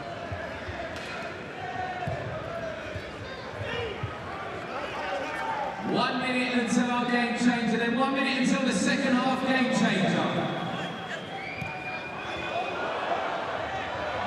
Oh no! Oh no! What has happened there?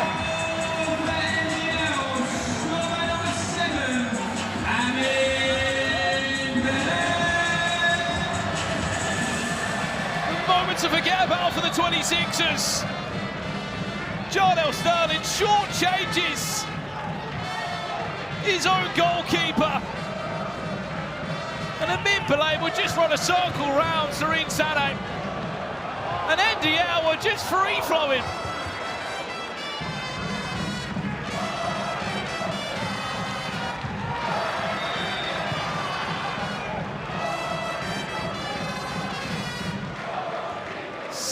They lead, and every fan has made the effort to come into the copper box.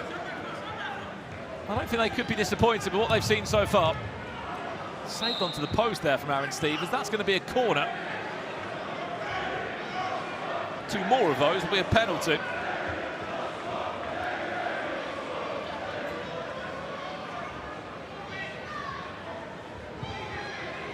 Well, as it stands, they are the top goal scorers in the league, NDL. 17 scored now. 5, 4, Here we go. Game changer time. 1. Let's take this thing higher than you ever been. Stand tall like Everest. We go higher. It's time to go higher.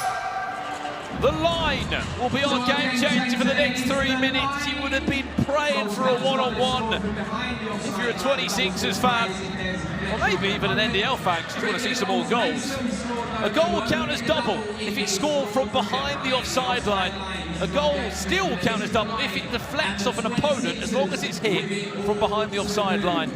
Regular goals will still be scored in normal play, and that will count as one. But if you score from behind the offside line and take that risk, it could count as double. Right, let's get this back on the way. Let's do it like this. 9, 8, 7, 6, 5, 4, 3, keep jumping. 1. 3 minutes.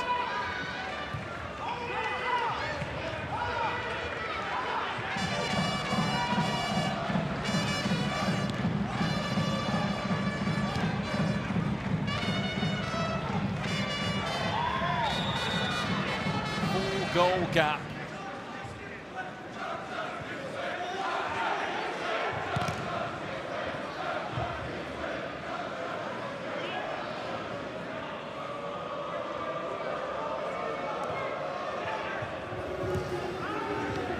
Yeah, well done, Woody.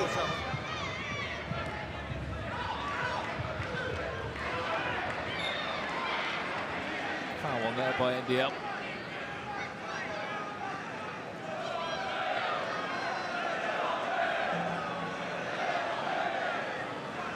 Yeah, look, you've smashed the 10K like goal YouTube chat. We can see you. Look, we'd love to get Nico on commentary. We'll ask him. Kevin Vecken smashes it wide.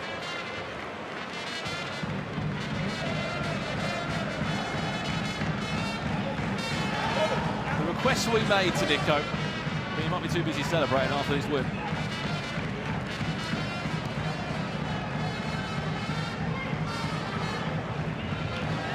Well one there by Mimberlane. Winters plays it behind Kieran Clark, who can't do much about that one.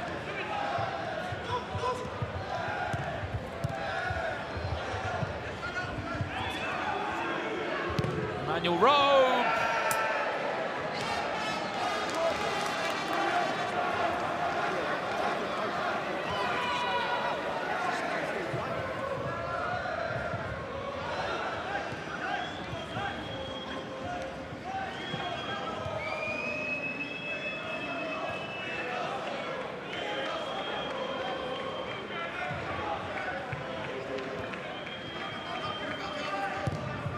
I mean, it's just desperation at this point, isn't it? I can understand why. Look, it is a game changer, the line. You score from behind the offside line, it counts as double. There's a minute left. 1 minute remaining. There's 2 balls on the pitch. Let's get rid of one of those.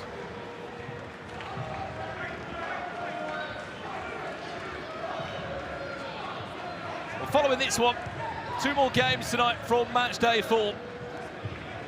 M7, Mini Minters M7 against Angry Gingers United. Steve Bracknell in the hot seat again tonight. Why is that Modin?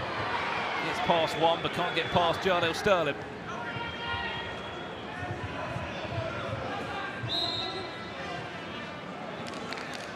It's another corner.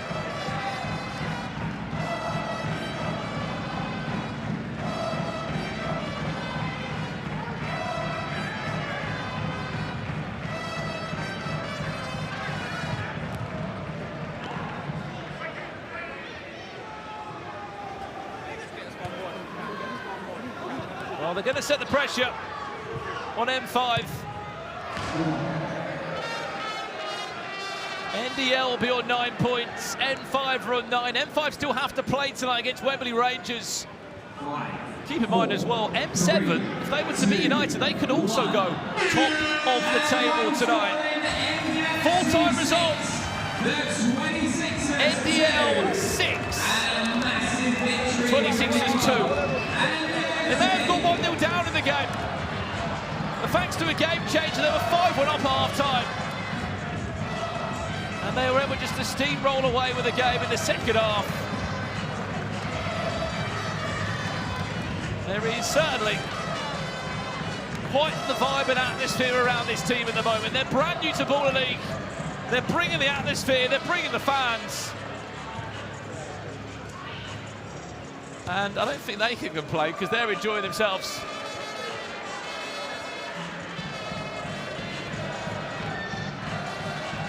Three wins on the bounce.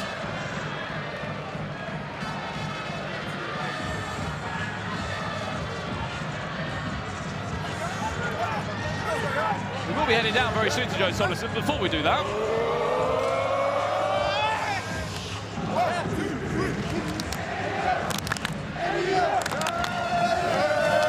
a faithful child of NDL.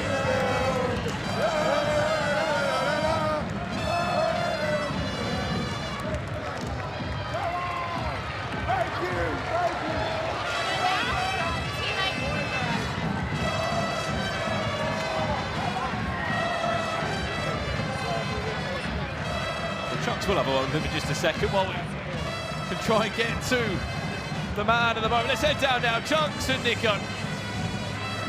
Come on, family! Hey, what? My bad. Sorry, guys. I'm excited because my brother has won again today. NDL FC. Nico ball in full effect. Talk to me. What was the reason you absolutely done your thing today, brother? Well, one thing which we were missing, I felt like we were missing goals. We weren't shooting enough. So I was working with the players in training to try and shoot more. Coincidentally, every player I worked with in training ended up scoring today. That's all I'm going to say. So in terms of performance-wise, you didn't see enough goals last week, but you scored about 7, wasn't it? Yeah, but it just wasn't enough for me. Talk to me. I mean, Sassy today, I talked to him earlier. He's been a bit of a shadow of himself, but now I think he's back in full effect. What do you think about the inclusion of Ruben Jr. as well? Yeah, we wanted to mix things up. We wanted to bring something fresh, and I mean, that's exactly what we did. It was a very special performance from everyone, the whole team. You're currently joint first right now with N5. Obviously, they've got better goal difference. What's the ambitions for this season? The ambition is to win the league. That's what we want to do. We want to win the league, and then we want to win the Baller League. Excited for next week? You know, my old friend Sharky, I know you know him well, but I don't wish him well in that game. It's only going one way. That's all I'm going to say. Congratulations, man. Go celebrate with your team, brother. Smash that. Absolutely smash it.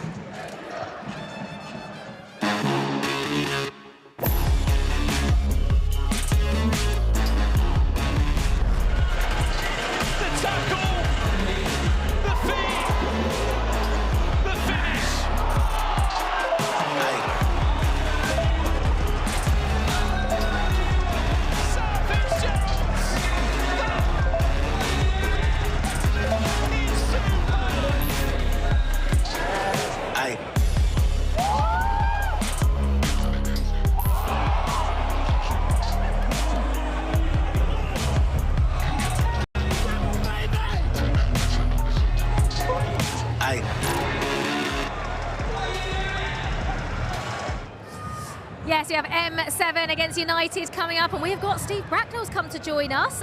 Steve, just first of all, I've got to talk to you about the yellow wall and that NDL performance, because that was a little bit special, wasn't it? It's impressive. It gives a continental feel to tournament, but listen, I would love to keep them quiet, but our time will come. Steve, we've got Ginge in the jungle tonight. You're on the sideline again. What are we expecting from United tonight? We've drawn inspiration from Ginge in dressing room. I've spoke to the lads about the fear that he'll be feeling. He's out of his comfort zone. We're out of his comfort zone. This is a must-win. This is a huge game. And we can look at that guy and we can draw inspiration from him, because he'll be thinking about United leading the hammock. I'm sure he will. I'm sure Ginge will be gutted that he's not going to know how his team are getting on. The one good thing, you know, it was a draw last time out, Steve, but the equaliser in the very last second, your side did not give up right until the end last time, did they? My sides will never give up, ever. I watched match day 2.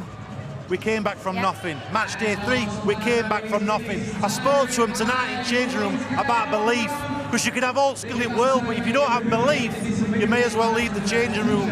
Not one left. I believe in that team. They believe in me. We're going to do this. Steve, how are you going to get the best out of Brian Lee? We haven't quite seen him at his absolute peak yet. If Brian Lee gets one, he will go on a run, mark my words. It's psychological with Brian. It's not physiological, it's psychological. Well, he has still scored a couple of goals so far already. Is this just a matter of time before this United team really starts to click? I've spoke about momentum. Momentum in football's huge. If it clicks, United will go on a run, but it has to click, and it has to click tonight. Steve, have we got the two best dressed managers in the whole Baller League tonight? Yourself in the classic Bracknell attire, and obviously Sam Cox, your coach, who is dressed to the absolute Each nines, to their own, that's all I'll say. Do you not fancy that clothing attire, Steve? I'll stick with my cream jacket. Steve, how are we going to get you in that clothing? If you get to the final, will we see you in the Sam Cox? If United get to O2 or whatever the final is, I'll go with Sam Cox. How's about that? There we go. We have got it there. If United get to the final 4, Steve Bracknell will be dressed like Sam Cox. And we cannot wait to see that. Steve. We are rooting for United. Not that we were before, Steve, but we definitely are now. Thank you so much. Thank you so Always much. A pleasure. Lovely to meet you both. The very United. best of luck tonight. Thank you. Come on! This is a big night. This is a massive night. You can feel it. Steve is amongst the fans.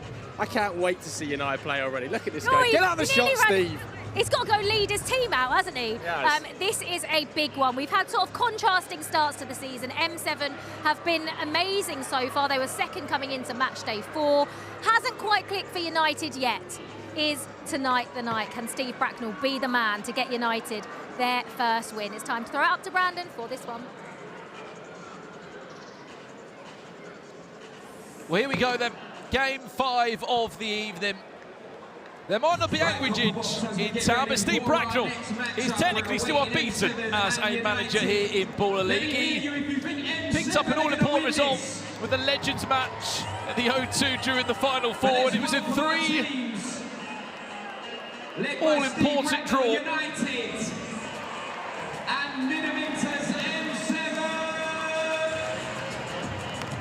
In that matchup with Wembley Rangers, of course, him alongside Sam Cox will be the managerial duo, but on the other side, what start so far for M7. Minnie Minter couldn't have asked much more from his players. They had been incredible so far. They are unbeaten. 2 wins, 1 draw, 7 points from 9 in the first 3 weeks. Let's have a look how the sides are lining up. Number 40. Coming into match day number 4. Number 10, Stefan Illich. Number 23, Sam Fitzgerald. M7 first and foremost. Only one wild card tonight. It is Adrian Tajik, who scored that wonder goal a few weeks back now. Still no sign of Cameron Borthwick-Jackson, former Manchester United player who is part of this side. But key familiar players do feature, including Zaid Al-Hassani comes back for a second week in a row. J. Emmanuel Thomas off the back of scoring his first goal for Braintree Town on the weekend. He's looked at home here in Baller League and the star of the show last week. Number 23, Sam Fitzgerald. What a hat-trick it was. You can only dream of the same storyline tonight. And why not? It would be incredible. On the other side for United, still no Max Pittman, who suffered an injury the week before last. He is resting that injury still. No Ahura Haidari, Harry Kane or Jesse Waller-Lasson also don't feature tonight.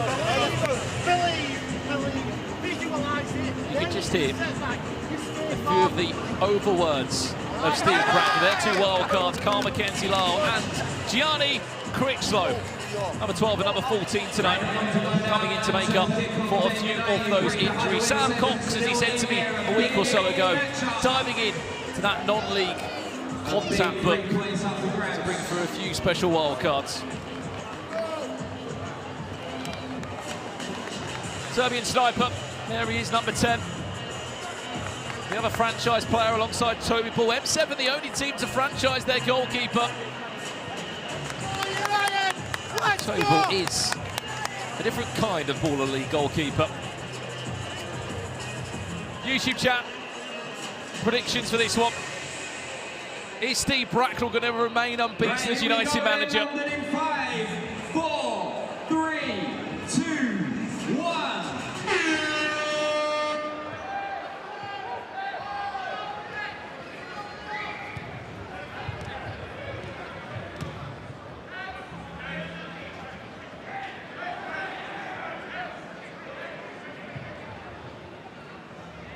As I said, if M7 can win this, they'll be on 10 points, they'll be top of the table.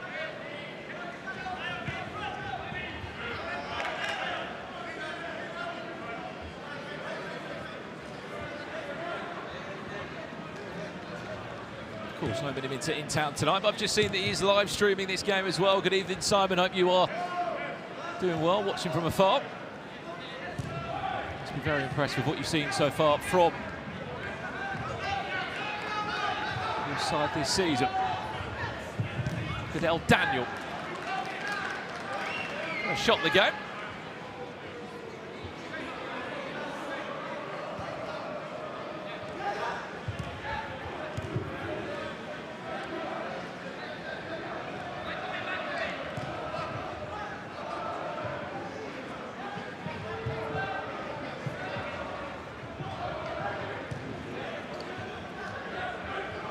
There he is, Sam Fitzgerald. In case you didn't see it last week, what a hat-trick it was.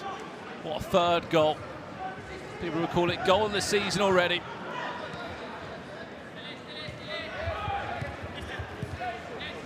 Emmanuel Thomas. Stefan Illich finds Zion in DT. You can't get past Remy Karima on that occasion. Callum Butcher, John Bostock, one of their franchise players, is here for United. Former professional player, you may have remembered his career. He did also feature a short spell in the French Ligue 1 for Toulouse.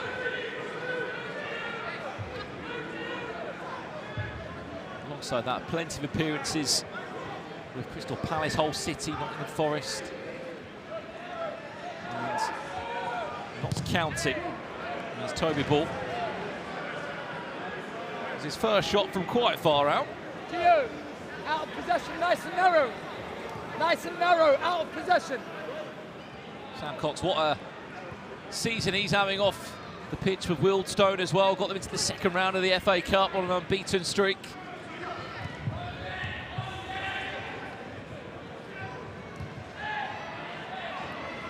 stressed managers I think we'll ever see here in Baller League as well.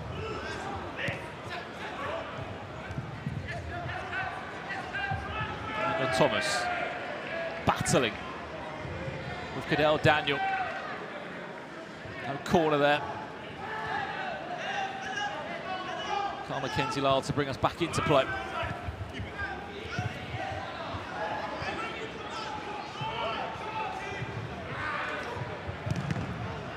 And Thomas's shot blocked by Clariva.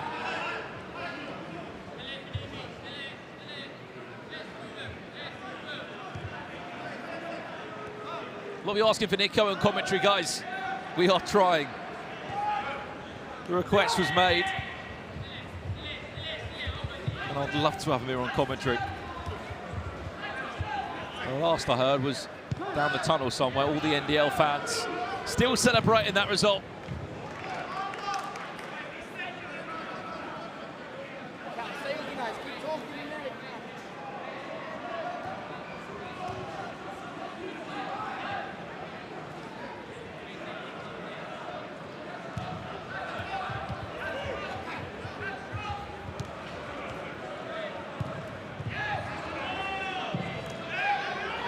Good feet there from Cadell Daniel.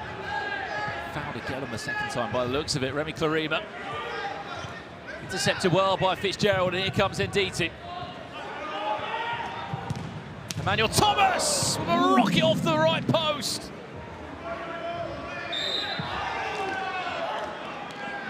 It's got quite the rocket the weekend for Braintree.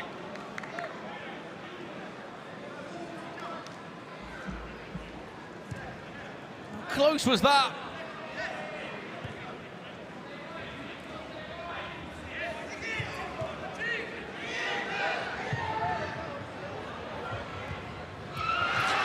And suddenly,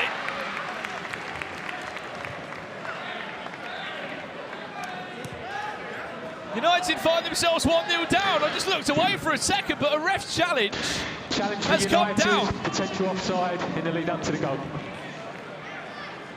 I was just looking across the bench there to see where PK Humble is.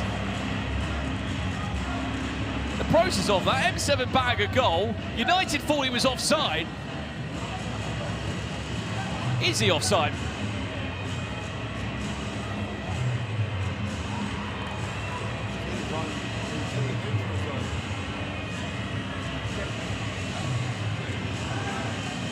Challenge unsuccessful, goal is awarded. Very much onside. M7 leading by a goal to nil.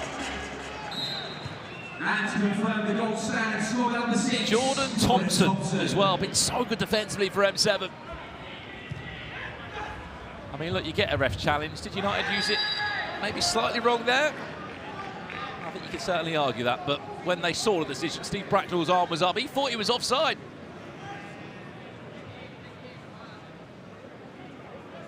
Not the same as managing Royal Oak, I don't think.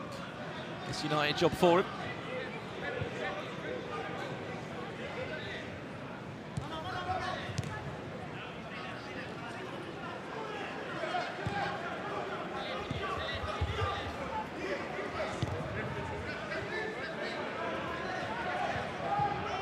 As it stands, M7 are top of the table. Obviously, M5 could still change that in their final game against Wembley Rangers, but they are setting the pace.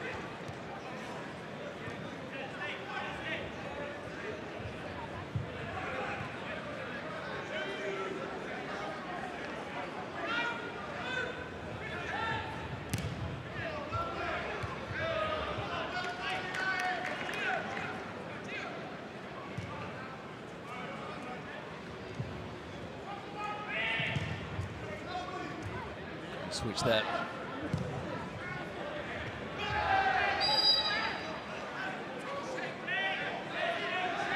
A bit of a soft foul there.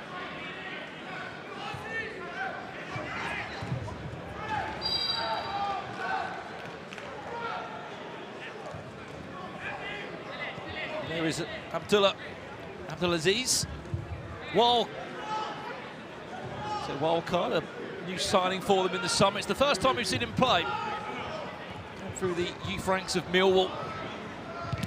Here's Sam Fitzgerald, it deflects just over the bar. First corner of the game for M7.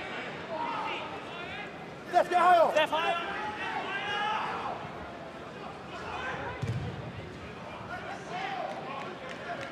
Shot not really doing any danger at all. Well, I have him down in front of me on the starting lineup. Not the starting lineup, at least in the squad today, PK Humble. He's not on the bench, it's a 3-player bench by the looks of it.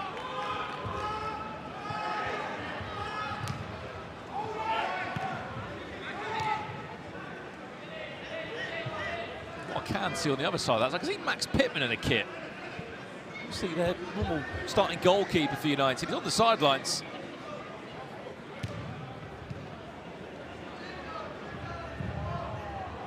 Looks to be an outfield kit.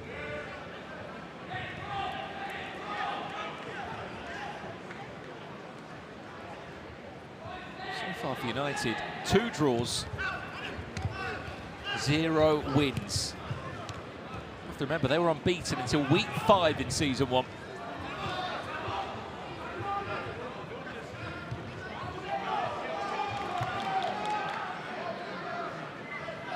There he is, Max Pittman. You just see behind there, Steve Bracknell.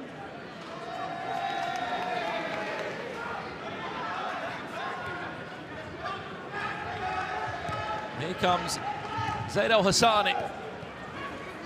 Missed the first couple of weeks, now he's involved. He played last week. Zaid will be onside there, well left there by J. Emmanuel Thomas.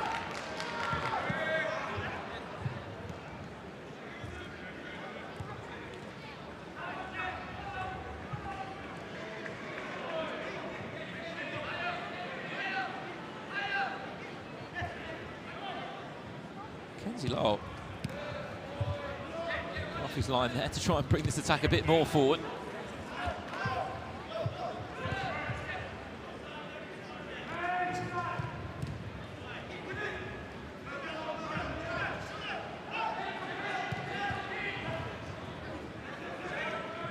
It's very hard to break down M7. Organised.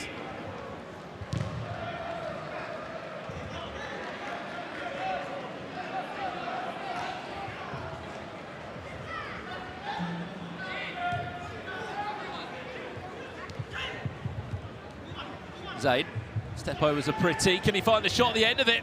Tries to cut it back to a teammate.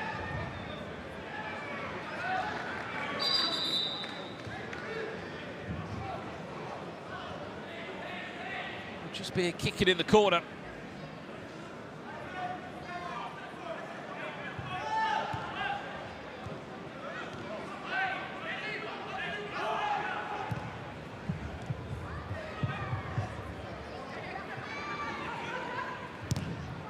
Abdulaziz, oh wow!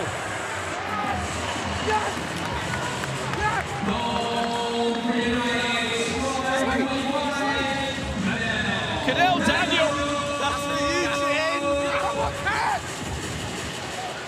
Is it their own sort of bush-tucker trial there that's happening? I'm not sure. Just under 2 minutes now until that was Cadell Daniel that scored that. For a second before that, it was Abdulaziz who had the half chance, and then that was quite far out. We'll have to get that on the replay from Cadell Daniel. Remember, he scored the last-minute equaliser a few weeks ago.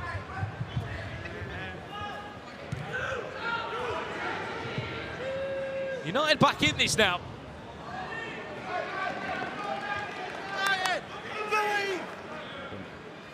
Well, that's the replay. It was just inside his own half. There's the reaction from Steve Bracknell and Sam Cox.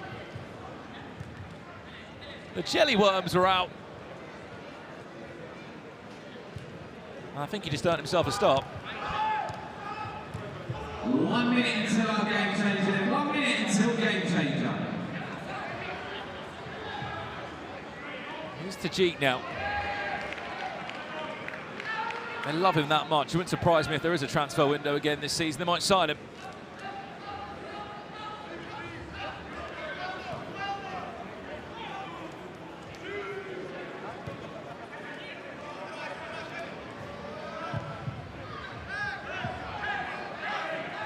"30 seconds away from our first half game changer."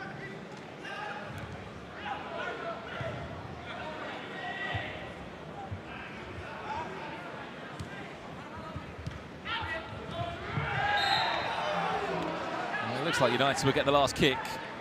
They have a free kick.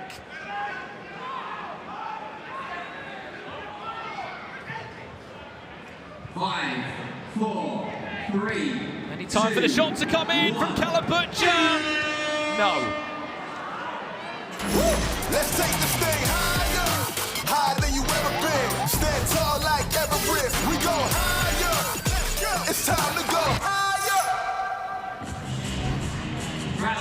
Free play will be our game changer for these next 3 minutes of the first half. A 3-on-3, teams may, but don't have to choose a goalkeeper.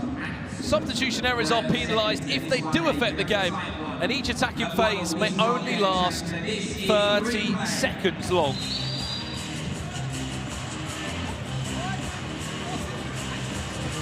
Right, here we go then. It's away in 10, 9, 8, 7, 6, 5, I've got two. It's the one on the ball and the man that's making the run. You follow him. Straight line. Well, it will be J-Emmanuel Thomas. Well, there's 4 players on the pitch.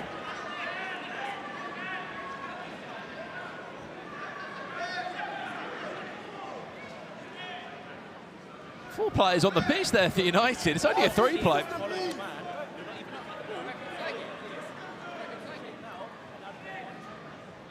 Well, let's start again then. Mohamed Mayoub, J-Emmanuel Thomas and Stefan Ilic is the 3 outfield players for M7. Emmanuel Thomas disguises it into Mohamed Mayoub, off the post and in.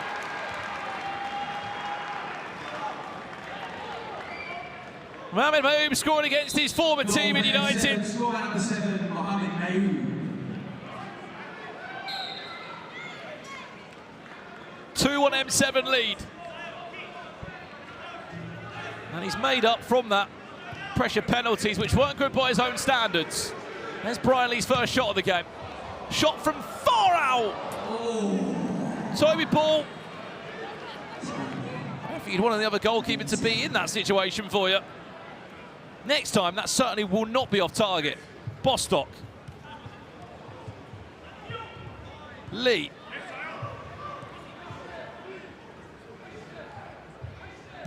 Critchlow.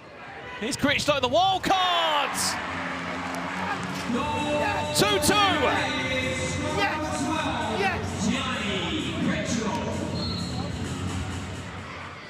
Gianni Critchlow.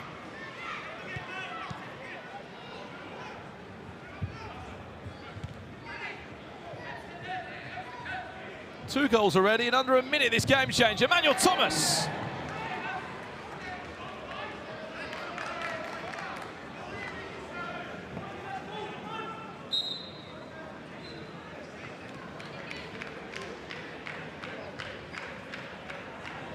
Bostock into Brian Lee. Does he fancy the effort of goal? He does. Well, blocked there by Nditi.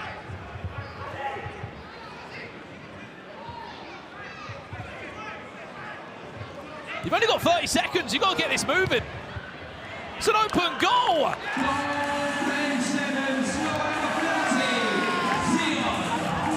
Zion Nditi will give M7 a 3-2 lead, but United... What happened there?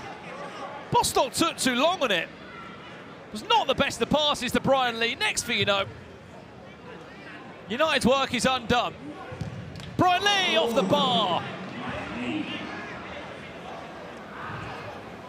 He knows what a big chance that was.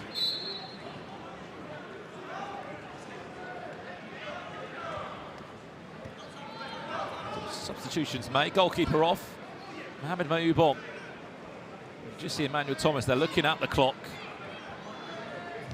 Making the most of every minute. It's a great run again from Mayoub.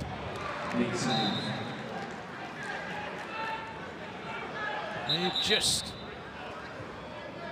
doing enough there to win his team another corner. 2 corner flags next to their name. Here come United. Medialito on the pitch now for the first time. Maybe his first shot. Daniel, not the best of tees up to his teammate.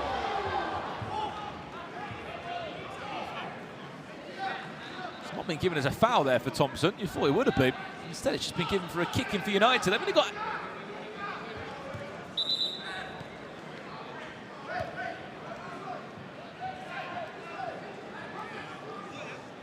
Still 30 seconds left of this first half. Cadell Daniel cuts it inside, cuts it back to Brian Lee. Can he get a shot away? He can!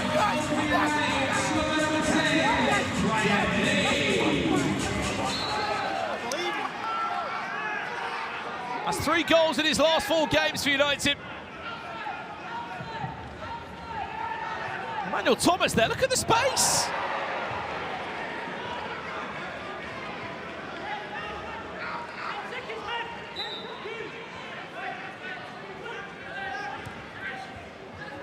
He knows he should have done better.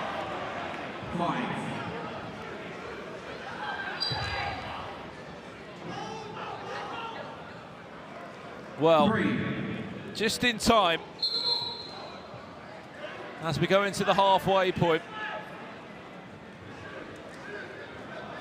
I am hearing that we might have a mystery guest joining us on commentary for the second half of things. Oh my! What an effort from Stefan Ilic! I thought it was half-time! Stefan Ilic didn't! Goal confirmed for M7 scorer number 10, Stefan. The Serbian sniper! There was some bend in that one at the halfway point. M7 4, United 3.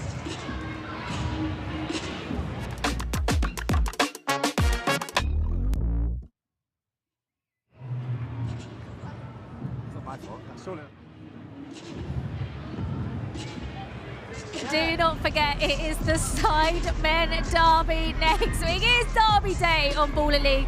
Because not only that, we also have the Beta Squad Derby, and because Chunks hit the crossbar, it is 50% off tickets tonight for next Monday only. So scan that QR code, go and get your tickets now. Who hit the crossbar? Who hit the crossbar?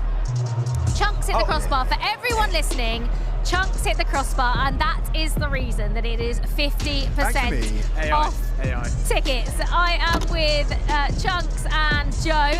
This game has sprung into life all of a sudden, end to end. It's been great. I mean, what a finish by Stefan Ilic, by the way. I'm not sure about the goalkeeping maybe, but outside of the boot, a little bit of wobble on it. It's outrageous. Absolutely incredible. I don't know, the goalkeeper should have dealt with that in my opinion, but obviously the swerve on that, I can't lie, maybe he didn't really expect to see that coming. It is a great game, 4-3 in the first half. I think that's the highest scoring half we've had so far this game week.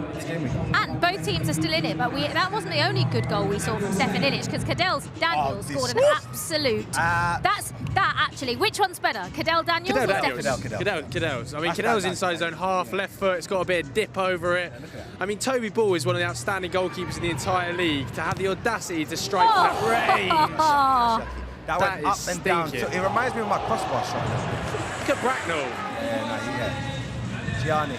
That is unbelievable from Cadell Daniel. Yeah, wow. But United are a little bit frustrated, Chunks, that they're not going into half-time level. They really should be, because you can't really switch off like that right at the last second. Yeah, I'll be honest though, I feel like M7 have probably been a bit better this game so far. There we go, let's go. Look at this one, Swaz. I know that Billy Wingrove will be happy with that one. Keeper. Jeremy Lynch, that one's for you, brother. It's a good finish. I don't think the keeper can be beaten from that range. With a shot that's going that low. Be. You know, Daniel's one just dips under the bar, Toby Ball can't get a hand to it. That one, it feels like it goes under his arm almost, but it's game on, isn't it?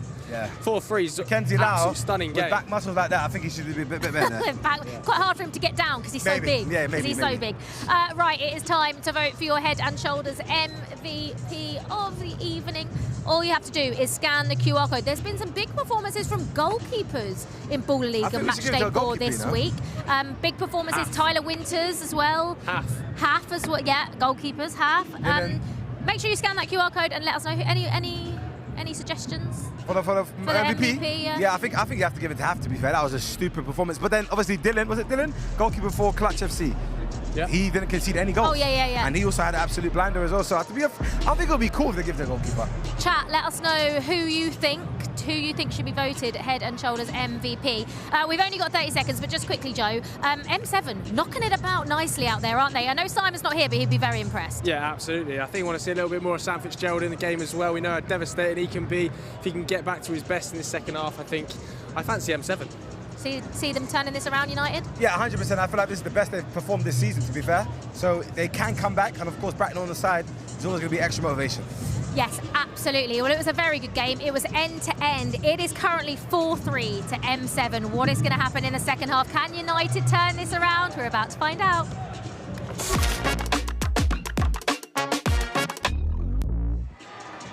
Look who's joined us.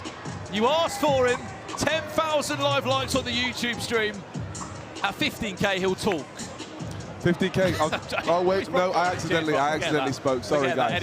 Anyway, you've asked for him. He is there. Nico, what a night for you. What a few weeks. You went from maybe being sacked in week 2 to 3 wins on the bounce. How's it been, Ball League, for you? Yeah, it's been good. I think the first week it was getting used to something new. It's a new style of football. I'm used to kind of looking at 11s. So it took me a little bit to, oh my gosh, we almost saw a goal. It took me a little bit to, like a teething stage almost. But now, now I feel like we're absolutely flying. I understand Nico Ball has been fully put into play. So let's see what they've got. What's M7 Ball like? Side to side, not good.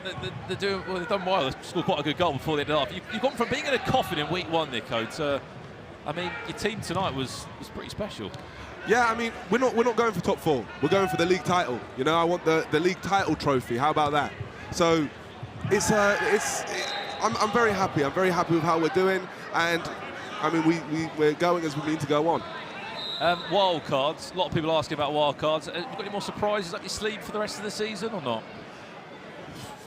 That is a surprise. That's what a surprise for. We'll have to wait and see. Especially on here. I mean, we're watching M7 and United. They'll probably be listening right now. We've probably got Mini-Minter listening right now.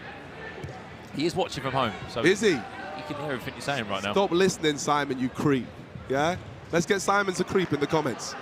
Let's spam Simon to creep in the comments. Let's not start that trend yet. Okay.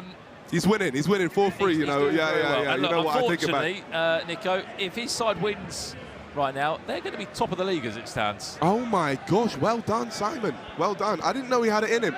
I didn't know I knew he could play football a little bit in these charity matches he does. Yeah, but I didn't know that he could actually manage. So fair enough, Simon. His team is flying so far this season. 10 points that they are on. I was just saying before we came on, Nico, your yellow wall is growing. It went from about 15 people on week 1. So you had a bit of like a sort of a block out there tonight. How big is it going to get? I mean, I dream of the whole arena.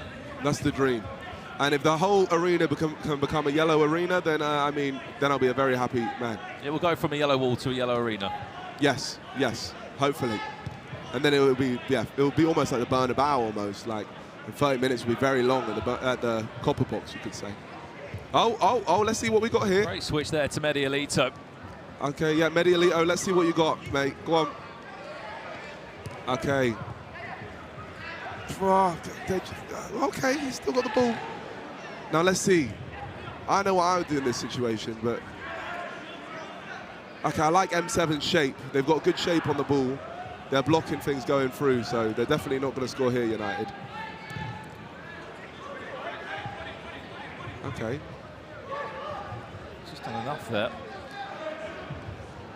Okay, Here come United now. I love Steve. Fancies a shot. I love Steve Bracknell's passion, I have to say. He's I feel like we share a few philosophies, and he's bald. So it means that he's automatically got some level of footballing knowledge. Well, you grew your hair back quite quickly from the announcement, didn't you? Yeah, it grows very fast, very fast. It doesn't like, my hair doesn't like being bald. I didn't know you were bald, and then suddenly in the announcement you were. Exactly what I'm saying. Oh, wait, people are saying Nico is a creep. I don't think that's what you wanted, but no, that's kind of happened. How has this happened then? How is Nico's a creep being said? I feel like that's probably Simon telling his audience to come over here and call me Nico's a creep. Fine, Simon, it's become a hate watch. Let's see. Well, you still have to play M7, so I'm very excited for that game. If us and M7 are playing for top of the league, I'll love that. I'll absolutely love it. Well, look, chat, you wanted him on commentary. We've made it happen this evening. Nico, yeah, but now all that's happening is Nico's a crew. Yeah, I mean, we've gone from Nico on commentary to Nico as a crew. Really what we have planned. Oh, dear. Oh, Simon's a creeper's coming in. What's been your highlight so far in Baller League? FIXTURES! Oh, my gosh. This guy... He's back in it again! He's got a hat-trick. He's got a hat-trick, right? He's got a hat-trick last week. Probably scored one of the best goals in Baller League. And he just pulled that one out. He actually looks a bit like Simon as well. So I feel like maybe Simon has drafted maybe one of his family members, maybe. He certainly strikes a ball like Simon. 5-3. How about that, Sam Fitzgerald? It gave him confidence last week, the hat-trick. United's fall-off is one of the craziest things I've ever seen in my life. Where's it been going wrong from, do you think? 4 weeks this will be, 2 draws and 2 points from 12. I feel like Ginge was always a bit of a fraud. I don't think he actually knows much about football at all, and that's why he's gone in on I'm a Celeb. He's going on reality shows. He's not a serious person. He didn't time it well, did he? No, he didn't. He didn't. You don't leave, you go down with your ship, you know? You don't leave and go to the jungle when your ship starts sinking. Pretty crazy, right? I don't know what he's going to come back to at the moment.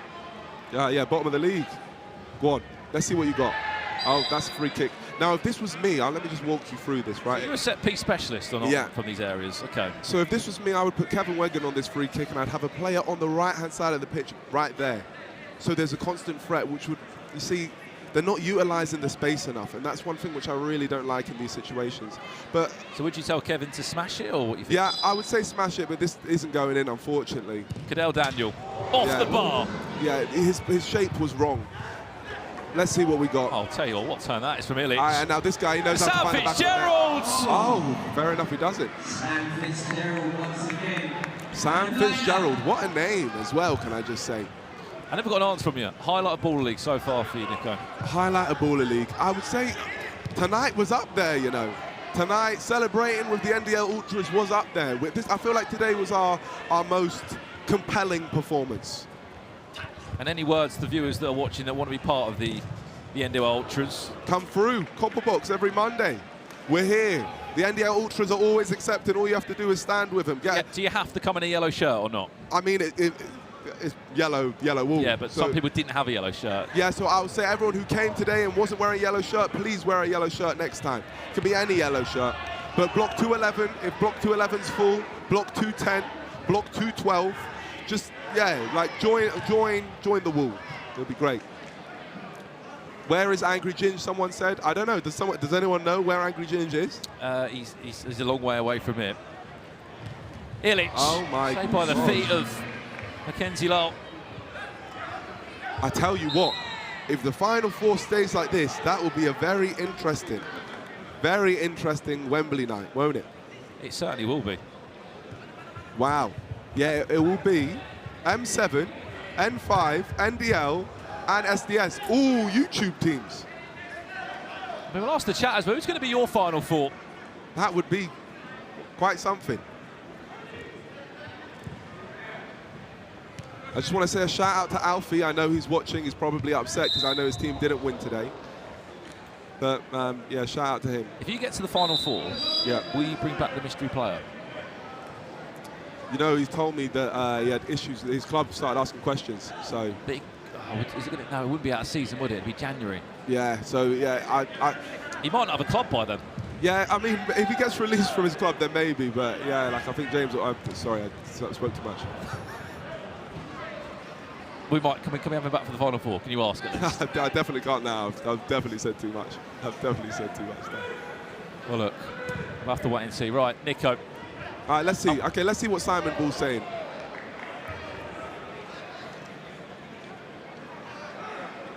What is Simon's like pitch philosophy? Have you seen much? What would you say it is from what you've been watching every game? Well, they are unbeaten at the moment, Nico, and they are top of the league. I can't really comment so far. Yeah, but like that's the second corner. Both teams have been awarded 2 corners. I like that keeper. The next is a penalty.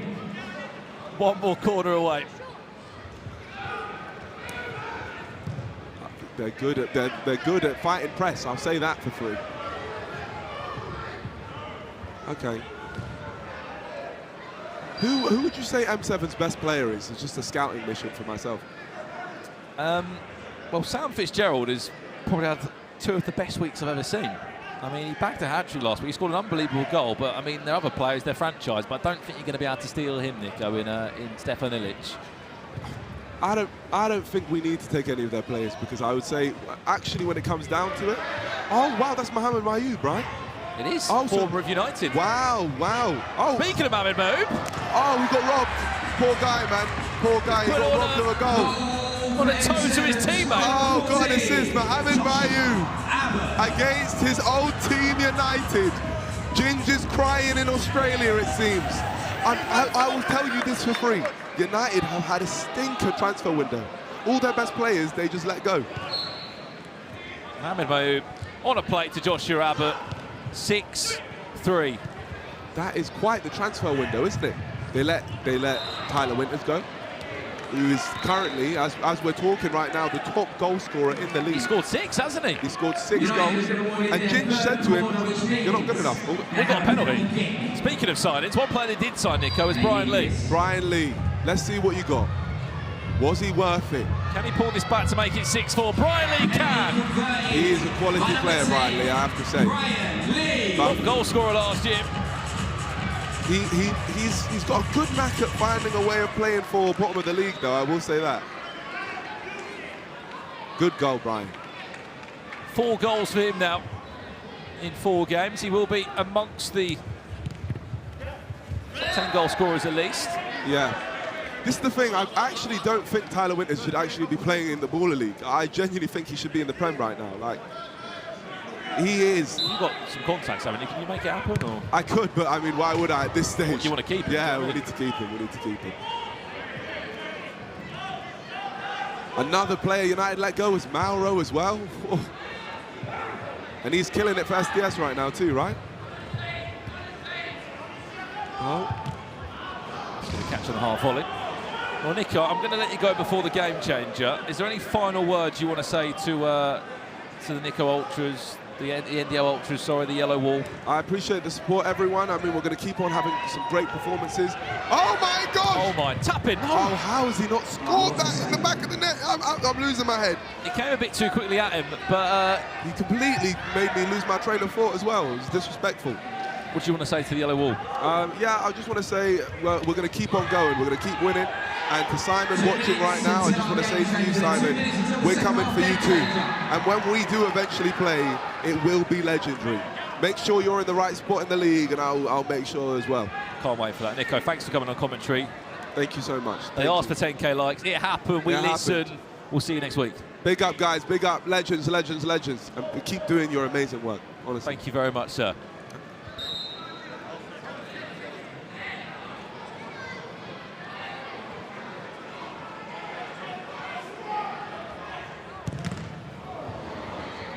There we have it. Manager of NDL, Nico Milana, joining us on commentary. You made it happen. And if you want it to happen again, smash that like button for us on YouTube. 6-4 M7 leading. Remember, as it stands, they are going top of the league.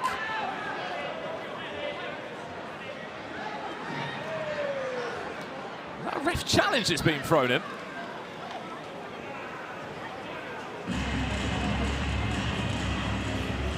Challenge by N7 for a throw-in.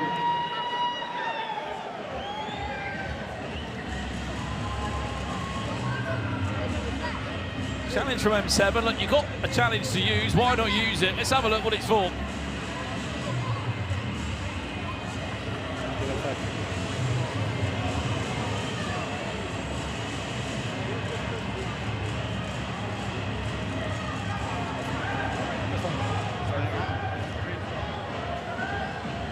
Challenge successful, M7 throw-in. Well, M7 weren't giving the kick in. They challenged it back, and rightly so.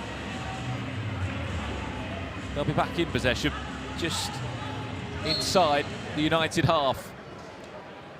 Just under a minute and a half left away from this game changer in the second half.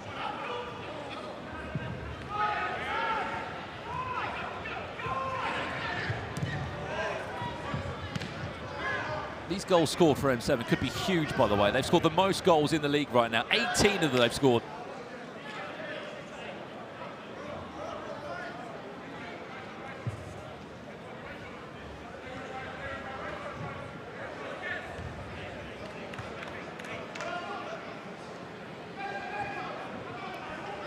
One minute until our game change. Great ball. Tajik off the line, just about. Cadell Daniel is still not fully dealt with. Mohamed Bayoub will turn his man and score a brace. Goal for M7. Score 7. Mohamed Bayoub. Well, he's made up from that pressure. Point penalties where he got eliminated very early.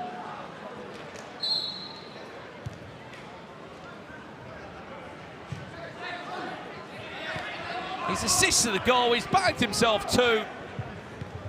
Not a bad way, sorry, to play against your former club.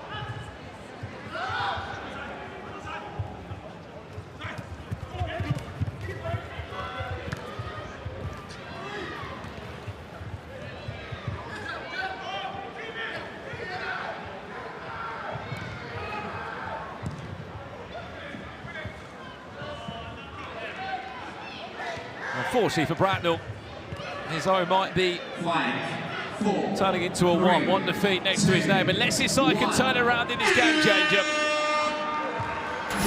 Let's take this thing higher than you ever been. Stand tall like Everest. We go higher. It's time to go higher. Well. This might change it for United, or it might make matters even worse. 1-on-1, 3 minutes, goal-to-goal action. A single player shoots from behind the halfway line. One opposing player defends from their own half, but they cannot use their hands. The centre circle is the neutral zone, controlled by the player in possession, and each attack can only last 15 seconds. Who's stepping up then? Stefan Ilic with Carl Mackenzie-Lyle in goal. Remember, he cannot use his hands. Off target. Doesn't matter anyway. Brian Lee now. Can he be United's hero? Emmanuel Thomas in goal. Brian Lee, first shot. Blocked. Will he get lobbed? Emmanuel Thomas has gone for it, just about headed over the bar by Brian Lee.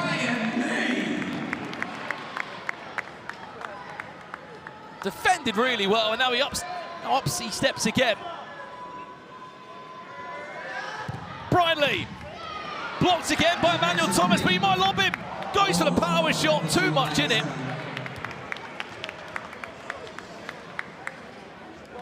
Bostock on, Brian Lee off. Minute gone of the game changer. Bostock off target. Corners don't exist in 1-on-1.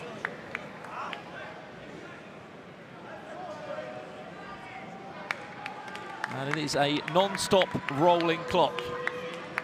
Sam Fitzgerald. Blocked well by Carl Mackenzie-Lyle. 1 minute 30 left now. This doesn't go in. I don't think there's any chance. Cadell Daniel scores. 2 goals needed.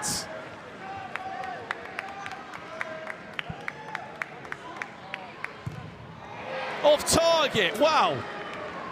This could happen.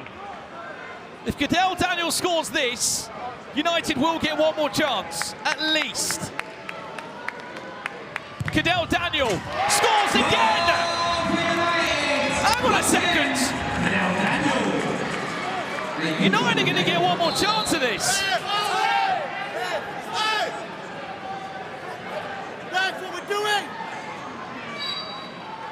M7 then if you want.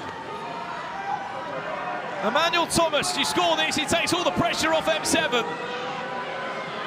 That's gone out. That's not going to count. Over to you, Cadell Daniel. To go and bag yourself 3 goals on one-on-one. Cadell Daniel stopped, but he's going to get another chance. He's going to get one more. Sam Cox and Steve Bracknell look to the heavens. Cadell Daniel scores! 7-7!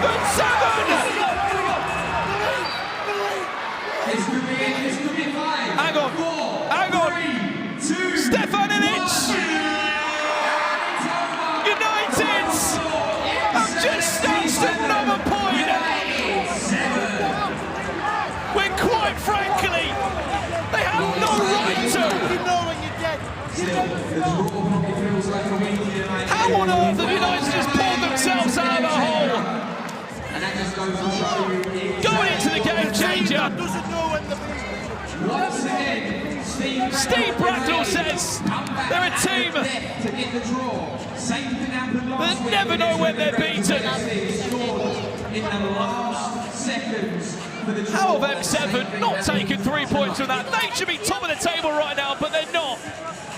Let's head down to Joe Tomlinson in a second and catch up with him. What a result, Joe. Wow, goodness me. Cadell, I'll let you catch your breath just a second after that. Steve, talk to me about your emotions right now. It's no wonder I'm bold. Listen, this team, say what you want about them, they never know when they're beat. They never know. This lad, setback after setback after setback, and he goes and rescues that. I love him, and I love this team. Cadell, we can see your moment here, man. Last kick of the game to equalise. What were the emotions like? I just had to take a few deep breaths and believe. He said believe, and we believed. Steve, I mean, you've been here 2 weeks now. 2 last-ditch huge moments. How's the heart rate? Oh, man, this little bit ended me. I thought Royal Oak was stressful, but this team... Something special's brewing with United. Everyone's putting them down. Everyone's writing them off. Everyone apart from that changing room. They believe in themselves. It's going to come, and when it comes, it'll come like a tidal wave. Yeah. Cadell, what are your emotions after that, man? You happy? You must be buzzing. I am over the moon. Again, we drew. I wish we won, but like he said, the belief in the change room is unreal. It's unreal. Guys, well done. Congratulations. Unbeaten in Bowler League.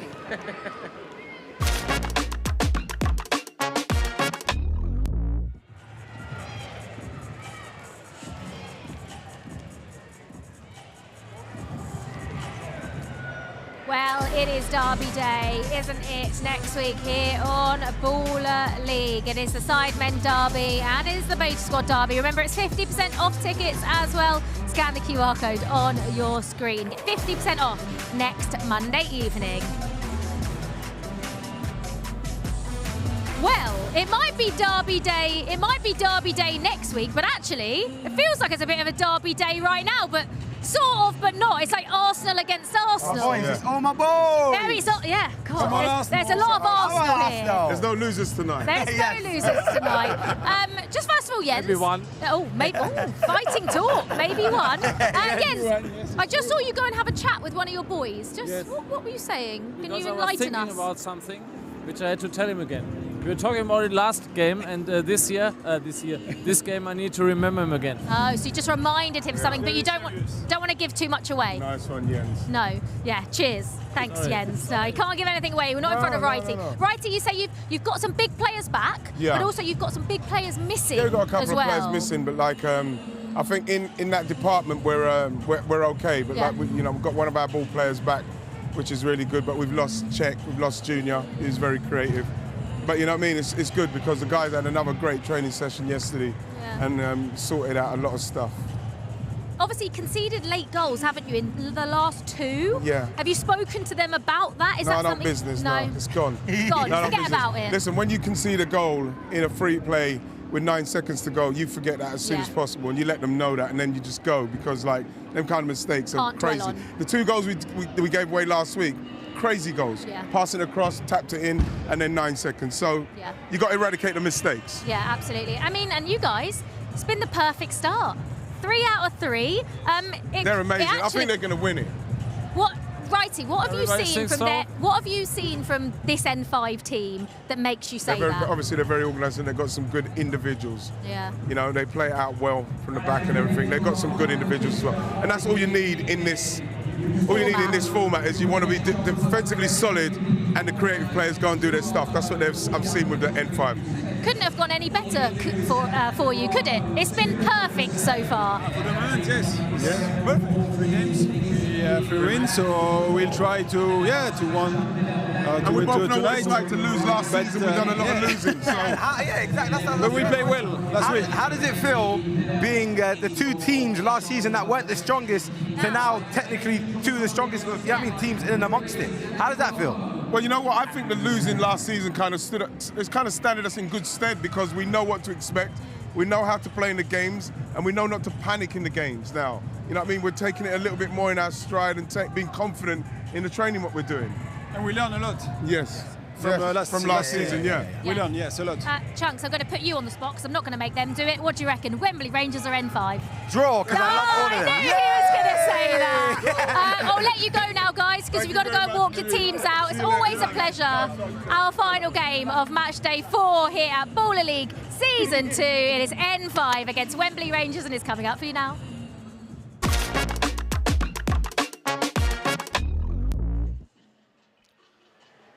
Well, how about that? In case you missed it, what a game that was. 7-7, the game changer, doing what it does best, changing the game.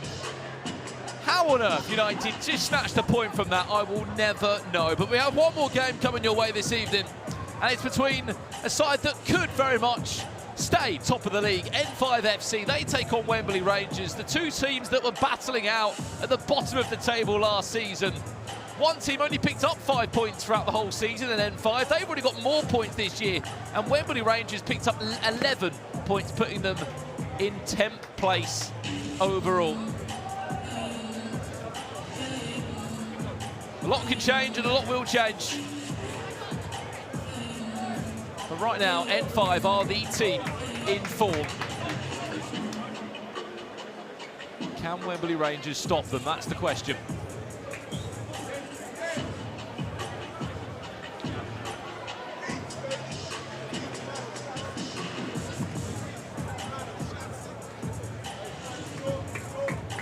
Let's bring them out then for one final time tonight.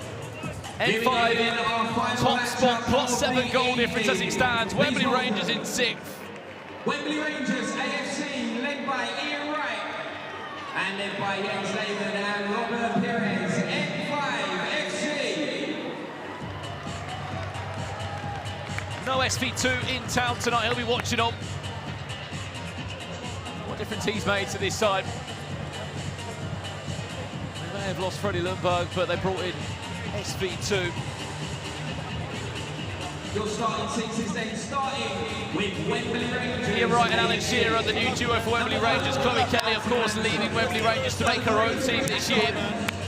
We'll have a little look at the teams coming into our final game of the night. Wembley Rangers, they mentioned their changes. Well, Alfie Mansell, their goalkeeper, comes in for a first time tonight. No Danny Bassett, no Charles Yabdu Kanadu, Chektiam out, and Dominic Griffiths out. Those could be some big misses for them. 2 new wildcards though. Keep an eye out for them this evening. On the other side for N5 FC, no wildcards in action tonight. Jack Colback, who featured in the last 2 weeks, is not needed tonight. And I don't blame him, because so far, so good. When you look how good George Nikaj was last week, and more so Martin Waghorn. I'm not on my own in commentary for our final game of the night. I'm excited to say that Chunks has joined me for the first time. Hello, everyone. Chunks, how are we? Very well, Bram. I can't complain. It's been a great game week so far, and ending it off with an absolute good game. This game last season, I would have been too interested, but now it's a blockbuster. What's happened, Chunks? From season 1 to season 2. They just gutted the whole team, to be honest, and they just changed up completely. You know what I mean? The whole culture's different. We've got absolute players in N5 and Wembley Rangers, but I can't lie, I've been particularly particularly interested in five, man. That team is incredible. That Declan McCarthy in goal, Jack Young, you've got Nick Hadge, and then of course Waghorn. It's incredible. I can't lie. I think the words you said there, gutting the team, is so right. That's what they did. Yeah, They 100%. got rid of pretty much everyone, didn't they? Top to bottom. I think Chris Arthur maybe might be the only, and Bashishi, the only ones left from that team. For the final time tonight, YouTube chat. 4, 3, predictions 1.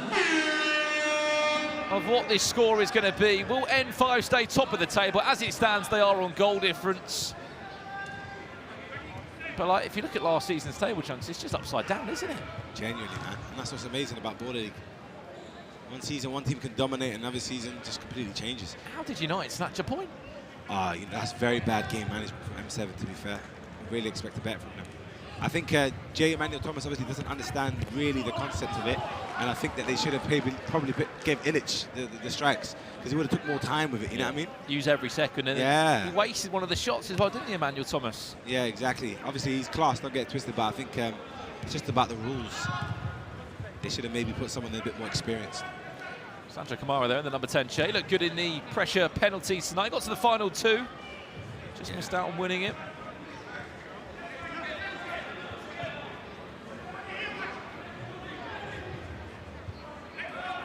There's George Isaac.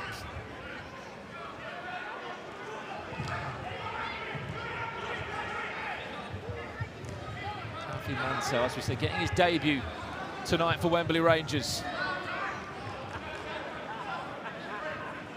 Seen Dom Perez get going yet, have we, for Wembley Rangers this season? Nah, I can't lie. I expected more from Dom Perez because I've actually played with him and I know how much of a great player he is. But yeah, it hasn't really worked. Was that offside? Speaking of Dom, I think that was offside. You've not had to block one of his shots before, have you? No, I stay away, far away from him. Far away from him. You don't want to get in the way of one of those, do you? No.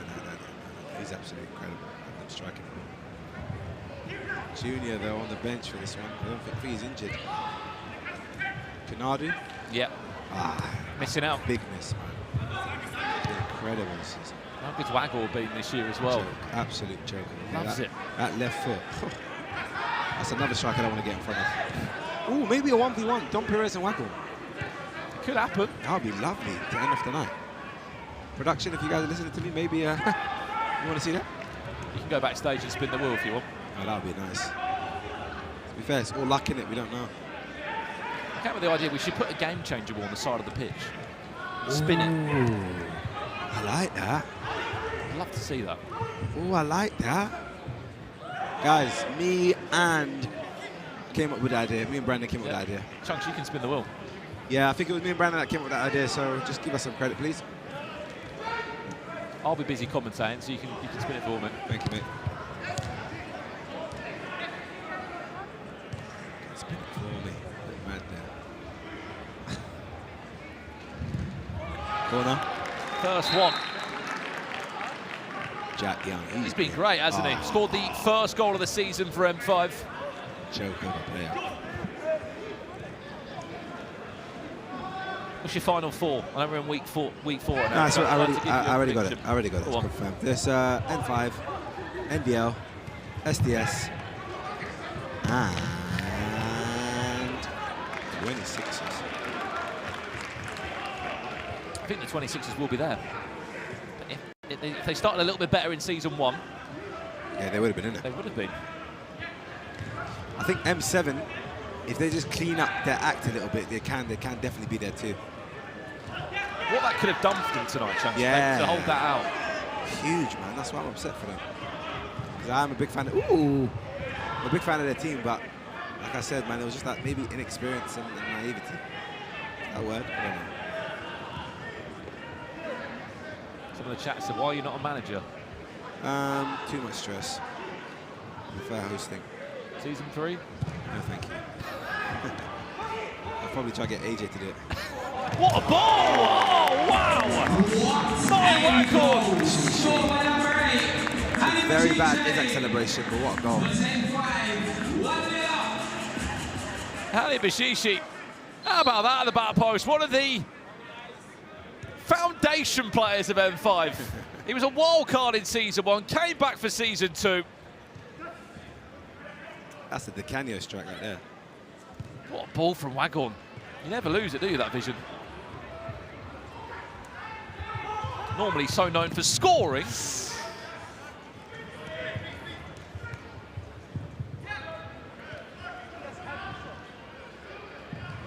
As it stands for M5, that will put them on 12 points. Jeez. Waghorn. How many points do you reckon you need to get top 4? Shot, just one. Well, last season, top 4 chunks was what? 20 points we saw SDS just squeeze through. Goodness, great. They're over halfway through then, if they win this today. If we're going off last year's stats, yeah. 23 points was Deportrio. I mean, yes, they picked up points tonight. Luckily they did, otherwise they would be looking nowhere near that tally. Well, to think there's only 33 points you can get from match play, plus the extra 11 on top of that from pressure penalties. 44 points available. Just about cleared off the line there. What happened there? Miscommunication. McCarthy knows.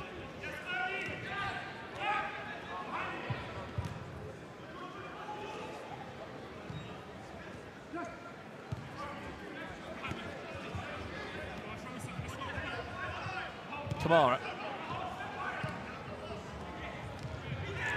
Kamara steal.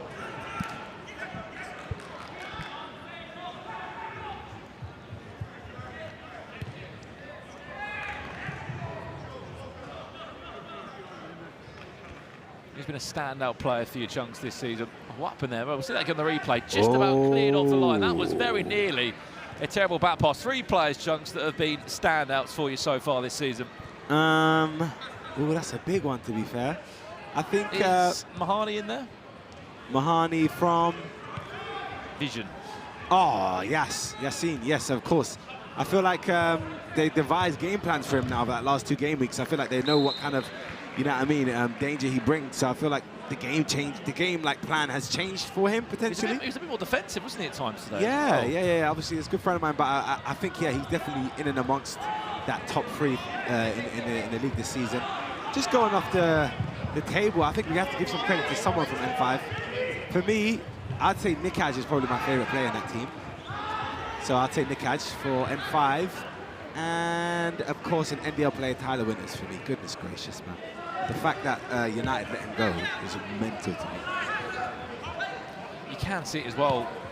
I know they've got Brian Lee and some brilliant players, but United are just missing that extra player, aren't they? You have to remember, they obviously acquired Brian Lee, which is a good pickup all the time, but losing Razak Coleman, Malville, and Tyler Winters, I don't know what they expected, to be honest.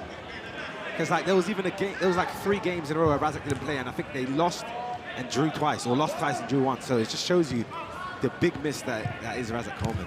I mean, Razak Coleman and Vahete last season were superb together, weren't they? Absolute joke.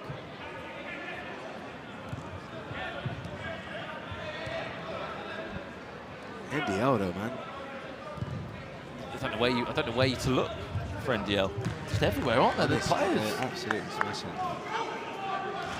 I think after week 1, I was looking at them going, "Oh, there's a bit too much talent in that team." I mean, when you get players like Isaac Modi and Kieran Clark just sort of command things at the back, they just allow the players to do what they want to do in front. And Modi can even offer something up top. He scored, didn't he, today? Yeah. Just shows you what he's capable of. If he goes and drifts and does his own thing, it can always be a problem. And I think Sassy today looked very much like himself.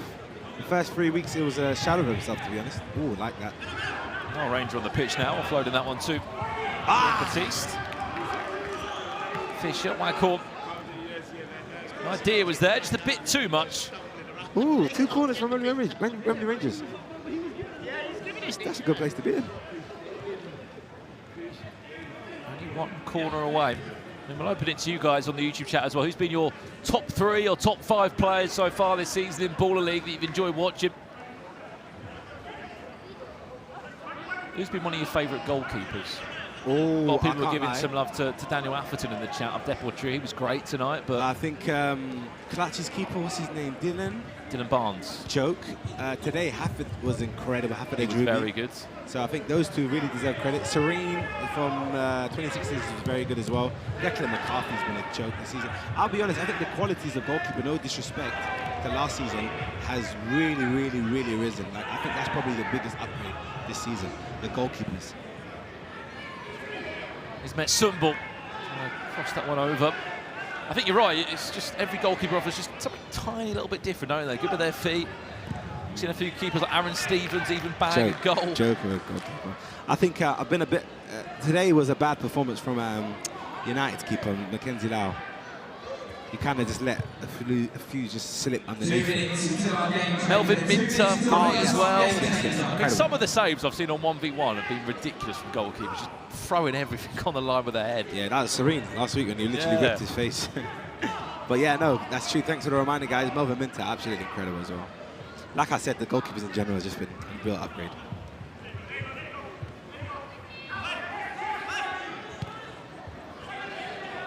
Kevin Gardner. He's met Sumbul. It was a wild card for treble for a few games last season. He was actually the first goal scorer of the line. He was, wasn't he? Yes. We've had 2 more since then. Ben Long. He went long. Very long.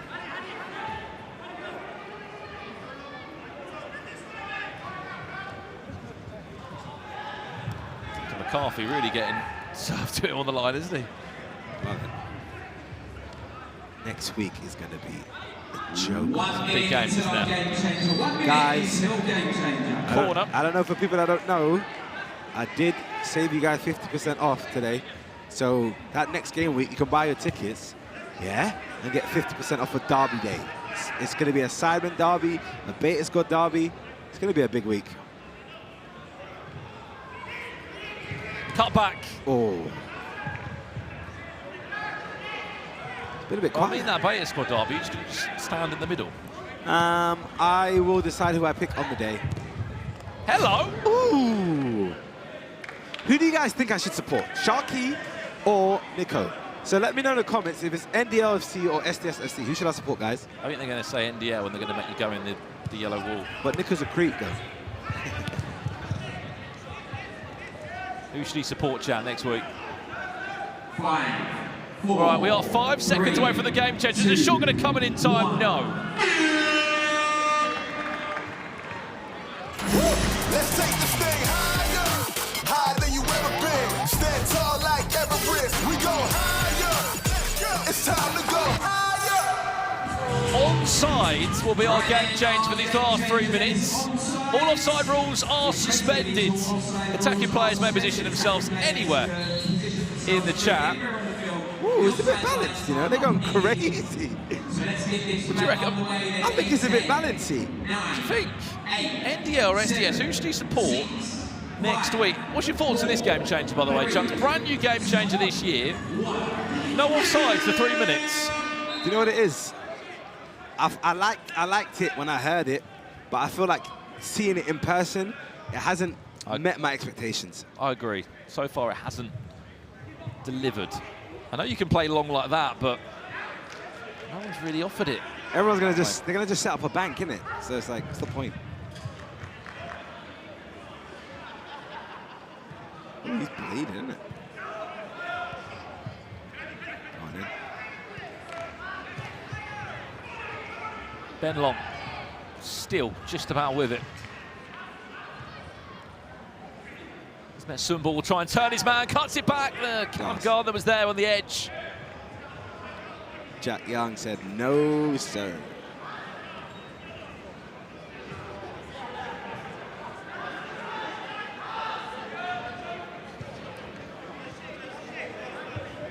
Three minutes of no offsides.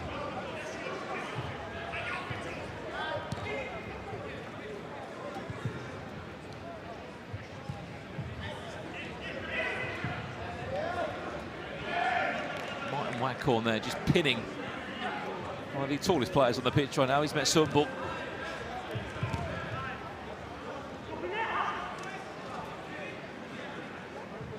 Jack Connors. There's the hold-up man, there's the option.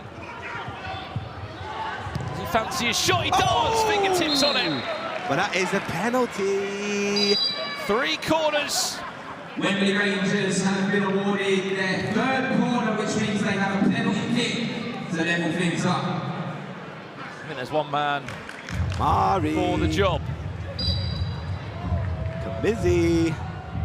Declan McCarthy, though. Sandro Kamara scores. Goal for Wembley Rangers, scorer number 10, Sandro Kamara.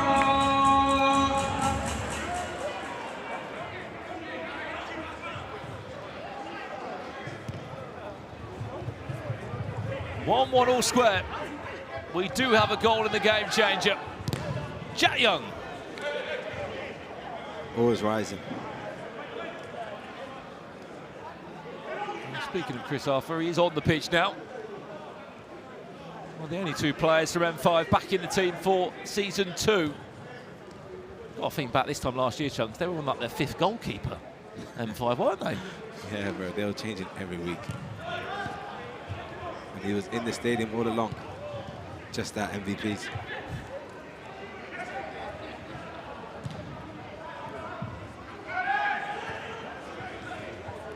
What have you made of the quality of the football from last season? Would you argue in some ways it's been tougher because we haven't seen as many goals? You know what it is? Go on. It's comparing the Premier League from 2010 to what it is now. There was much more Mavericks in season 1 where they could just go out and just do something and score a stupid goal, you know? Whereas this, I feel like it's much more tactical. Everyone's following the meta. That's my opinion, but at the end of the day, I still love it too, you know what I mean? It's about preference, what you prefer. 5, 4, 3. It's going to be the last kick of the half. 1. And the half-time score. Now the halfway point. AFC 1. Wembley Rangers clawed their way back into the game through the help of a penalty. 15 minutes still to play, but it's Wembley Rangers 1, N5 FC 1.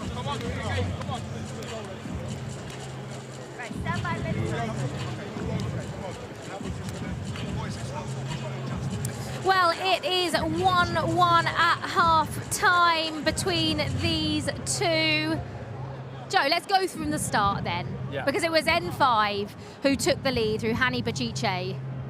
A lovely finish. Yeah, lovely finish, but how good was the pass by Martin Waghorn? The vision to pick this out with his left foot, the little dink to the back stick. I mean, that is just rude. It's on a plate. It's unmissable. The pass is so good, it makes the goal. Yeah, and we've seen this time and time again from Martin Waghorn. Has he been the best player at Baller League Season 2? I think it's hard to deny it right now. N5 sitting pretty right up there amongst the best teams in the league, and he is pretty much the fulcrum of everything good on that side. He's so powerful, he's a really good finisher, he works back hard defensively. You can tell he's playing at a really high level. Yeah, okay, and let's go on, because actually N5 aren't leading at half-time. It is 1-1, and it's someone that has stepped up for Wembley Rangers this season, Sandro Kamara, albeit it was from the penalty spot. Yeah, but you've got to take advantage of these, and so often in the past, Wembley Rangers haven't taken advantage of these, especially last season, so that's a big goal for Righty and Sandro Kamara, and this game is right on a knife edge. Two teams that are highly competitive, and I think it's really hard to call which way it's going to go. Who will be the happier of, I mean, it's 1-1, who will be the happier of the two teams, given how that first half has gone? I think probably on the basis of getting into it late, Wembley Rangers, because M5 have had their chances. Both teams have had their chances, though, to be honest with you. And, you know, I think M5 will maybe be a little bit disappointed with their performance so far, based on how good they've been over the first 3 weeks of the season. They're playing such good football, maybe not at their absolute best tonight. Yeah, and actually the game changers for N5, especially this season, that's when they've really stepped up, and actually that's where a lot of their wins have come. So they're massive. Yeah, absolutely. And you've seen that in moments in one-on-ones, haven't you, where Martin Waghorn, not just to keep bleating on about him, has stepped up and scored 2 or 3 goals. So if it does go to a one-on-one, I kind of fancy them, but you never know. You fancy that man? I mean, he's Martin on fire. Waghorn, I mean, Who doesn't fancy him? The performance, Look at the guy. the performance against the 26ers summed him up, didn't it, when they needed him most? And if it gets to a one-on-one, if it gets to a one-on-one, then I think Wembley Rangers are in trouble. But they've got some serious players in their team. You know, Sandro Kamara there, who managed to contribute a goal late, has been playing such good football this season that I don't want to write Wembley Rangers off. yeah, absolutely. Well, it is a big second half coming up. It is currently N5 1, Wembley Rangers 1. Can one team take away all 3 points? We're about to find out. Brandon, over to you for the second half. Thank you so much, Liv. Here we go for one final time. And we are coming into this one. A perfect position. 1-1 the scoreline so far. It was Bashiche that gave M5 the lead. And thanks to 3 corners, 1 on a penalty, Wembley Rangers were able to bring one back. Brandon Smith and Chunks here guiding you through our final game of the day. This could be a huge opportunity to not just go top, Chunks, but to get 3 points clear of everybody for M5. Don't know, man. Oh, here he is. Ah! Expected more from you, Nikad. You're one of my favourite players this season. Imagine that, before a ball's even kicked next week, 3 points above anyone near you. Yeah, it's starting to feel like Arsenal's title race. Well, the joke was that they weren't invincible in Season 1, but... They really are right now, aren't they? Season 2, they're flying. Who would have thought, man?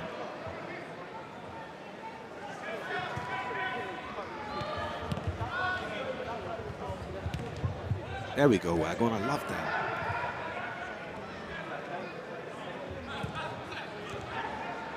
George Isaac and Jack Connors there. Isaac, one of their big signings.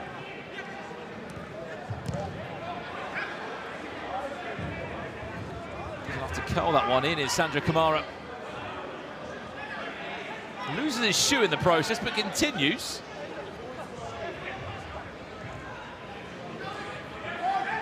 Just has enough time to put it back on as he's running back defensively. Where's something there? Good save, Declan McCarthy. Eventually, Sandro Kamara can get his shoe back on. There's been a few of those moments tonight, like a dodgy back pass, isn't there? Yeah, I see it. But I like it because it just shows that there's intention to try and get the ball back, and unfortunately, the ricochet is just not on their side.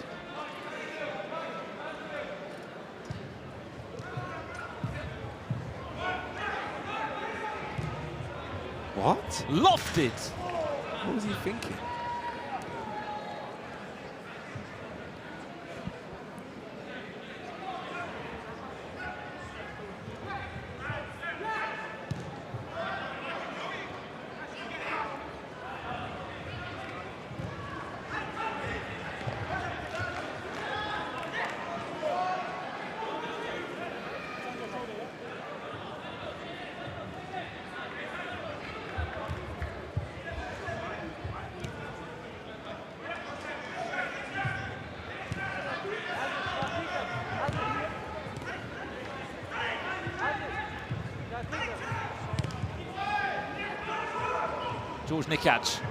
George Nikad still. Oh, that might be a foul now. They've got a challenge, they've not thrown it in. Advantage. Not played, he's offside. Will be a free kick. 5 refs. Challenge. Dropped. Could get saucy here. What do you think?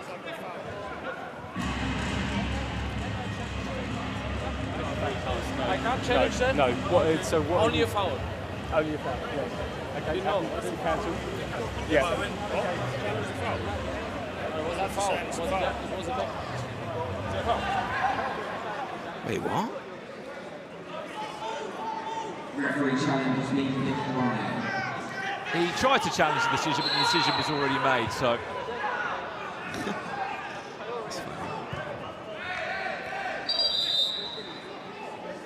Oh my God, that's a foul. What? How's that not a foul? He's going to feel hard done by when he watches that back, I think.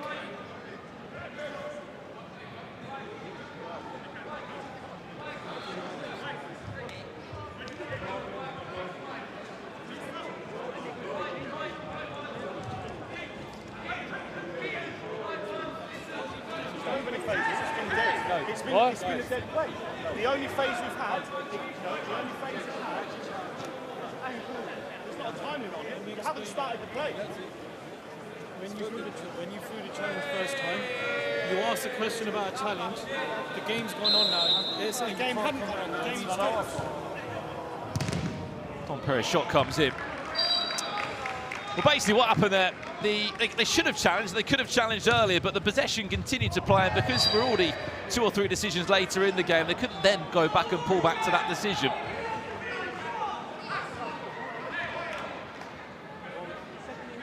Ah, 30 seconds early, he might have had a point.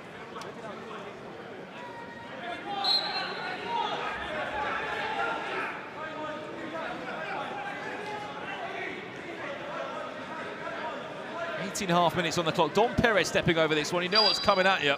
A rocket. Don Perez. Carries it away for a kick in.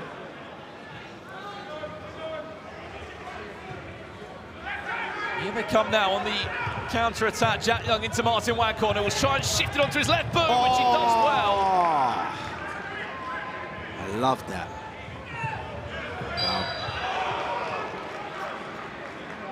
Foul on Kamara. Jens Lehmann feels very hard done by that decision. I think if you near post that.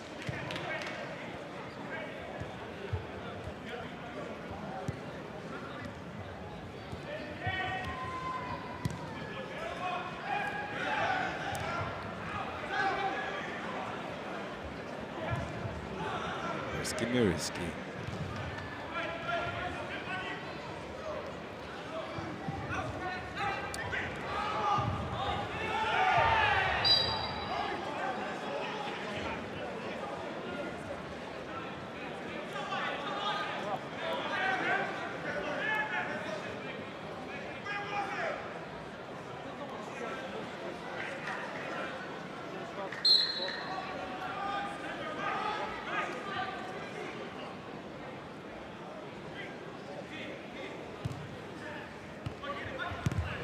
Kieran Freeman.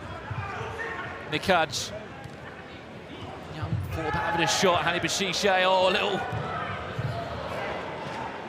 a little elastico or something on those lines.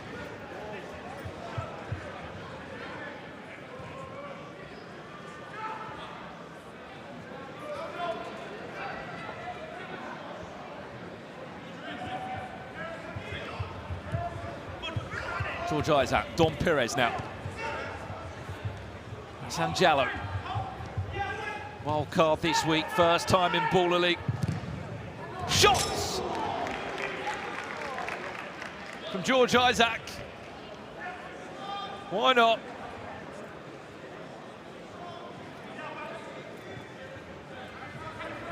They are missing some big players tonight, Wembley Rangers. That one's gone long. Do you think they're missing Kanadu? 100%. Number 8. 100%. I feel like he's a very good ball carrier and can offer more. Ooh, yeah. Kanada is someone you're always going to miss, you know what I mean? Absolute player he is. It's been a bit... Oh, I dare you. Don't mind it. Susan back to the far post. No, that's not the right one.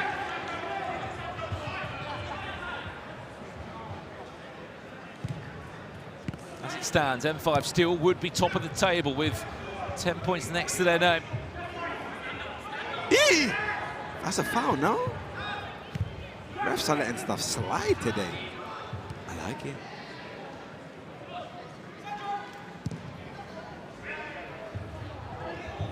It's been a bit too much there from Kamara. What team does the keeper Ibi play for you? It's normally Wembley Rangers, but he's not here tonight. Oh, he's in the building, but he's not playing. Maybe he's injured or something. That might be the case, because Alfie Mansell's come in for the first time. The last 3 weeks has been Ibi that's been playing.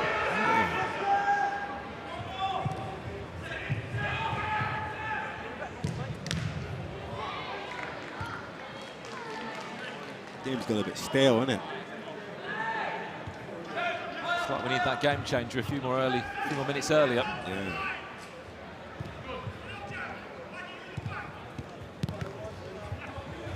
Chance to break away now for M5. Martin Waghorn and Nikaj. Just came off the post. There's a hand on there, I believe, or a deflection at least. Martin Waghorn. 2 corners on the ball for M5.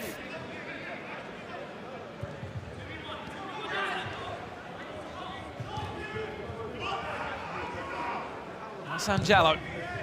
Has a shot. Did that take a deflection? No.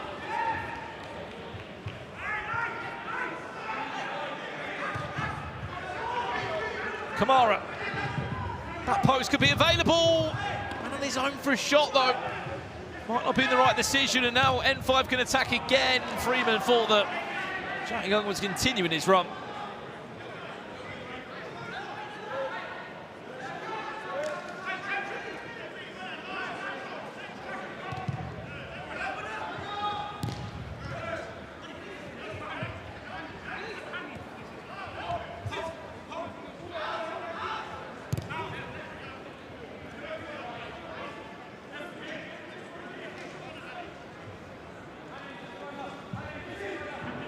About Wembley Rangers, no Chet Tian playing tonight, no Charles Kanadi Idamu.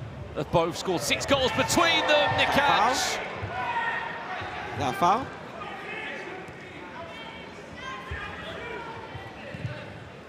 It was John Baptiste there that was making that run all the way from the back.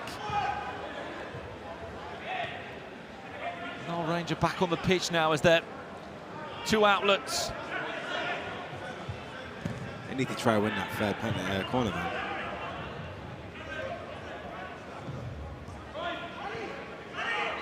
Hanny. Shisha.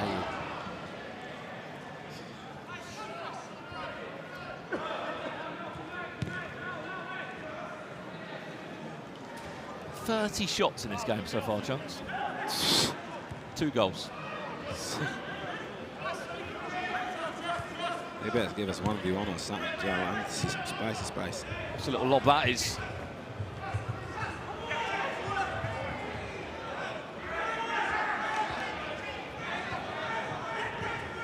Ooh, cheap. I don't mind it from Declan McCarthy. I just don't think Freeman was expecting that much power.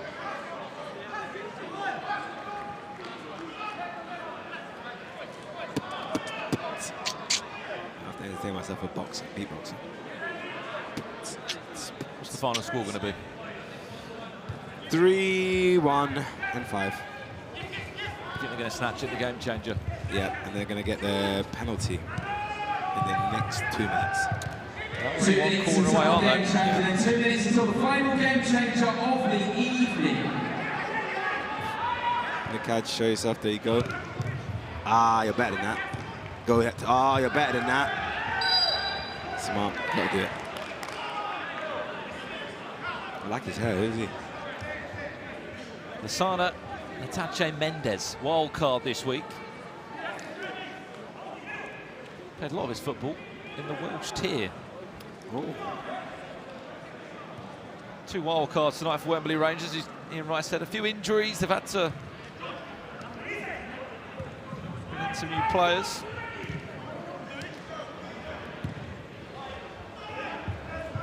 Do you remember the last time they had a 1-1 draw, Chunks? Santan versus Vision? Correct. It's the only other lowest scoring game we've ever had in Ball League. That was a great game. That was my favourite game. You just couldn't get over, could you? All you had to do was not draw. That's why it's my favourite game of the whole last season. We have got a game changer in front of us, which, unless it's fair play, I'd like to think, I mean, to be fair, if it's the line, it could still probably be a draw. If I'm N5, I'm going to try and force that last corner ASAP because, goodness me, if it's 1v1. Could be the difference for winning this game, couldn't it? Exactly. Only Bishishi scores the penalty, I can see it already. 30 seconds away from that game changer. Oh, here's the mezzo. Well, Wembley Rangers going to grab a goal. They're going to get the attack, maybe the last attack of the 20 seconds of normal play. Hey, they need to take this game higher, man. Higher than it's ever been. Stand tall others. They need to do what? Take this game higher. 2, 1. They need to do what? Let's take this thing higher, higher than you ever been. Stand tall like Everest. We go higher. It's time to go higher. Oh, for God's sake! Come on! He wanted a one-on-one. We all did. It's going to be fair play for for these last 3 minutes. Every foul that is committed will result in a player being sent off, along with a free kick or a penalty being awarded. That also includes deliberate handballs and unsporting behaviour, players being sent off. Other offences that would normally be a 2-minute suspension will result in you being sent off. I mean, this is a good opportunity, Chunks, to be a bit tricky, to get your opponent to try and win a foul. 100%. I think N5 will be happy with that one because they still have their 2 corners in play. But I do want to see a goal at least.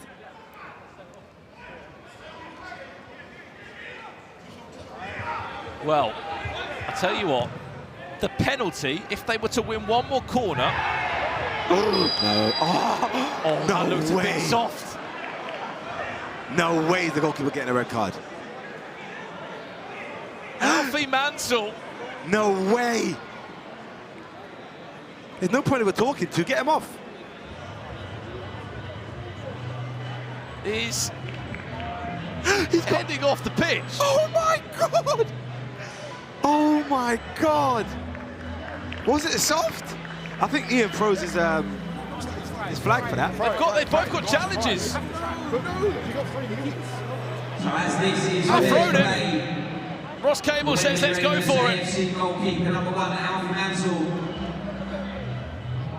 Again, that's what I'm talking about. Challenged by Wembley Rangers for the foul that was awarded.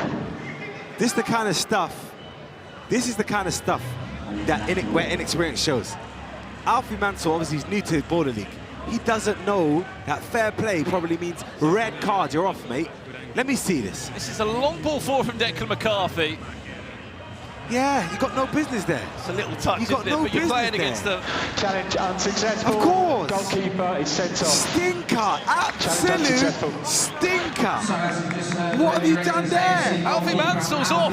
Who's going in goal? That's my question. Oh, we'll have a look. Of course we'll have a look. Who's going in goal? Ben Long. It would have to be Ben Long. Of course it was going to be Ben Long. He's the captain. He's leading by example. Number 5, Ben Long, an outfield player. Oh my God. I love it. Love it, you. Benny Ben.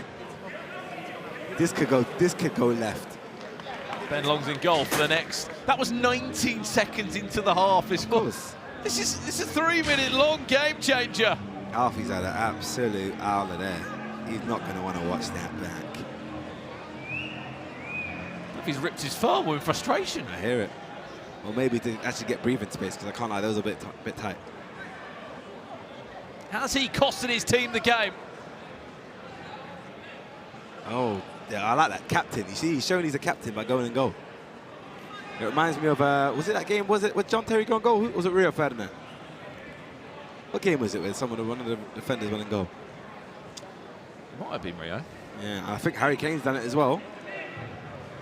Guys, that's a nice little trivia. What player has gone in goal when their goalkeeper's got a red card?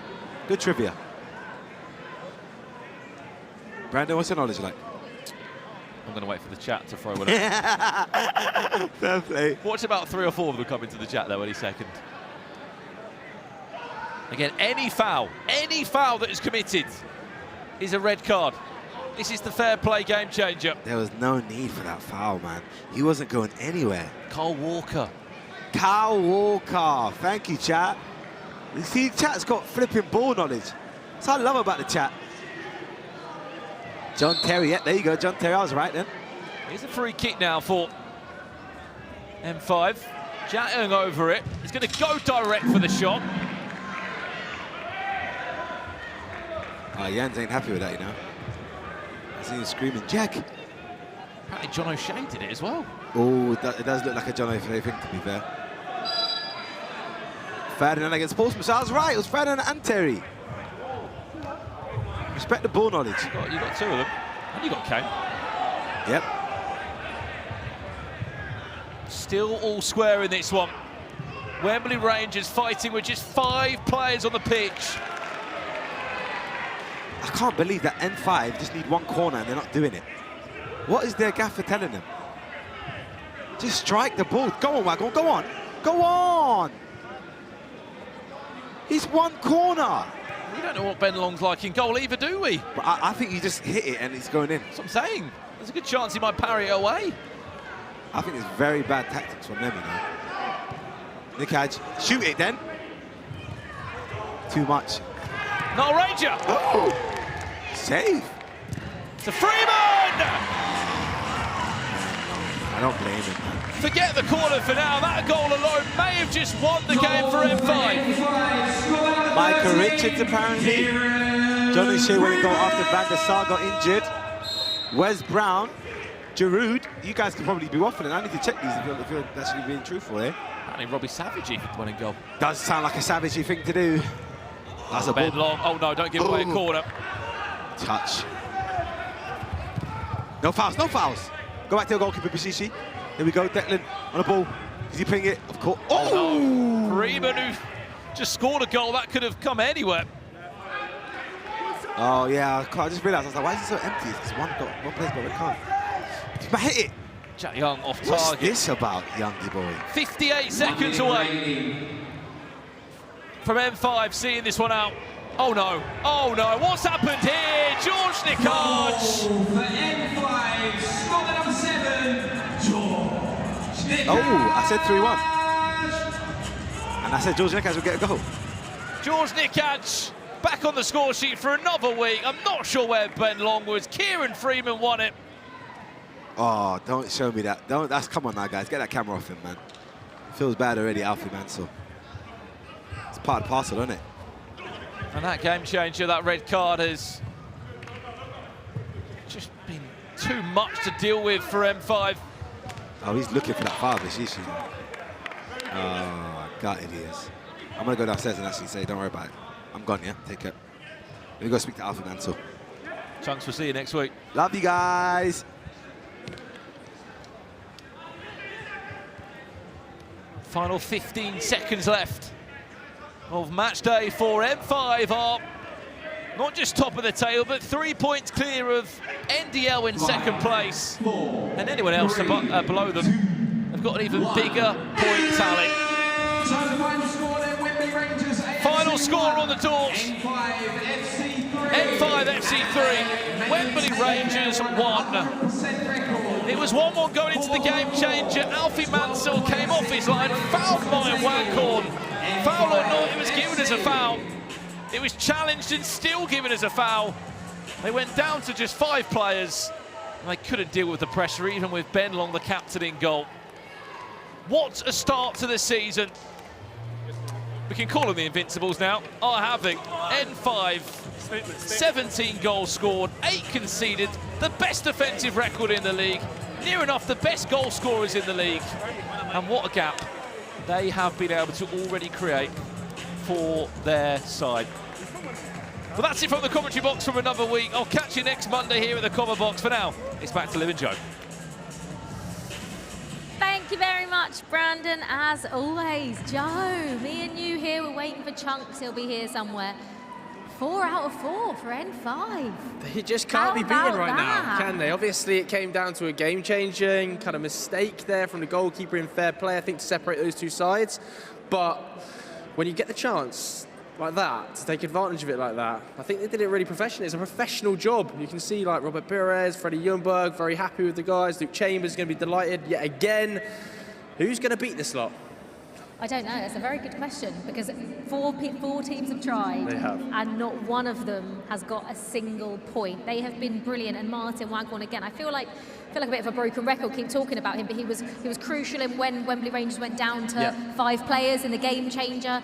He just is so vital for this side. Yeah, absolutely. It's a totally different M5 to the M5 that we saw last season, unable to win a single game. They're on fire. I think a big change for them as well has been the goalkeeping situation. Last season, we saw them go through 6 or 7 different goalkeepers. This year, you can see him just in the picture there, Declan McCarthy. He's been a massive man between the sticks for M5. You can see Luke Chambers and Jens Lehmann will be absolutely delighted with him so far. I mean, the contrast between Robert Pires and Jens Lehmann this season compared to last is absolutely crazy. Let's remind you then of the results that have happened in match day 4 here at Baller League. It all kicked off with Deportrio getting their first win of the season. They beat Vision 4-1, and Clutch also got their first win, beating Rukkas 3-0. SDS beat MVPs in a repeat of last season's final. They won 4-2. NDL, what a win that is. over JT's 26ers. M7 and United played out a 14-goal thriller, with United getting a last gasp equaliser once again. And how about that? N5 rounded it all off, beating Wembley Rangers 3-1. And let's have a look at what it means for the table then, because N5 are top. They've won 4 out of 4 so far. 12 points. NDL are up to second with 9. M7 and SDS make up the final 4 as it currently stands. MVPs United and Rukkas are bottom. Yeah, we've got to get United a win on the board, haven't we? We've got to get Rukkas a win on the board. You know, what I would say about Rukkas is that the 3-0 game, I don't think it quite reflected their performance. It was an absolutely brilliant performance from Dylan Barnes in the clutch goal. It was. We don't want to give any spoilers, do we, about Dylan Barnes, but what a performance he had today. One of many good goalkeepers. I think Half was also outstanding. But for me, Dylan Barnes... Well, Joe, that leads us on nicely, because our Head and Shoulders MVP of the night goes to Dylan Barnes. He was absolutely unbelievable. We did say that tonight maybe, Joe, was going to be one for the goalkeepers, and this was a 10 out of 10 performance from him tonight, wasn't it? Yeah, absolutely. Rukkas were dangerous throughout, especially in the game changes, but he was just an absolute man possessed, particularly in the +1. In the open game, he was just everywhere. The volume of saves he was making, I think it was probably between him and Half for the outstanding performance of the night, although Cadell Daniel could have chipped in late. But I think that the pure number of saves he made, like we say, that shouldn't have ended 3-0 to clutch, given the way the game went and the amount of chances that Rukkas had, but it did, and it was all down to Dylan Barnes. Yeah, absolutely. Dylan Barnes on fire. It's a really good night for goalkeepers, like I said, and you know, it's a really good night for Clutch and Chloe Kelly as well. Getting some points on the board, absolutely vital for her. Yeah, absolutely. We've loved it, haven't we? As ever. Always. As ever. And Matchday 4 has not disappointed, but do not forget, because next Monday here at the Copper Box Arena, it is Derby Day. We have the Sidemen Derby, M7 versus Vision, and we have the Beta Squad Derby, SDS versus NDL. Make sure you get your tickets for that. You are not going to want to miss it. Joe will be there, I will be here, Chunks is somewhere, but Chunks, don't worry, we'll be here next Monday. You're not going to want to miss it. It is Derby Day here at Ball League. We will see you all next Monday. Bye-bye.